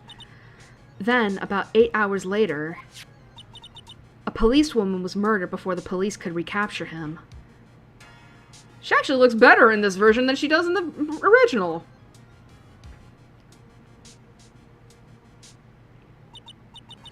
The police believe that Terry Falls did it. After you escaped, did you meet a policewoman? Yeah, I did. She's the reason I escaped. So that much is true. He did meet with the victim. But I didn't kill her! She was alive when I left! She was alive! It's true! I can trust him, right? I mean, I should.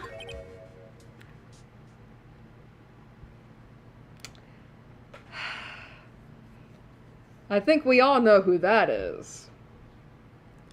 Ha! Oh my god.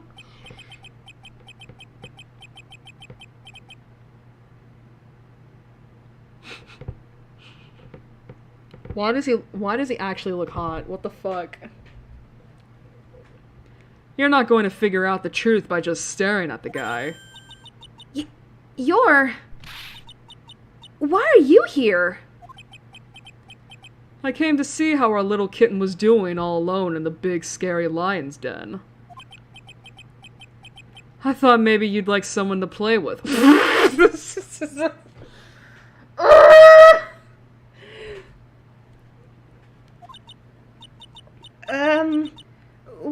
is Mr. Grossberg? Ha! That old man is probably still in bed. I bet he's clutching an empty bottle and mumbling in his sleep. Aren't I good enough? After all, it's me, Diego Armando. So I think it's pretty safe to say that this guy is Godot. I didn't say... So, Diego Armando, the finest attorney at Grossberg Law Offices, is here for me? No. You've got it all wrong. Today, you're the finest. After all, it took an amazing amount of guts to take this case. Imagine, an escaped death row convict for a first client. Yeah, thanks. I sure wish I could get out of it, though. Ha! Relax. I just heard some good news. The prosecutor for today is fresh out of his diapers as well. Really? However, unlike a certain somebody who I won't mention, he's earned the reputation as a genius since beginning his law career. Genius? Well, it's about time to head in, kitten. Sharpen those claws of yours. It's go time.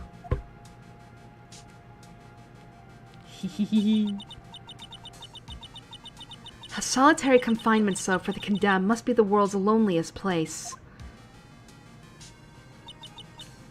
And that's what my client ran away from. Every other lawyer gave up on him. But not me. When I saw those overflowing eyes and heard that simple, childlike voice, I just had the feeling that he was telling the truth.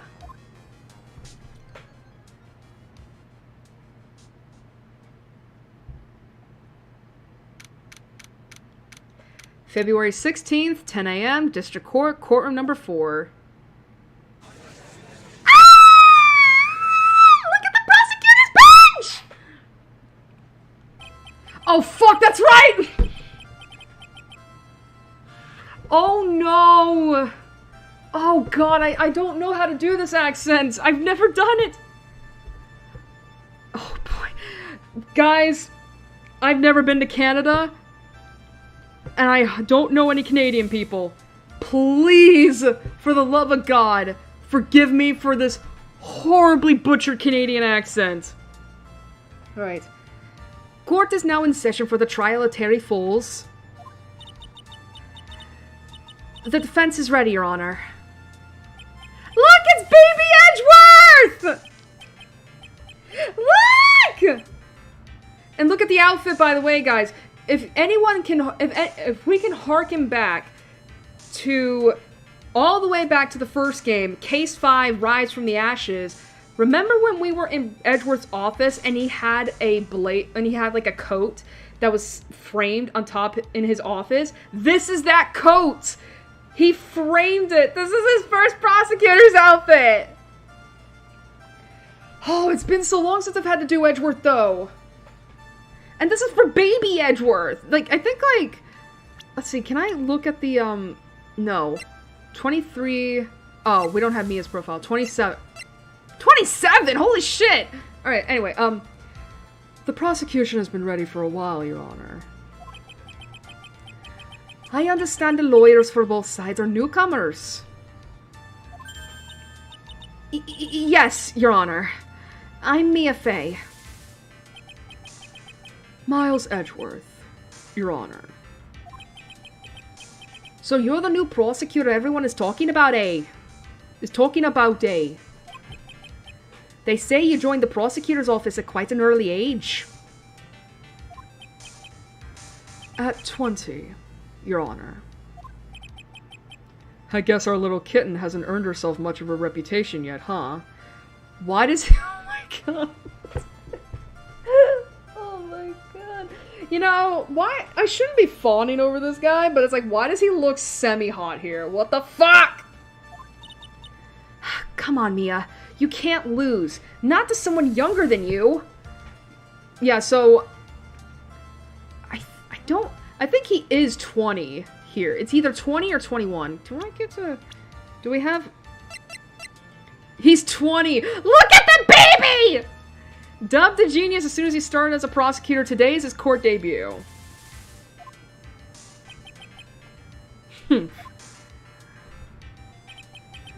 Young people running a trial. I'm not too sure how I feel about that.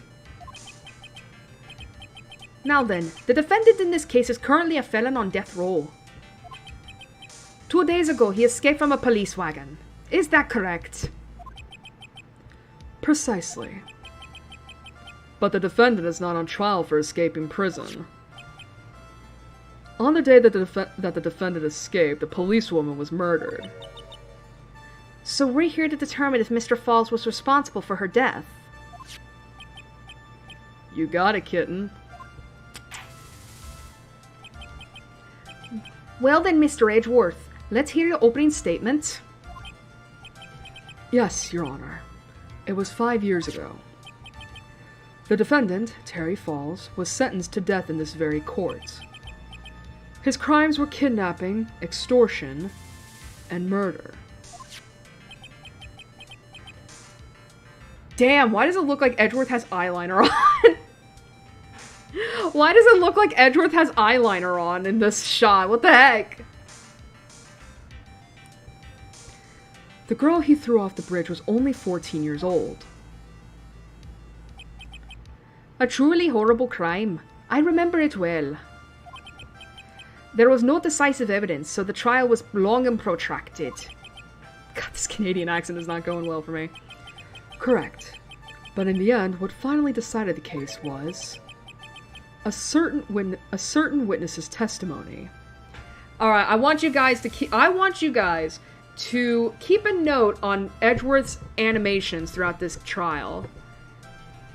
Because you'll notice, just from this one alone, that it is very similar to Von Karma's finger point from the first game. And that was on purpose, which makes sense considering that, you know, Edgeworth was Von Karma's protege, his disciple. And so, of course, he would take up his mannerisms. I mean, it's the same thing that Franziska did, but you really see it with I mean, it's something that you see with Franziska as well, but that would make sense, considering his daughter. A witness's testimony.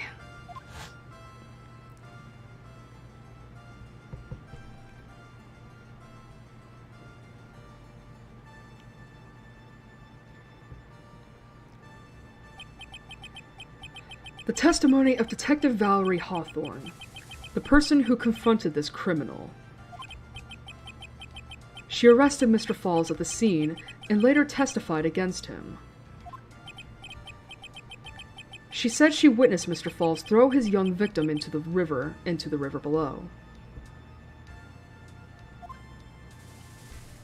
I don't know why it's not letting me skip through that.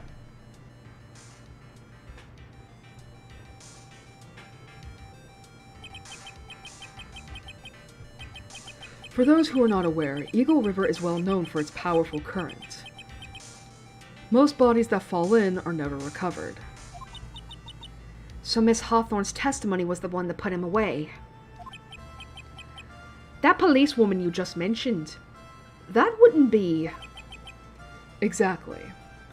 The victim. The same woman that was killed 2 days ago.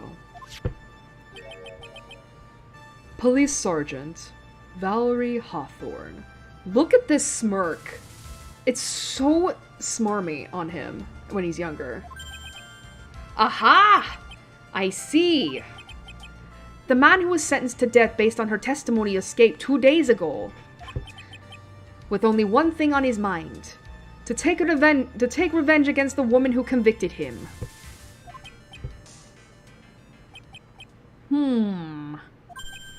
Aha! The truth is becoming clear to me now! Huh? Yes. It's quite obvious that the defendant is guilty. Igiari! Wait a minute. That's not right. At least hear the case before you decide on the outcome, Your Honor. Watch yourself, Miss Faye. I'm not sure I care for your word choice or your tone of voice. The finger wag, definitely Von Karma. Young people these days simply don't know how to respect their elders. Why, you're even younger than me, you hypocrite! Now then, Mr. Edgeworth, please call your first witness. I called the detective who was in charge of the initial investigation of this case. Hey, younger Gumshoe, let's go! Witness, state your name and occupation. Gumshoe. Dick Gumshoe. I'm the homicide detective in charge of the case, sir. I finally got promoted to the detective division half a year ago. I don't believe anyone asked you about that. Hey, ma'am, you got any idea how much work it takes? What is it? You're really gorgeous. Okay. Excuse me? No, seriously. My heart, it's aching for you. Please stop this.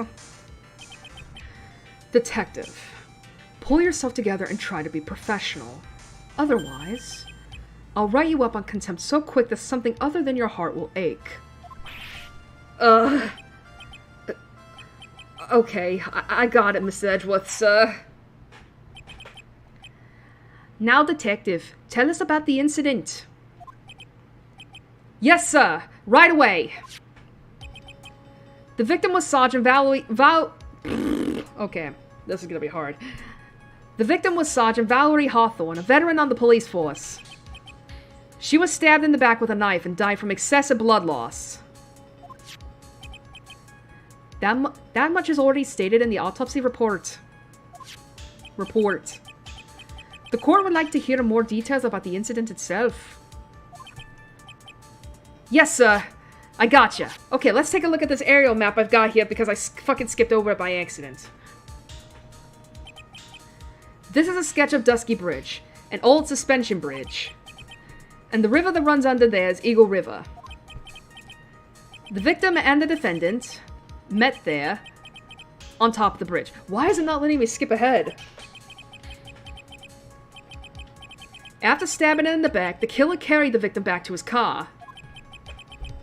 He was recaptured at a police checkpoint as he was trying to make his getaway, sir.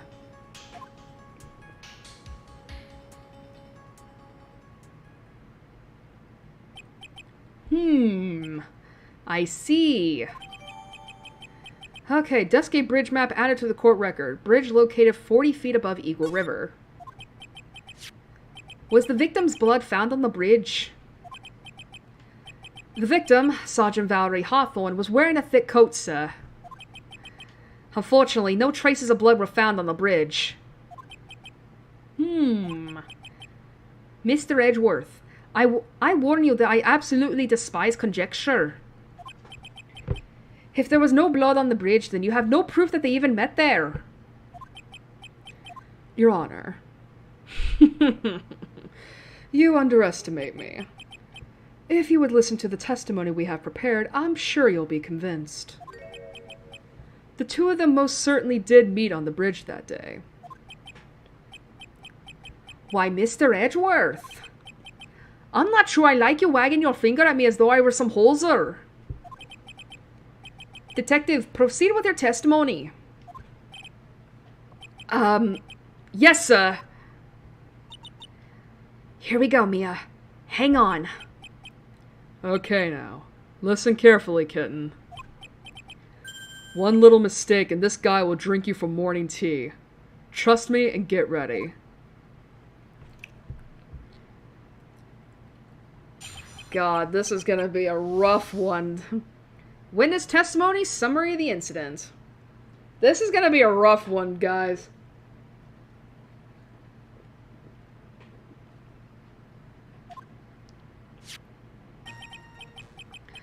On the day of the incident, an unknown person phoned the sergeant and asked to meet.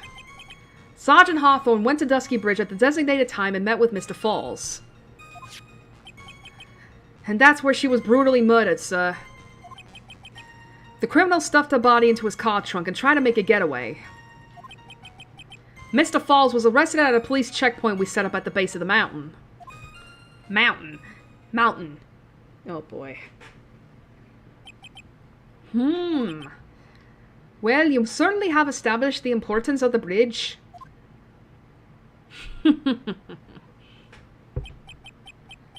Naturally. Now, would the defense please hurry up and proceed with the cross-examination? Yes, Your Honor. Cross-examination coming right up. Hey. Wait a minute. Hey. Settle down there, kitten. If you keep trembling like that, you're gonna make me spill my coffee. I'm not trembling. It's just cold in here. It's winter after all, and I'm wearing a very short skirt. The courtroom can be a cold battlefield, alright? Especially for a beginner. I don't need you to worry about me. I mean, the defendant, the witness, everyone's a beginner in here. Ha! You got me there. But maybe you should keep your claws out and show them what you've got, kitten. It's okay, Mia. Stay calm. Just remember those court procedure videos you stayed up all last night watching. This isn't the tutorial case.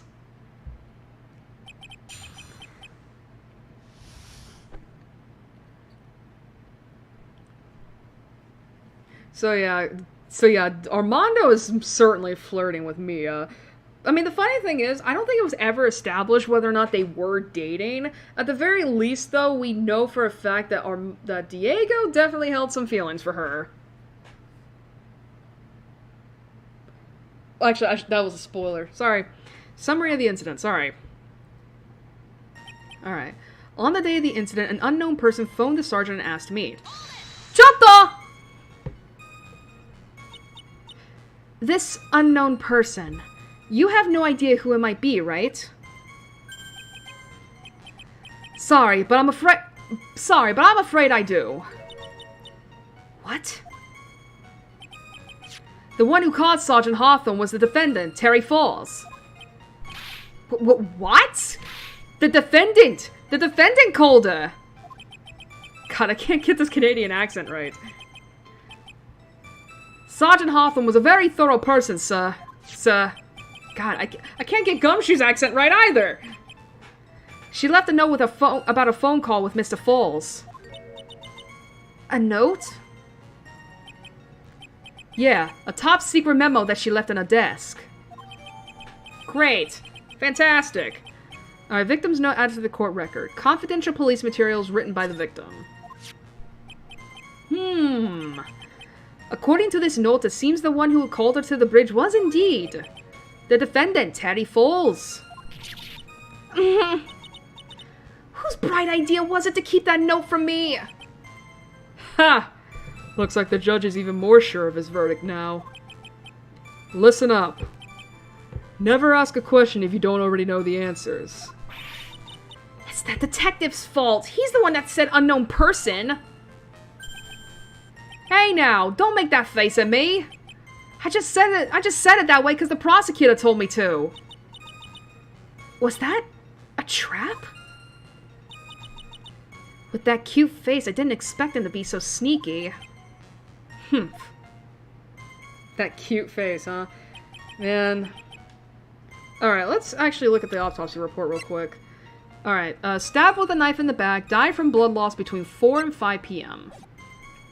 Alright, Sergeant Hawthorne went to Dusky Bridge at the designated time and met with Mr. Falls. Choto! I gotta remember, it's not Phoenix. A bridge up in the mountains? But why meet there? Because it is a very important place to the defendant, that's why. What do you mean by that? If you remember, 5 years ago, the defendant kidnapped a young girl. He was chased onto a bridge, and it was there that he killed his hostage. My voice is gonna crack! And the place where all of this occurred is, of course, Dusky Bridge.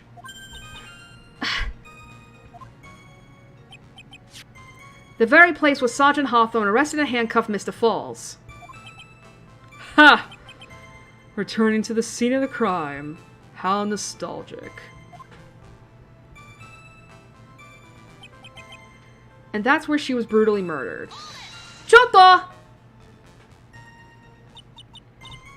Was the body of the victim discovered right away? Yeah, we were really on the ball. We found the criminal within 1 hour of the murder. It was great! We even got to say, "Don't move, we got you surrounded." Wait a second. Isn't there something weird about that? Excuse me. The location was a suspension bridge up in the mountains. So how did they find out about the crime so quickly? Sergeant Hawthorne must have mentioned the phone call to someone else, right? Ha! If that's what had happened, then she wouldn't have been killed. She never mentioned the phone call from Mr. Falls, but she left a note on her desk about it. If only I noticed it earlier, maybe she'd still be alive. I wonder why she didn't mention the phone call to anyone. The criminal stuffed her body into his car trunk and tried to make a getaway. Choto! Mr. Falls had a car then. Wait a minute, Mr. Falls had a car then? Well, that bridge is way up in the mountains, ma'am. The defendant and the victim both went up there by car. I mean, how else, right? What? You mean the defendant drove his own car?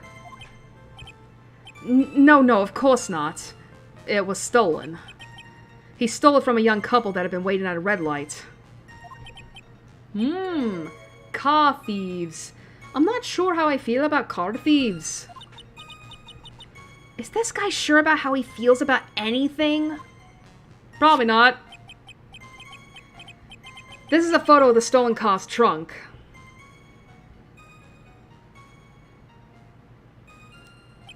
Man, such a pretty one. Naturally, that's the body of Valerie Hawthorne in there. Whoa! That doesn't look too comfortable. Comfortable! Why did I say comfortable? A photo of the trunk of Falls' car. The victim. She was stabbed in the back, correct? Yeah. Ha! For some reason, men always seem to get stabbed in the back. We're talking about a woman here, though. You can't tell from this photo, but the knife was stuck in her back nice and firm. The condition of the body when it was discovered is very important information. Detective, was there anything strange or noteworthy in the trunk of the car?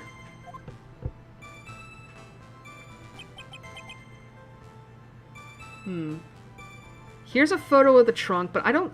Here's a photo of the trunk, but I don't see anything strange, do you? Anyway. Let me check something real quick.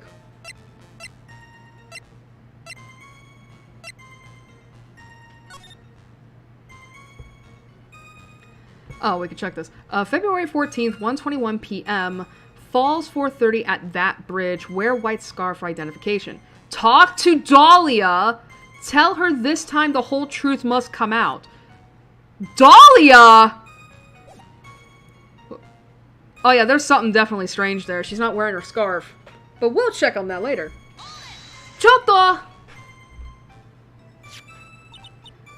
What did the defendant have to say about this photo? What he always says, ma'am. I didn't do it! I didn't do nothing! Well, that's all he says. Nothing. I wouldn't say he did nothing. At the very least, we know he stole a car. It's just what he always says, Your Honor. And then he always says...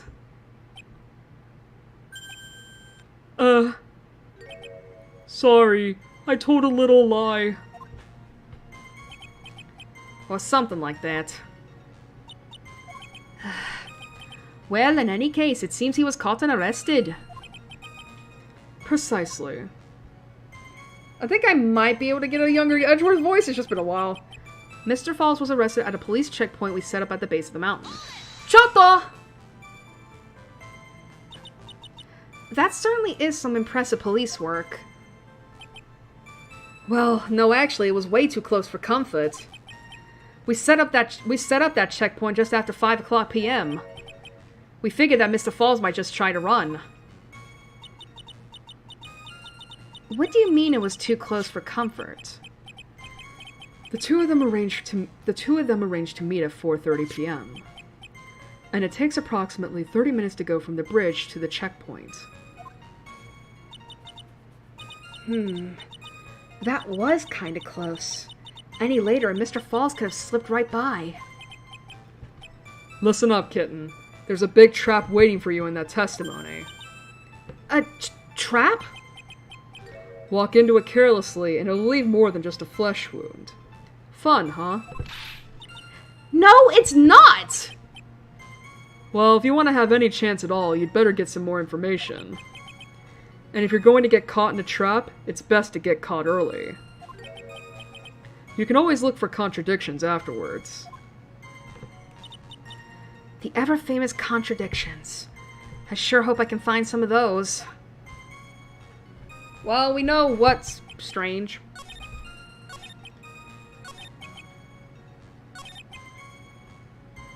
Yeah, they're showing you a picture of this because they want you to, like, present this here.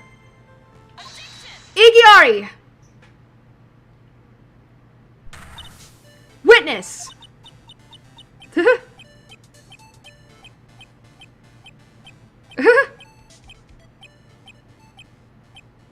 And the music just cuts out.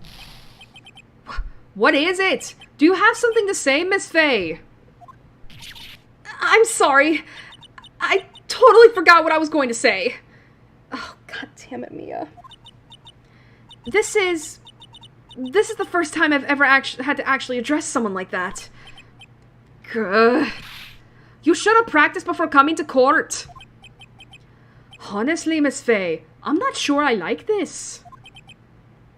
Humph. Say there, my little kitten. What a piece of my... Okay, oh my god, I misread that as cotton candy. I was like, what are we talking about here? Say there, little kitten. Want a piece of my coffee candy? Candy? Well, you're still too young to be drinking real coffee. Come on, Mia, shake it off. You're a lawyer. Detective. Yes, ma'am. This photo. You said that there was nothing peculiar about it. Is that correct? Yeah, that's what I said. Well then, I suggest you take another look at the note written by the victim. The note? Note? It very clearly says, wear white scarf for identification. The caller must have forgotten what the victim looked like. Thus, this special request. I have one very simple question for you, Detective. Where is the white scarf? I can't seem to find it in this photo. Well, to be honest, we didn't find it in the trunk, ma'am. And you stopped there? You should have looked for it! Ah!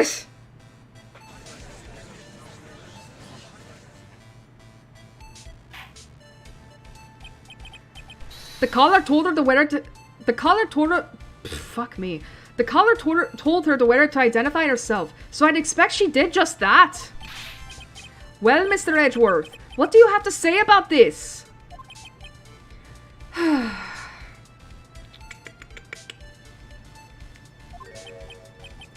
I see the defense is a little lacking. The scarf you were searching so desperately for. Is it this one, perchance? Perchance? Ah! Where did you find that, sir? On Dusky Bridge. I was there first and decided to conduct my own investigation. What? Why? Why didn't you tell me? I made a decision to keep all pieces of evidence in my personal satchel. It's the safest place I know. That hotshot sure has a flair for the dramatic. It's not exactly white, as the caller requested, but as you can see, it's close enough for what it was intended for. It looks like it spent some time in the mud. Not surprising. It was drizzling on the mountain that day. Prosecutor Edgeworth. He was intentionally hiding that scarf the whole time. The court will accept the scarf and the evidence. Alright. Scarf added to the court record. Worn by the victim at the time of the incident, found on Dusky Bridge. Now, if the attorney for the defense is finished embarrassing herself, I'd like to move on with the testimony. That is all right with you, isn't it, Miss Fay? Boy, would I like to wrap this scarf around his smarmy little neck. Very good. Now, if we're done with this mud-covered scarf business, the prosecution moves to establish conclusively and with hard evidence that Miss Hawthorne and Mr. Falls did indeed meet on that bridge that day. Furthermore, we will show everything what occurred there. That sounds quite promising. I can't wait to hear all about it. Everything is moving at his whim. Don't forget, kitten, there's a reason why everyone considers this kid a genius. A genius, huh? Sure, okay, whatever. Witness testimony, events on Dusky Bridge.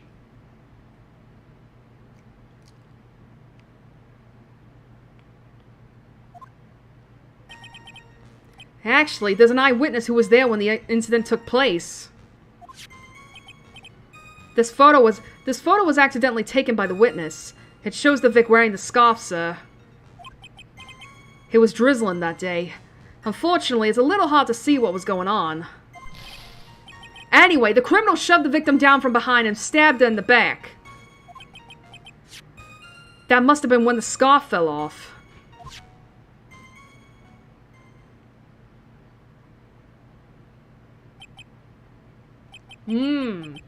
Looking at this photo, you really get the sense that this bridge is very high up. It is about a 40-foot drop from the bridge to the Eagle River down below. Mr. Edgeworth, who took this photo anyway? Let's just say that it was a well-intentioned third party. Aha! A potential witness! So why isn't this person in the courtroom? Well, they said they absolutely did not want to testify. The person in question is very delicate, Your Honor. Besides, as long as we have this photo, we see no reason to compel them to testify. I'm not sure how I feel about that. Witness's photo added to the court record. Seems to have been taken by the witness. So, as you can see, Terry Falls had both the motive and the opportunity. I think it's quite clear at this point what happened on that bridge.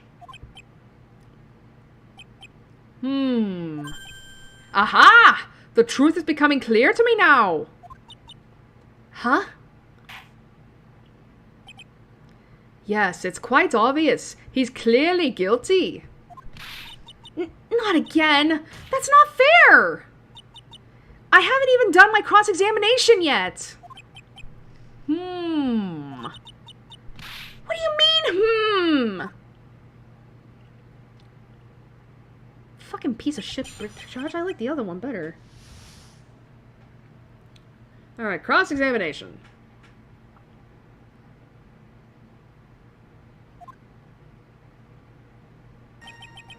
Actually, there's an eyewitness who was there when the incident took place.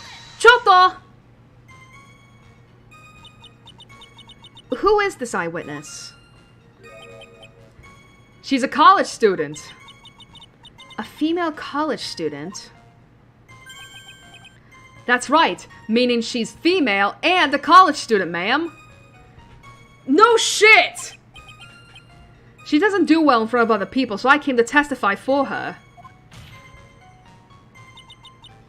Maybe so, but as the attorney for the defense, I have the right to cross-examine her. Igiari. For the time being, we're not relying on the witness's statements. That is all. What is that supposed to mean? The prosecution has other, more decisive evidence. Our case doesn't rest on the vague testimony of a female college student. A female college student, eh? It means she's female and a college student, sir. No shit! If you absolutely must hear her testimony, you'll have to give us a good reason why. Please tell us about the more decisive evidence in question. What am I here? This photo was accidentally taken by the witness. It shows the Vic wearing the scarf, sir. Choto! The victim is wearing a scarf in that photo, alright. So, about the witness who took this photo. What was this person doing all the way in the mountains? She was taking photos of wildflowers, apparently. There are many unusual types of flora on that mountain, Miss Faye. People in the area say it's because of the spirits that live there. Spirits! Now that you mention it, this photo, this cloudy fog-like thing, is it a ghost? I don't believe it! No, Your Honor, no. I don't think it's a ghost. And I'm the one saying that. It was drizzling that day. Unfortunately, it's a little hard to see what's going on. Choto! Wait a minute, Choto! Drizzling, huh? That's right. There was a light rain coming down. The whole place was dreary. But not as dreary as the mood that's in this courtroom right now.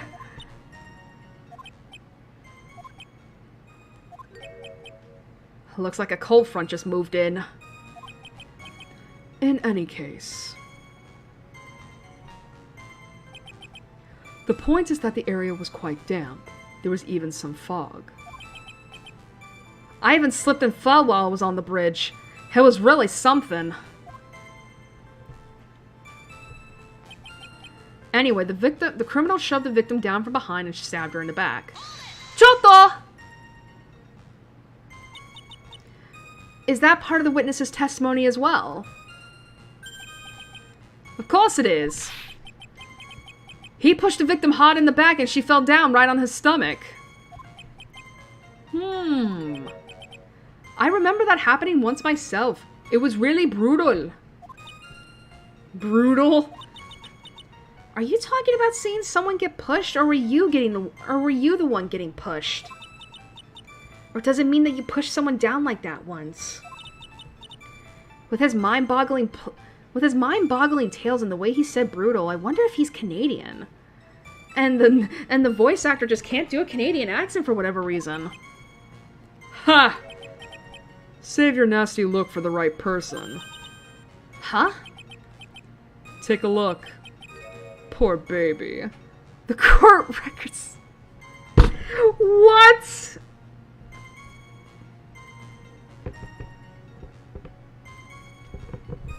The court record seems to have wet itself. Hey! Watch where you spill your coffee! The court record, huh? That must have been when the scarf fell off. Choto! So in other words, there was a struggle between the criminal and the victim, huh? That's what the witness said. Well, it looks like she didn't remember about the scarf. But from what she said, it sounded like a pretty violent fight, ma'am. The area was wet from rain. The bridge was probably wet, too. Which would explain why the scarf was all covered in mud, but... there's something about this testimony that's still bothering me. Heh. Talk about a surprise. I had no idea there was a photo. So what do I do? You really still believe him? Mr. Crybaby, I mean. Of course I do! So the little kitten believes in fairy tales, huh? In that case, the answer is obvious. If what you believe is the truth, then that means that somewhere hidden in that testimony is a contradiction. One huge contradiction waiting to be discovered. That's your chance. Okay. Well, what do we have in our evidence? Alright, we got, her auto- Oh! I know.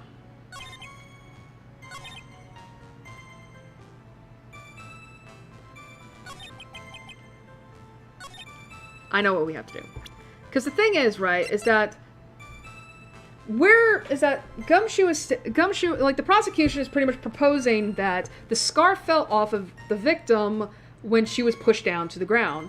And you can see there that it's covered in mud. However, in this photo here, she looks completely clean. If she was shoved down in the mud, she should be dirty as fuck. Excuse me. Igiari! So, at the time of the crime, there was a light drizzle coming down, correct? Yeah, and fog, too. Just a generally soggy atmosphere. Huh. Too easy. Well, I have evidence that doesn't go with the soggy atmosphere. But this is a photo of the victim's body that was found in the car trunk. Considering the conditions at the scene of the crime, something isn't right.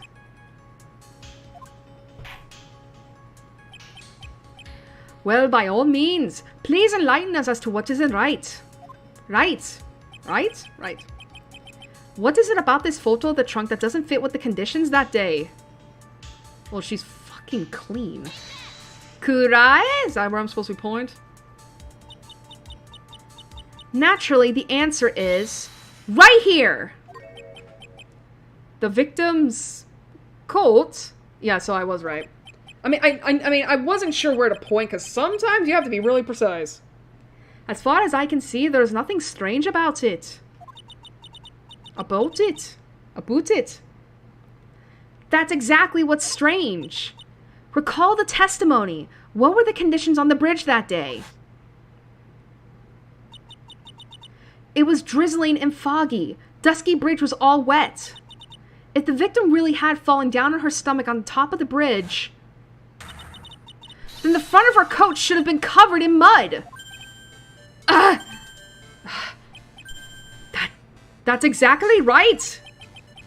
The other day, I fell on a muddy street and my gorgeous playoff beater was befouled.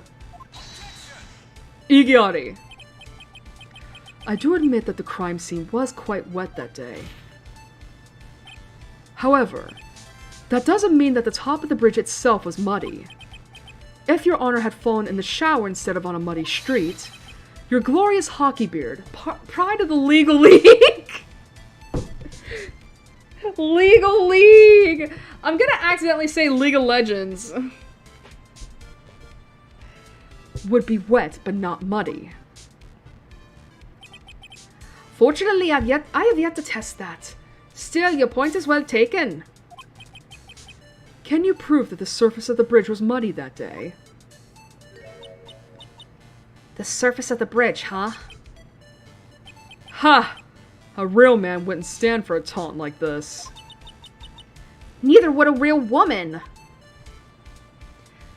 Okay, if that's how you want to play. Of course I can. Here's the evidence that proves the surface of the bridge was muddy.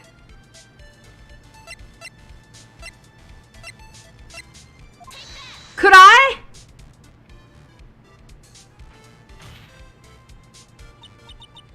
The evidence is this scarf. Ah! It should be obvious. If the scarf fell onto the bridge and got this muddy, it means that the bridge was obviously covered in mud. Ugh. No. I can't be outwitted by this novice. We're not gonna say that word. We're not gonna say that. That's a little misogynistic. Hey, same to you, buddy. Fucking bastard.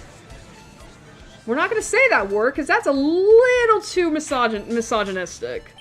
For my taste. Miss Faye's assertion makes perfect sense to me. Igiari. I do admit that there appears to be a contradiction between the condition of the victim's coat and her scarf.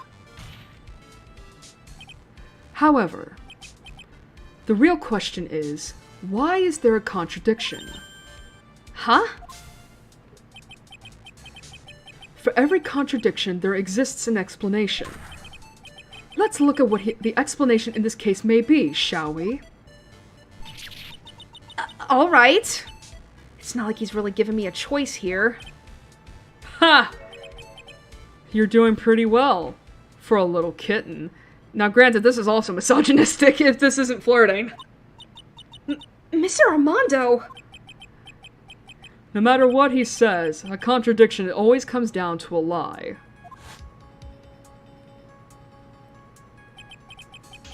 It's either the victim discovered in the trunk, the witness's photo showing the defendant and the victim, or the witness's testimony that stated she saw the moment of the murder. Just relax and think it over. It's pretty simple, isn't it?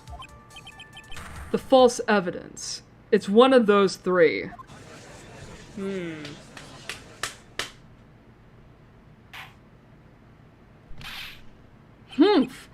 What you said just now, I'm not sure I like that. That wasn't me, Your Honor. It was the coffee aficionado over here that said it.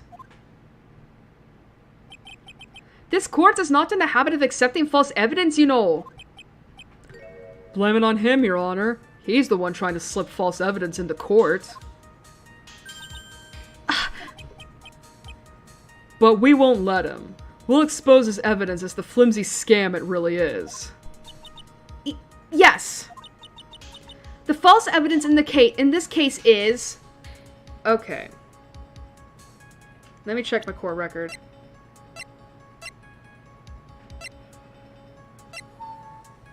Okay, what are the witness's photo, the body in the trunk, or the witness's testimony?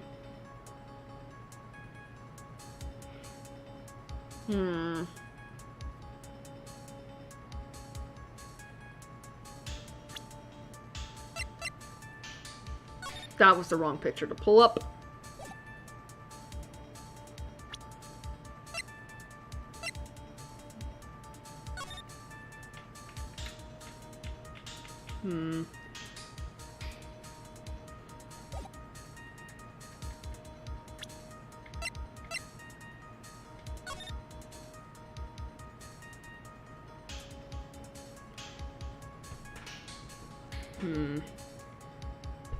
I don't know, honestly. I'm checking my court record.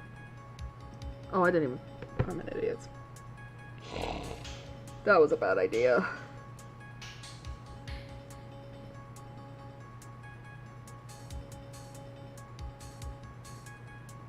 Oh my god.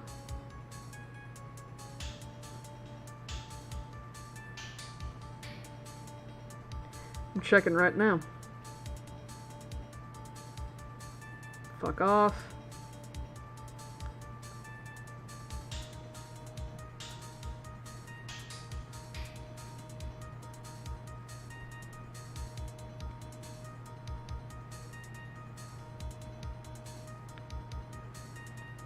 Okay, so it is the witness's testimony. I was thinking to myself, like, there's no way it's the photo. I don't think it's any of these. I don't think it's either of these photos, because it's like, what? Witness's testimony. It is a no-brainer. Obviously, it's the witness that's suspicious. During his earlier testimony, the detective pointed out a crucial fact. The criminal shoved the victim down from behind and stabbed her in the back. Now, is that testimony exactly what the witness claims to have seen? Yeah, that's what the witness told us. I see. Okay. Getting somewhere. That testimony is filled with holes. After all, the victim's coat isn't dirty at all. That's true. Ha! It's not just true, it's the truth. If there was a truly decisive witness in this case, I'm certain that boy Wonder over there would have called them in the first place. Your Honor, the defense requests to cross-examine the eyewitness. The testimony presented so far is not only vague, but contradictory as well.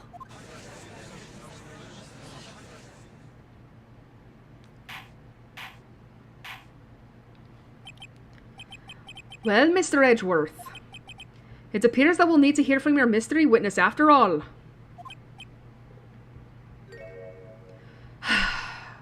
You should brace yourself for the brutal truth. Your Honor, the prosecution has no intention of hiding the witness from the court. We are prepared to present our witness at any time. Very well. Please bring forth your witness at this time. What Mr. Edgeworth said kind of worries me. What does he mean by the brutal truth?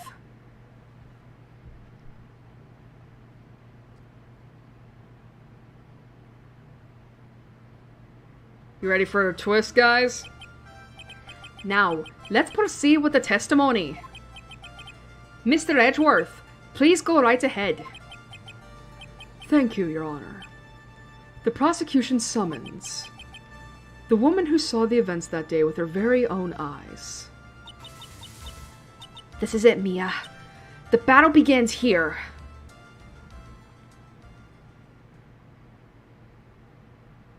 They're not showing you it because it's a surprise, guys.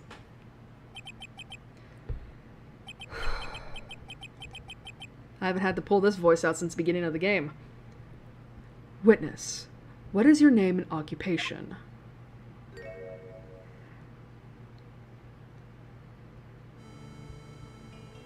Hi, Dahlia. We haven't seen you in months.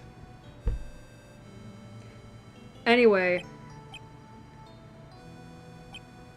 I got the name of her theme wrong. It's not distant traces of a lingering beauty. No, it's just called Distant Image.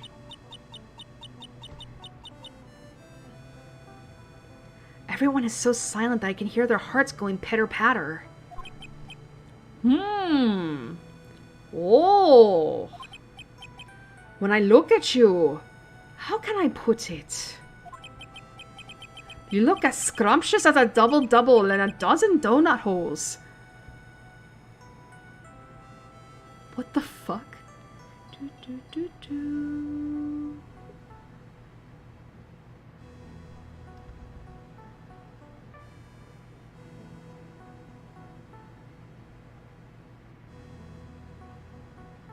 I wonder if this...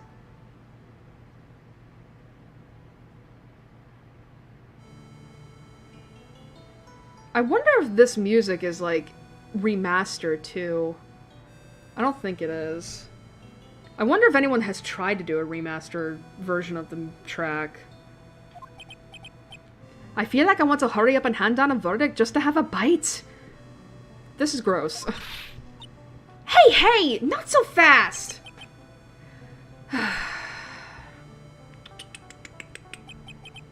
As I said before, this witness is very sensitive and delicate.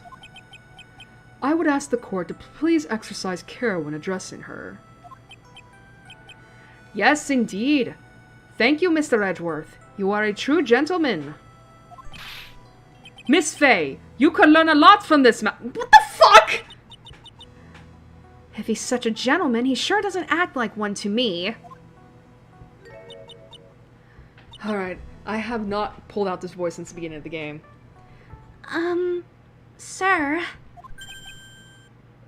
Or I could just fuck it up again. Hey, yes, my dear.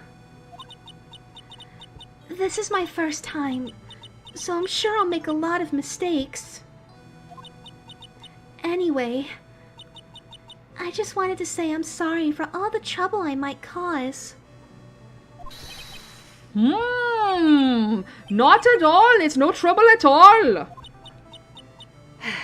Now then, may we please have your name and occupation? My name is, Melissa Foster. Melissa Foster, huh? I'm a college student. A freshman in the literature department. You were on the scene when the unfortunate event occurred, correct? And you were the one who took this photo. Is that accurate? Ah! How can you be so mean? Now see here, Miss Fay, what are you doing shoving that in her face like that? Huh? But it's just a photograph. It's not like it's something dangerous. Next time I'll be forced to penalize you. What the fuck? Uh-oh. I don't like the turn this has taken.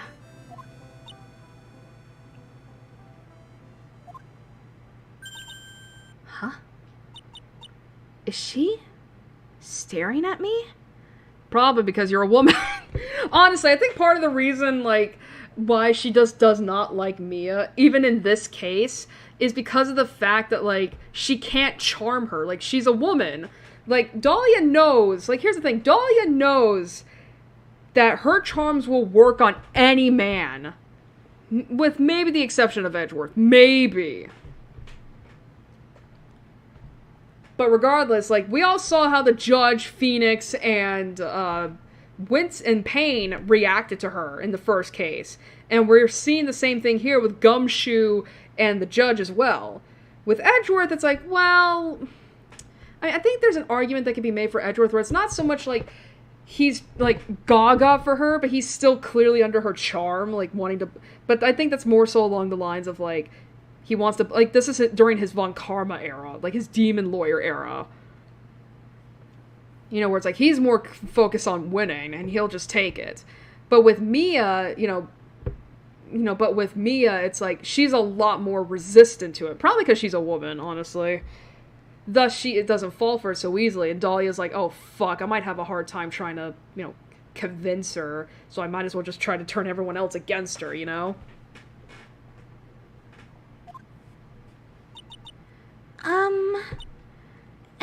you would be? Huh? I'm the defense attorney. My name is Mia Fey. I see. So you are... We'll find out what that means later. Now then, young lady, could you please give us your testimony?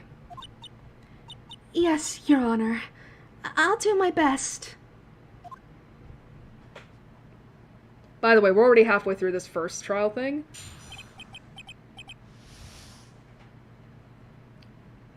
Witness testimony, the witness's photograph.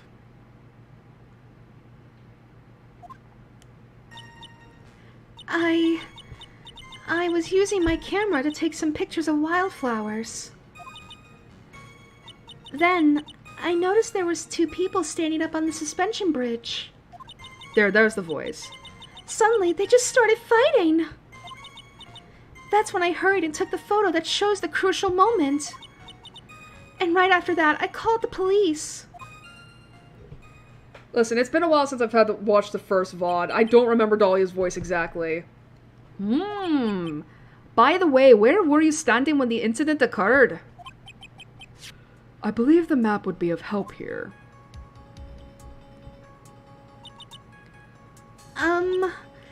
I was standing right over here. I was standing in a beautiful field surrounded by tall cliffs.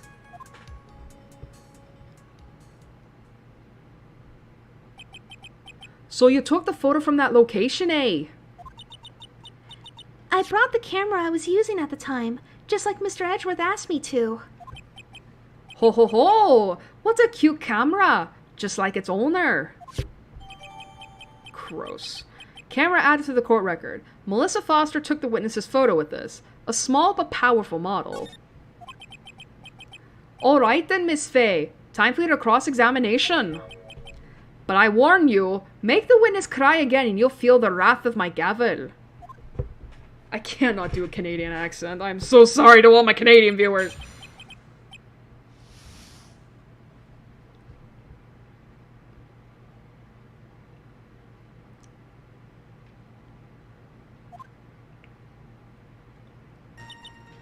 I was using my camera to take some pictures of wildflowers. Choto! Did you say wildflowers? Yes, the mountain is famous for its beautiful spring wildflowers. But it's only February. Well, I couldn't wait for spring to come. Ho ho! I know just how you feel. It's just like when I first started growing this glorious beard of mine. I just couldn't wait, so I wore a dyed blonde Santa beard until mine grew in properly. What? Would you mind if we got back to the facts of the case, Your Honor? Then I noticed there were 2 people standing up on the suspension bridge. Choto! Was there anything strange about the 2 of them? I'm a bad girl. I know I am.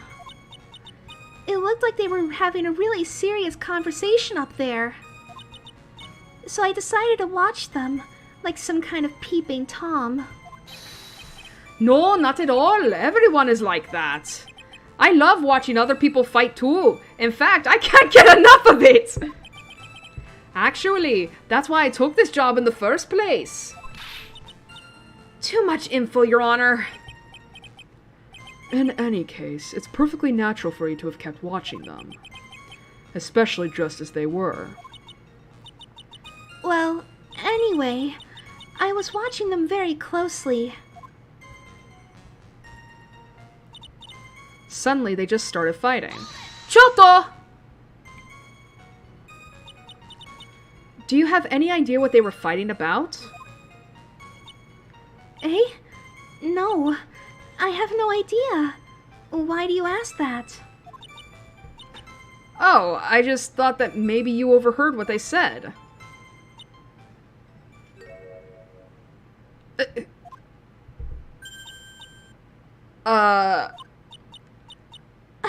never. I would never eavesdrop. I've got more class than that. That's right, Miss Faye. Don't drag the witness down to your level. This fucking bitch. That's when I hurried and took the photo that shows the crucial moment. Choto! Why did you take a photo? Well, the two of them were really going at it. Ever since I was a little girl, I always wanted to be a news reporter. I guess that part of me just kind of took over. Smells like a lie to me. Yes, I understand completely. Even now, I can't completely abandon my boyhood dreams. I still use my grandson to test my comedy routines on. So he wanted to be a comedian, huh? Not that it has any bearing on this. All I could do was to use my camera. So I took the photo of the crucial moment and gave it to the police. And right after that, I called the police. Choto! Wait a minute. Choto! There we go. You called the police? Yes, because it looked to me like the murderer was going to try to escape. We were already moving before the call even came in. Thanks to the victim's no, we had already started our operation. That was certainly tough luck for the criminal, eh? If Terry Falls isn't the criminal, then there must be something strange in that girl's testimony. Be careful, kitten. That girl has the judge wrapped right around her little finger. You're going to have a tough time poking holes in that testimony of hers. You're going to have to come up with something really good, Mia. Oh yeah, that's right. Armando's also doesn't fall for her charms. I think it's just because, I mean, I guess a lot of it could be because he could see right through her. Granted, he didn't see exactly just how malicious Dahlia is, but at the very least, like, he must have seen through that, like, this is an act.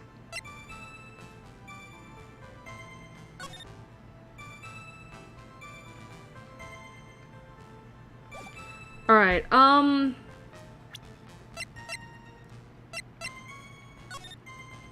Alright, so Melissa says that she was standing... So Melissa says that she was standing, like... I know I can't show my cursor, but basically, like on the other side of this outcropping here. Now, obviously, the thing is here, is how is she able to do that? Because look, this goes out. There's no way she could see them right here. Like on the bridge.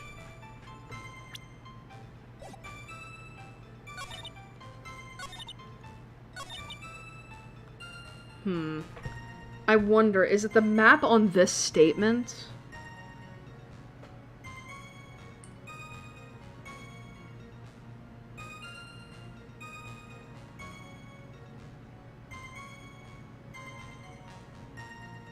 Fourth statement, huh? Oh, okay, no, it's not the map, but it is this statement.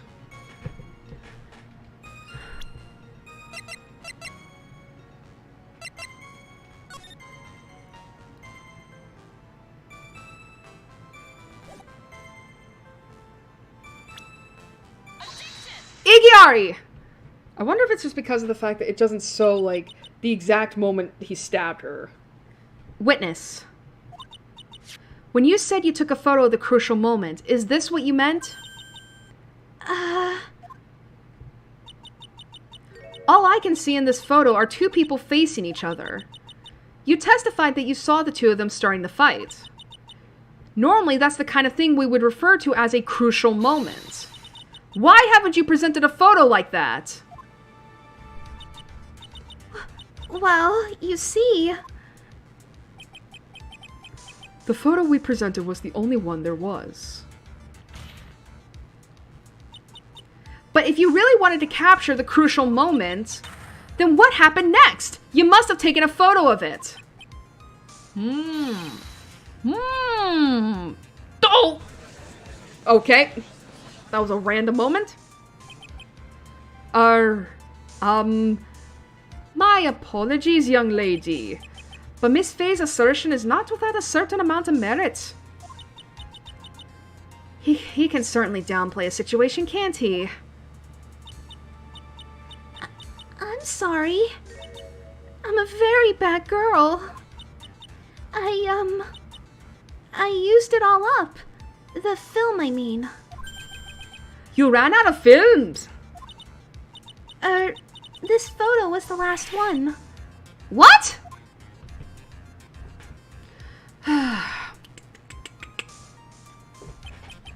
Unfortunately, that is the truth. I personally examined all of the photographs she took that day. All the other ones are of the witness herself playing among the wildflowers. The witness herself? Then who took the photos? Well, you see, my camera has a timer feature built into it. So you took photos of yourself? Yes, I took selfies. What is the big deal? I remember taking some selfies myself once too. Please, no details! It seems that Miss Faye's assertion was not so decisive after all. Wait! Just a minute! No. Well, if she had no film left, she couldn't very well take more pictures, eh? Miss Foster, perhaps then you could tell us about a different sort of photo. Photos of the incident that you took with your very own eyes. Mr. Edgeworth, you're quite the poet. Very well then. Let's get back to the cross-examination. Let's hear your thoughts on the fight that you witnessed. Yes, Mr. Judge. Boy, this guy is really a sucker for sweet talk. Ha! It looks like the other kitten in the room is the one getting that... It looks like the other kitten in the room is the one that's getting all the attention. Yeah, it's sickening. Oh, poor baby. I was using... Oh, wait. Oh. The victim turned around and tried to run away, but she only got about 10 yards before she was stabbed in the back. Chotto! The victim. Why do you think she tried to run away?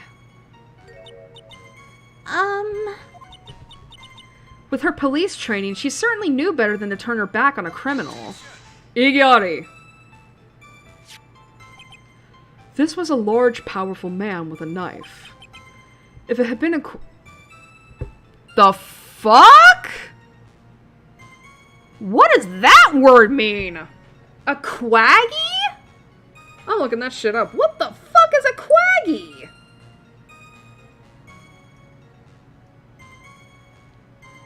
I've never seen that word before.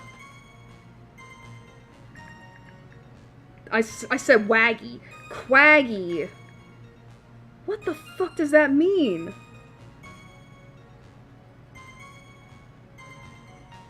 I thought it was giving me the term for boggy, and I'm like, I clearly said quaggy.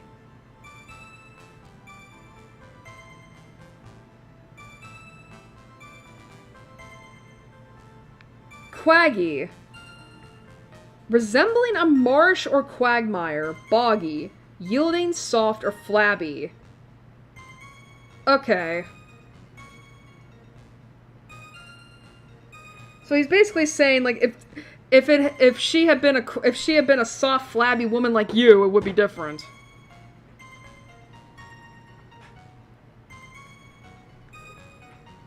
If it had been a quaggy woman like you, I'm sure she would have acted differently. Quaggy? Why, you... If it had been me, I probably would have jumped into the river. There's still something wrong with this testimony. she only got about 10 yards before she was stabbed in the back. Chotto! So you're saying Sergeant Hawthorne wasn't able to get away from him? Well, it's a narrow bridge and it was swaying back and forth. If you ask me, both of them were in danger of falling off. I only wish I could have done something to help her. That seems to make sense. I wonder about that. Something seems kind of off. Ha! Does it now? You have a good sixth sense. When you feel that something's off, that's when you need to figure out why. If Terry Falls isn't the criminal, then there must be something strange in that girl's testimony. Be careful, kitten. Oh, we already... Okay.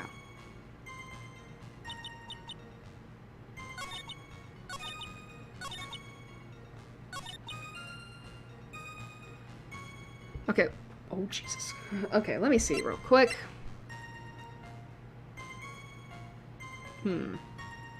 Okay.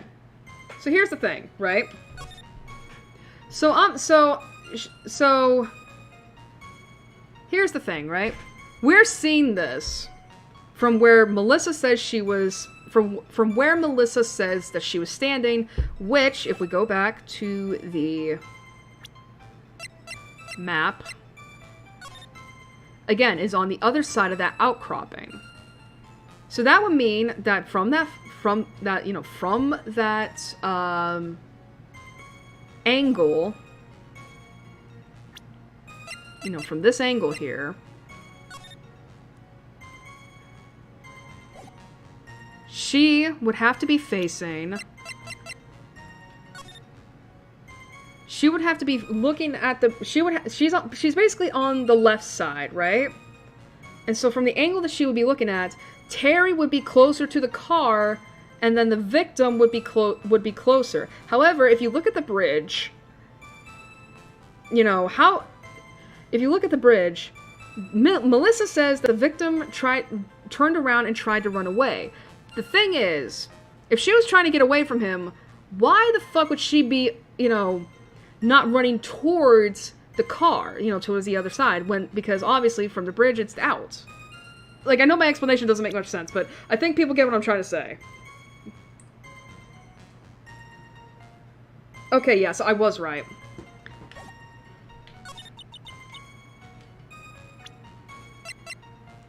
Igiari!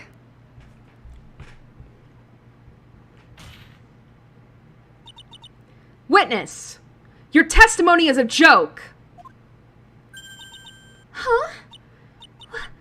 What? But I just... Miss Faye! I thought I warned you not to make the witness cry! Well, too bad for you, I don't give a fuck.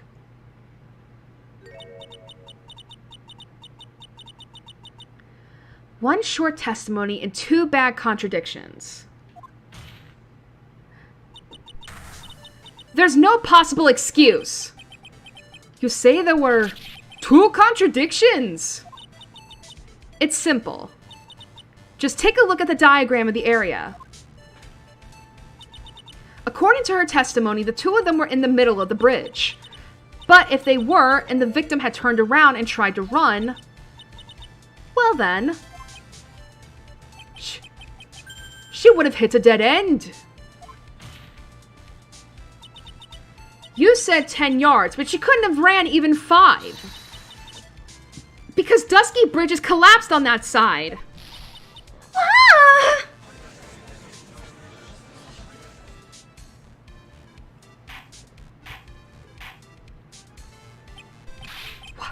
What does all this mean? It's very simple, Your Honor. This charming little witness told a charming little lie. That's all there is to it.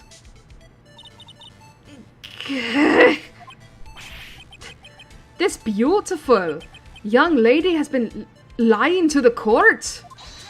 Igiari! Just a moment, Your Honor. Mr. Edgeworth.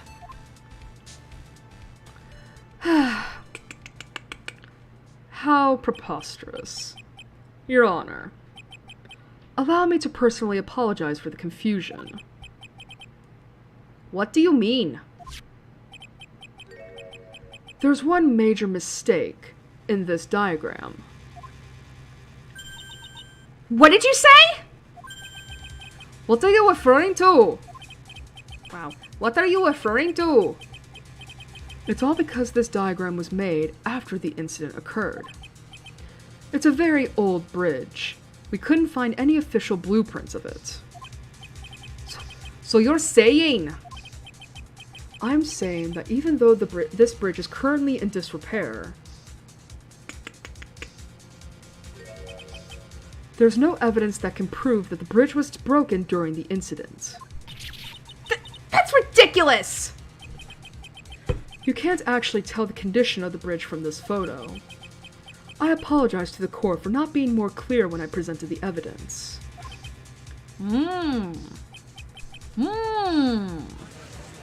Well, shit. Ha! That guy is good. Huh? What do you mean? He planned it from the beginning. He's a genius, alright. That diagram of the bridge was his insurance policy. What? That coward! Well, Miss Faye, it seems you've once again made a reckless accusation. I'm so sorry. I should have been more careful myself. No. It wasn't your fault at all. Now then, shall we go on with the trial? I'd like to establish, once and for all, what it was that the witness actually saw. Indeed. All right, young lady. May I ask you to please proceed with your testimony? But it's so hard to go on. We're all on your side, Miss Foster. There's no need to worry. Just tell us what you saw. Yes, sir. Fucking Vixen. Witness testimony running from the crime. I will say, this is the last testimony for this trial segment, so we're almost done. After he stabbed her in the back, he quickly picked her up in his arms. Then he carried her over to the car. I suppose that was the only way he could make sure the body stayed hidden. He couldn't just leave the body on top of the bridge. Oh, I'm so sorry. I'm only supposed to talk about what I saw.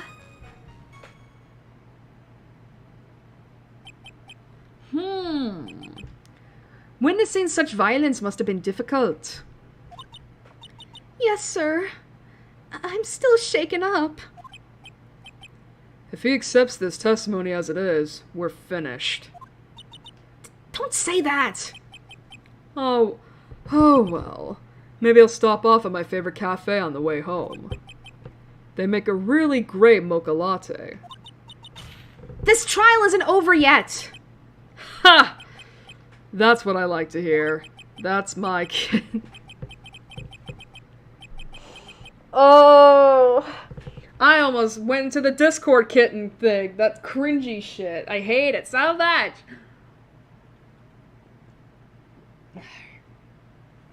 All right, Miss Faye, your cross-examination if you please. The contradiction is staring you right in the face, Mia. Go on the attack.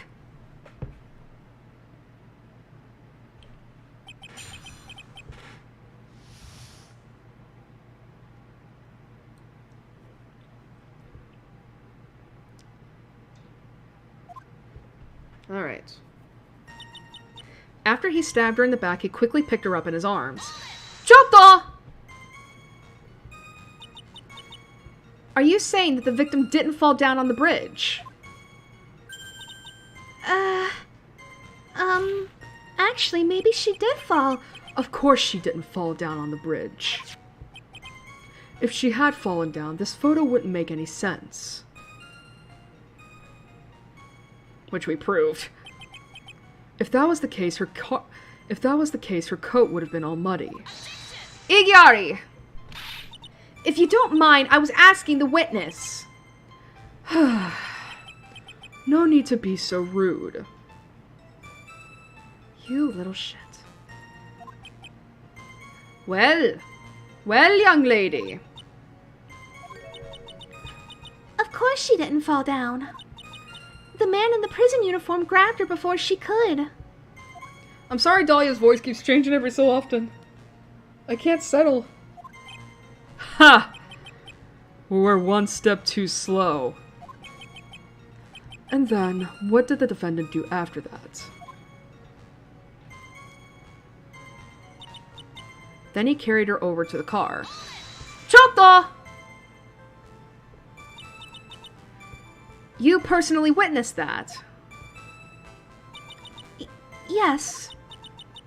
Did anything strange happen when he did that? Well, I don't know if you'd call it strange or not. But that's when this victim's scarf fell off. You mean this scarf? Her words match what we found at the scene. I don't see any problem.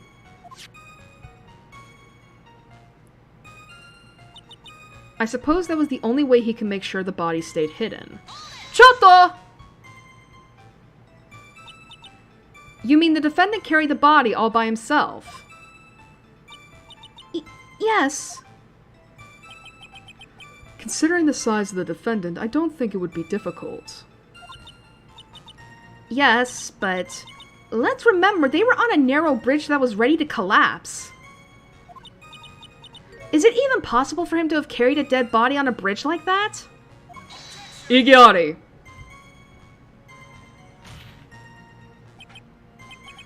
Well, the fact of the matter is that he did. That kind of talk is just silly. Wow, why did he get so emotional all of a sudden? Miss Faye, if you think there's some other possibility, please share it with the rest of us. He couldn't just leave the body on top of the bridge.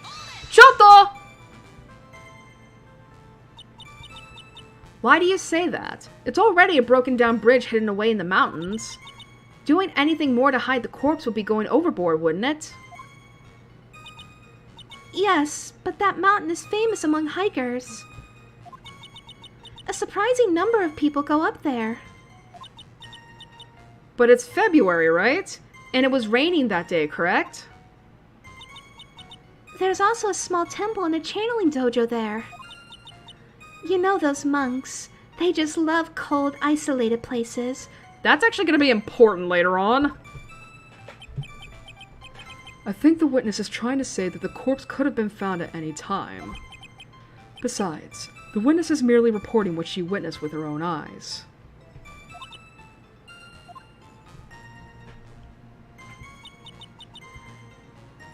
I'm only supposed to talk about what I saw. Chotto! And you're absolutely certain that it was my client who was carrying the body? Well, he was wearing a prisoner's uniform, but as for his face... So you're saying you didn't get a clear look at his face? Well, they were far away and it was raining as well. I thought I was only supposed to say exactly what I saw. Excellent! You're a remarkably honest young woman. Something about this testimony is bothering me. But what? Hey, kitten. Have you ever put salt in your coffee? No. Why would I? Why not? Huh? It may actually go better with coffee than sugar, right? What? What are you saying to me right now? Listen. My point is, if you're not sure, you might as well add a ton of salt to it. It might bring out the rust in something, like a piece of evidence. He's right. He's right, Mia. Go present something. You've got nothing to lose. By the way, I wouldn't put salt in my coffee. The two don't go well after all. Why did you ask me then, sir? Because I'm quirky like that. Alright, let's see what we have in terms of the evidence.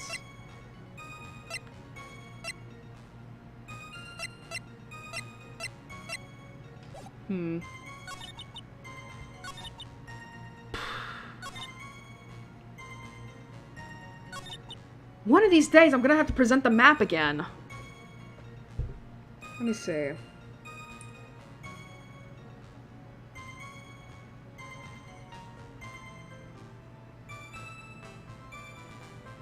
I was right! It was the map! Is this it? Is this the third statement? Yeah.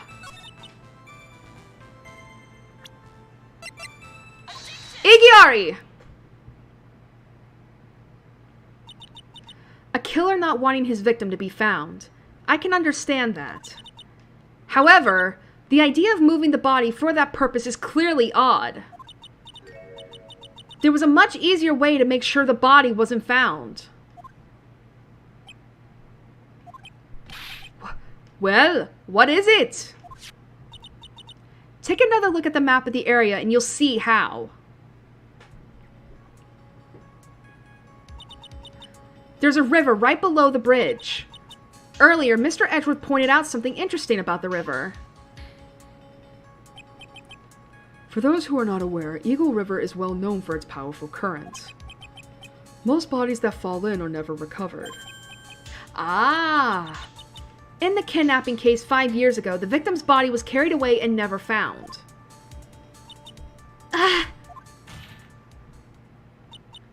If 10 murders were to occur at that same spot above the Eagle River, you can bet your boots that every other killer would have tossed the body in the water.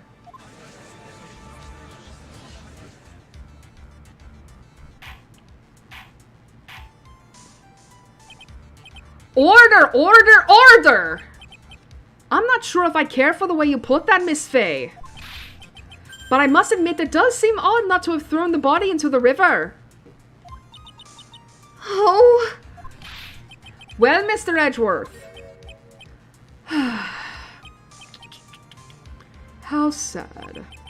Perhaps Miss Faye would do well to try taking a dip in the river herself. After all, you claim to be such an expert in the ways of nature. What are you talking about? My point is that no matter how odd you may find the killer's method of body disposal, the fact is that this is what the killer did. None of your arguments have anything to do with what the witness saw. Quite true. Miss Faye, it seems that your assertion is without merit after all. Igiari! But what the witness claims to have seen is totally ridiculous. Igiari! Surely you can't deny that the body was found in the trunk of the car. That's certainly consistent with what the witness has told us. Please, witness, go on with your testimony. I'll try. All you have to do is tell us only what you saw. Otherwise, the mean lady might yell at you again. You know what? Fuck you, dude, alright? Who is he talking about? Alright.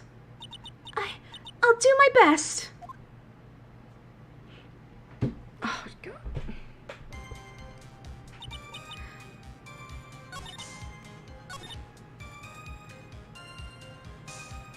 The killer broke into the trunk of the stolen car and hid the body in there. Choto! What did the man do then? Well, naturally he got in the car and was about to flee. That's when I came to my senses. I said to myself, you have to call the police. And so that's when you called the police. You're sure that you saw all that with your own eyes? Yes, I'm 100% certain.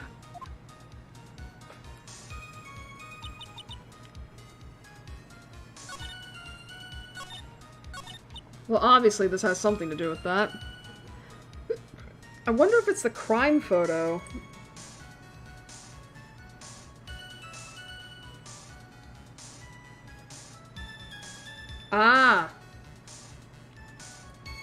Okay, now we... God. Alright, now we can fucking present the contradiction here. It said either the Dusky Bridge map or the Witness's photo, so I'm gonna do this because we already presented the map twice. Igiari! Well, Miss Foster, it looks like you've done it this time. Hmm? Done what? Made a crucial mistake. A crucial mistake? Like what, Miss Faye? The killer broke into the trunk of the stolen car and hid the body in there. You're saying you saw that, right? With your very own eyes? Yes, and? It's simple, Miss Foster. Take a look at the diagram. The place you claim to have taken the photo from that day is here. Do you see what I mean? Even if you tried to see the car, this outcropping of rock is directly in the way. Ah! That's right, Miss Foster. From where you were standing, you could not have possibly seen the killer's car. Ah! Igiari. I admit that the diagram shows a large outcropping of rock. However, it isn't so tall that it would stop her from seeing the car. That's right. It's not high at all. I was able to see his car just fine.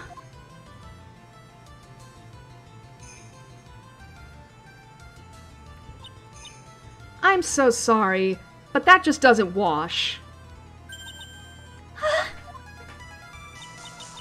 I believe it was the witness who presented this as evidence to the court, yes? This is the location that the photo was taken from. Your own photo tells the whole story. You can clearly see the left side of the bridge, but the outcropping that is being referred to is really more like a cliff. Ah! Your view should have been completely cut off by this cliff. But still you claim to have been able to see the killer's car.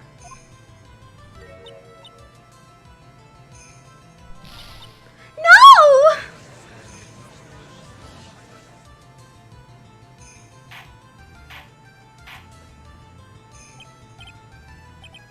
Order! Order in the court! What is the meaning of all this ballyhoo? Igiari. Your Honor, don't jump to any hasty conclusions. The fact that the escapee fled in a stolen car was reported on the news. After witnessing a murder, I'm sure you can appreciate that the witness was very upset. She must have heard about the stolen car and convinced herself that she saw it. Igiari!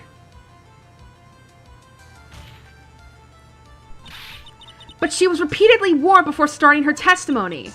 She was told to testify only about what she saw with her own eyes. Oh!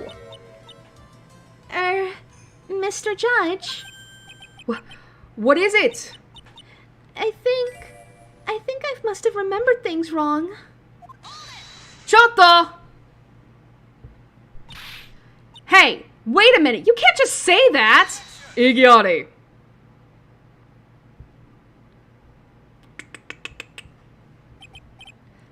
Miss Faye, no one on the face of the planet is perfect. Yes, indeed.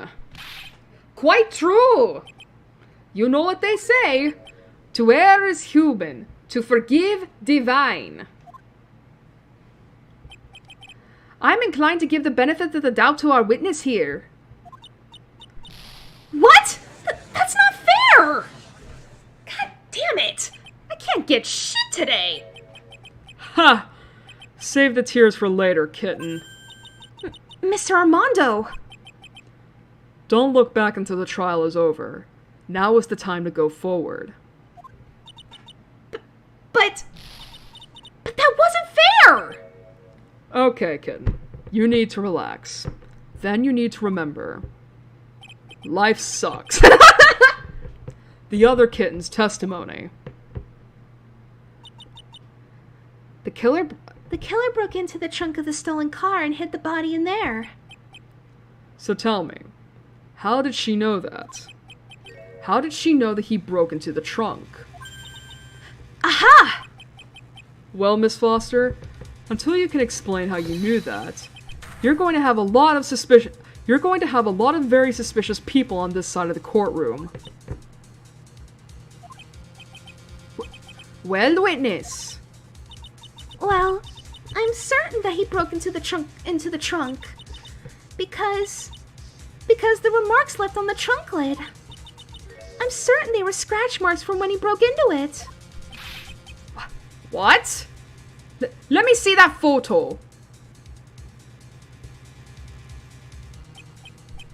It's true.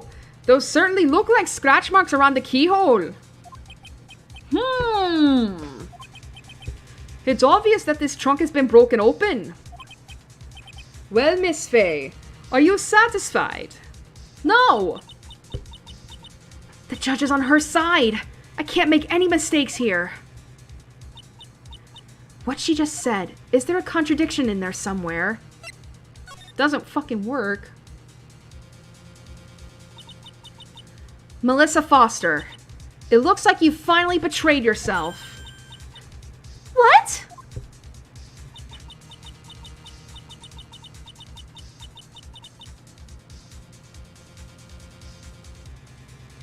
You said that you were in a field taking photos of wildflowers. But even so, you knew about the scratches. The question is when? When did you get a chance to see those scratches? That's true.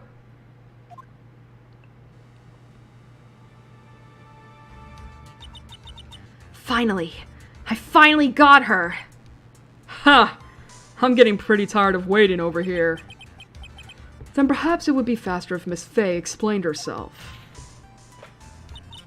Your Honor, there's only one possible explanation. The reason the witness had seen the scratches was...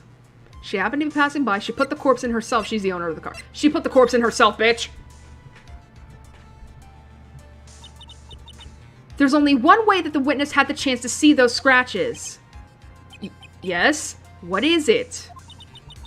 Naturally, when she opened the trunk and stuffed the corpse in herself. Ugh. The person who really hid the body in the trunk of that car was... Melissa Foster! It was you that did it, wasn't it? That's ridiculous! I could never! It was the man in the prison garb! He's the one that... I don't think so, Miss Foster. If Mr. Falls had been the one that put the corpse in the trunk, he would have simply used the car key. There was no need to break it open. But he stole the car! He stole it from a young couple that had been waiting at a red light, which means that the key would have still been in the ignition. Oh, I see. We're almost done, guys. Just keep going. Thank you for telling us about the scratches, Miss Foster. Without that, we never would have uncovered the truth. That it couldn't have been Mr. Falls that put the body in the trunk. No! Igiotti!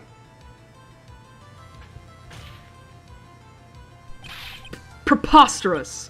To even suggest that the witness put the body in there.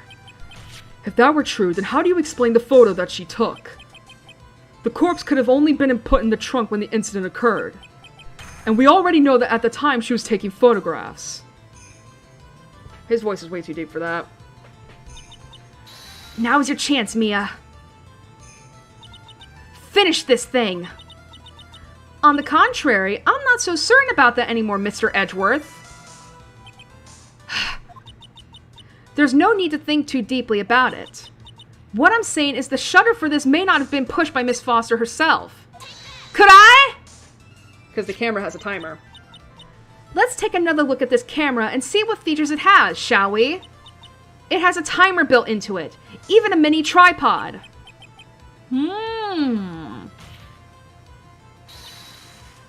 Why, it's almost as if she had brought this camera just to take this picture. Igiotti.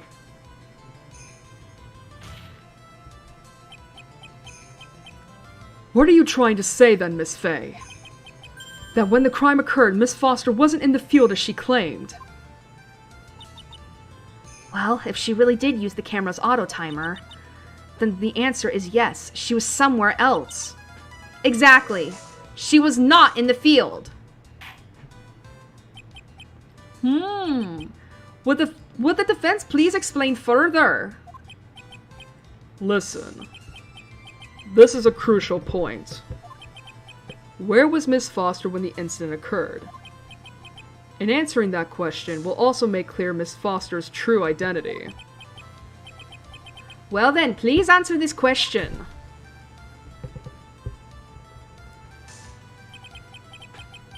Where was Melissa Foster when the incident on the bridge occurred? Is it the killer?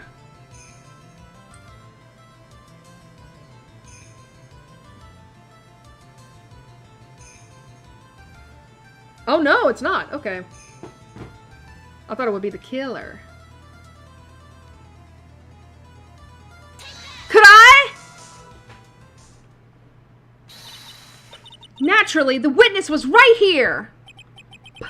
But that's where the victim, Miss Hawthorne, was standing.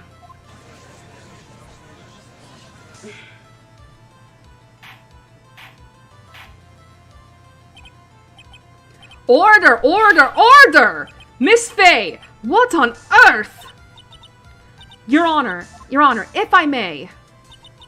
After parting with the victim on the bridge, the defendant fled by car.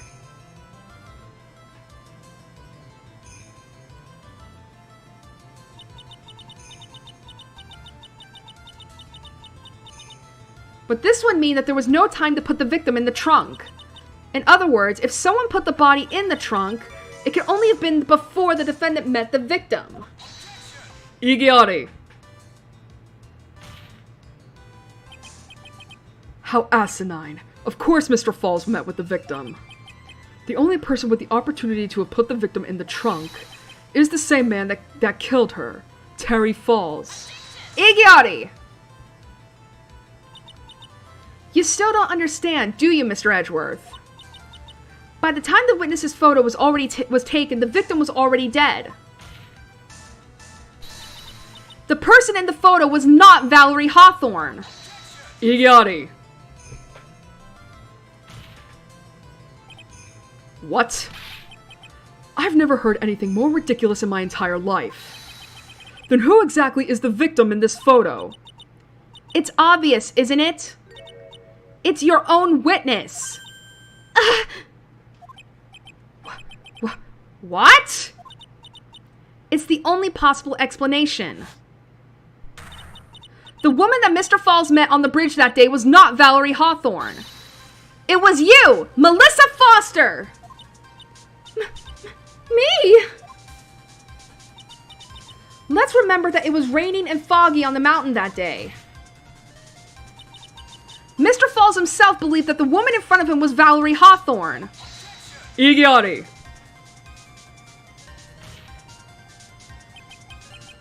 But the defendant knew Valerie Hawthorne very well. After all, she was the woman whose testimony helped get him convicted. Igiotti! But since then, my client has spent 5 hard years in a federal penitentiary. He couldn't remember exactly what she looked like anymore. You are just making this up as you go along. Where's your proof? I've got it all right here. This piece of evidence will blow this case wide open.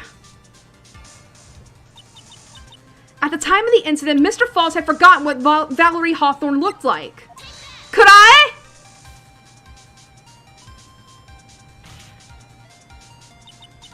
Mr. Falls had forgotten the victim's face. That's why he needed some piece of identification, namely this muddy scarf. It was Mr. Falls who requested that she wear this scarf to identify herself. That's already been proven by the note the victim left. In other words, as long as you were wearing a scarf like he asked, anyone could have pretended to be Valerie Hawthorne.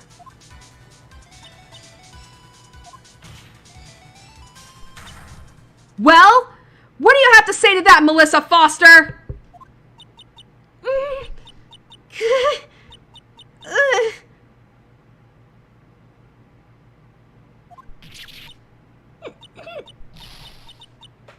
I gotta sneeze.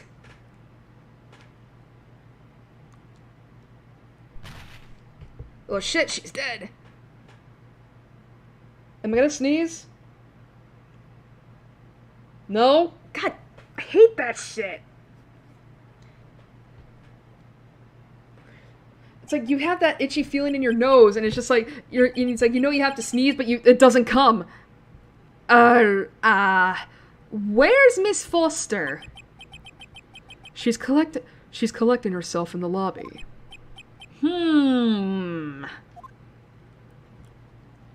We're almost done, guys. Just a couple more minutes, probably. It's obvious that Melissa Foster did it. She hid the body in the trunk and disguised herself as the victim. She set up the camera to snap a fake photo of them together. The only question is, why did she do it?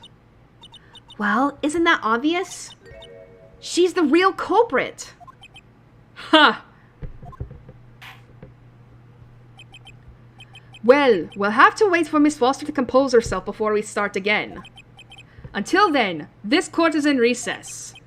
The defense and the prosecution are both to wait in their respective lobbies. Yes, Your Honor. Understood. Alright. Very well. This court is in recess. Alright, and that should be the end. Right? Yep. To be continued. We're halfway through the 4th case already. And it only took us maybe, It only took us, like, what, a little over an hour and a half? I'll have to, like, look at the VOD. Alright. And that's that for and that's that for tonight. We're gonna finish up case 4 next time. Whenever the fuck that is, because I gotta look at the calendar again.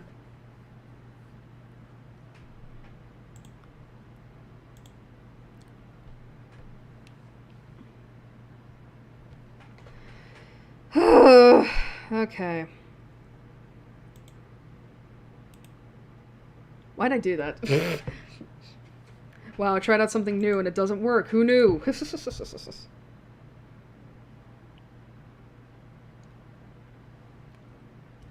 Okay.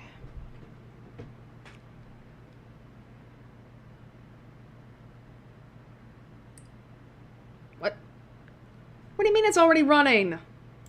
Fine! For fuck's sake, come on.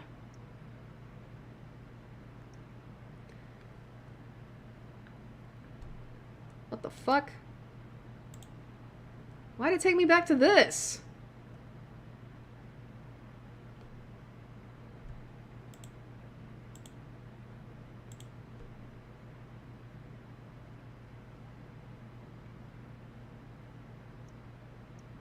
Let's see, when did I retweet that thing?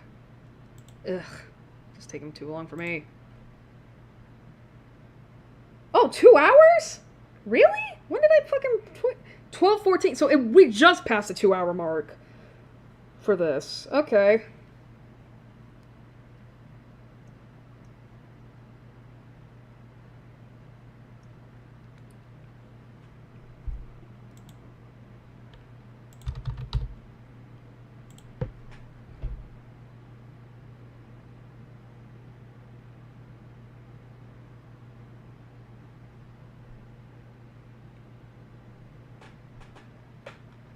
Alright, just give it a moment. We're currently trying to get shit done.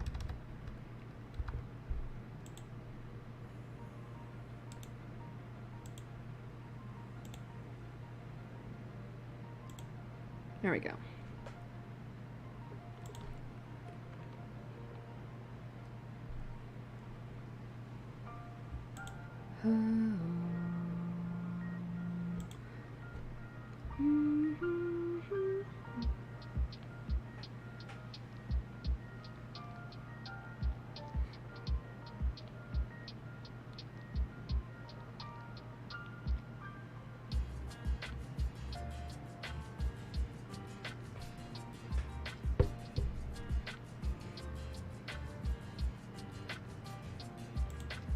Alright.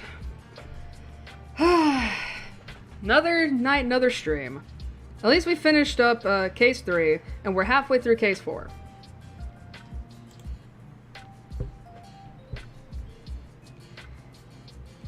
Alright, so as I said before, we're going to be finishing up case 4 next time. And then we're going to move on to case 5 next time. Now, and as I also said, we're pretty much going to be using September as a way to jam-pack all of the rest of the Trials and Tribulations back up into, before we have to play Saint Maker. So as I said, we're not going to start immediately into September, meaning next week. What I was thinking is that, like, we'll probably, like,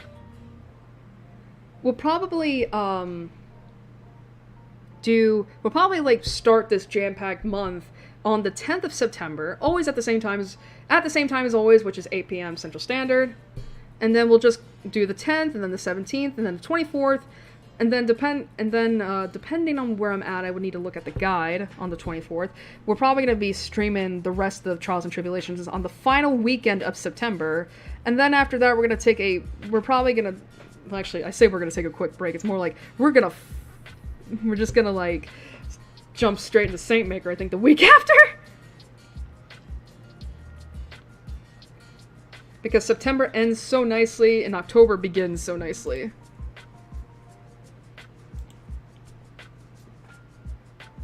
So yeah. Part 7 of Trials and Tribulations. I'm actually kind of curious. How many parts were how many parts was both the first game and Justice for All? In terms of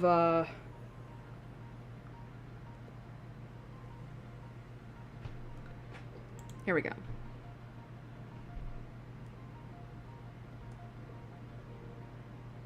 Let's see. Alright, so the first game had 9 parts. Justice for All had 10.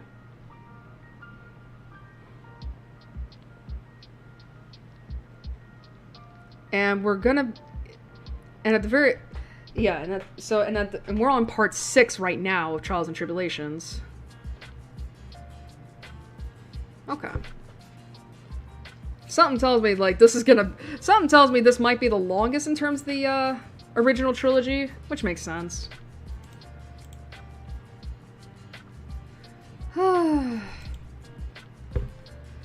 Anyway, I hope everyone enjoyed that. That was fun. And my throat didn't get sore once. Like, the most I had to worry about was the dryness of mouth, but I think that kind of just comes with the territory when you're voice acting, or reading, or doing basically whatever.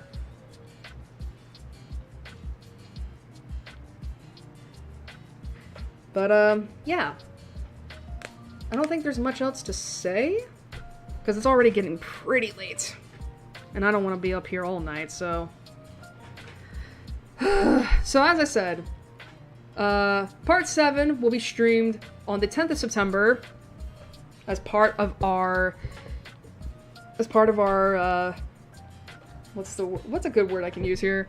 As part of our,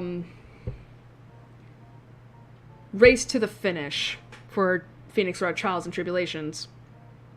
And trust me when I say, like, this, like, Bridge to the Turnabout is one of the best cases, honestly, of the entire series, and a lot of people agree. It has some bullshit parts, don't get me wrong, but it is also really good. And I honestly can't wait till we get there. Especially when we get to the more crazier parts of the trial.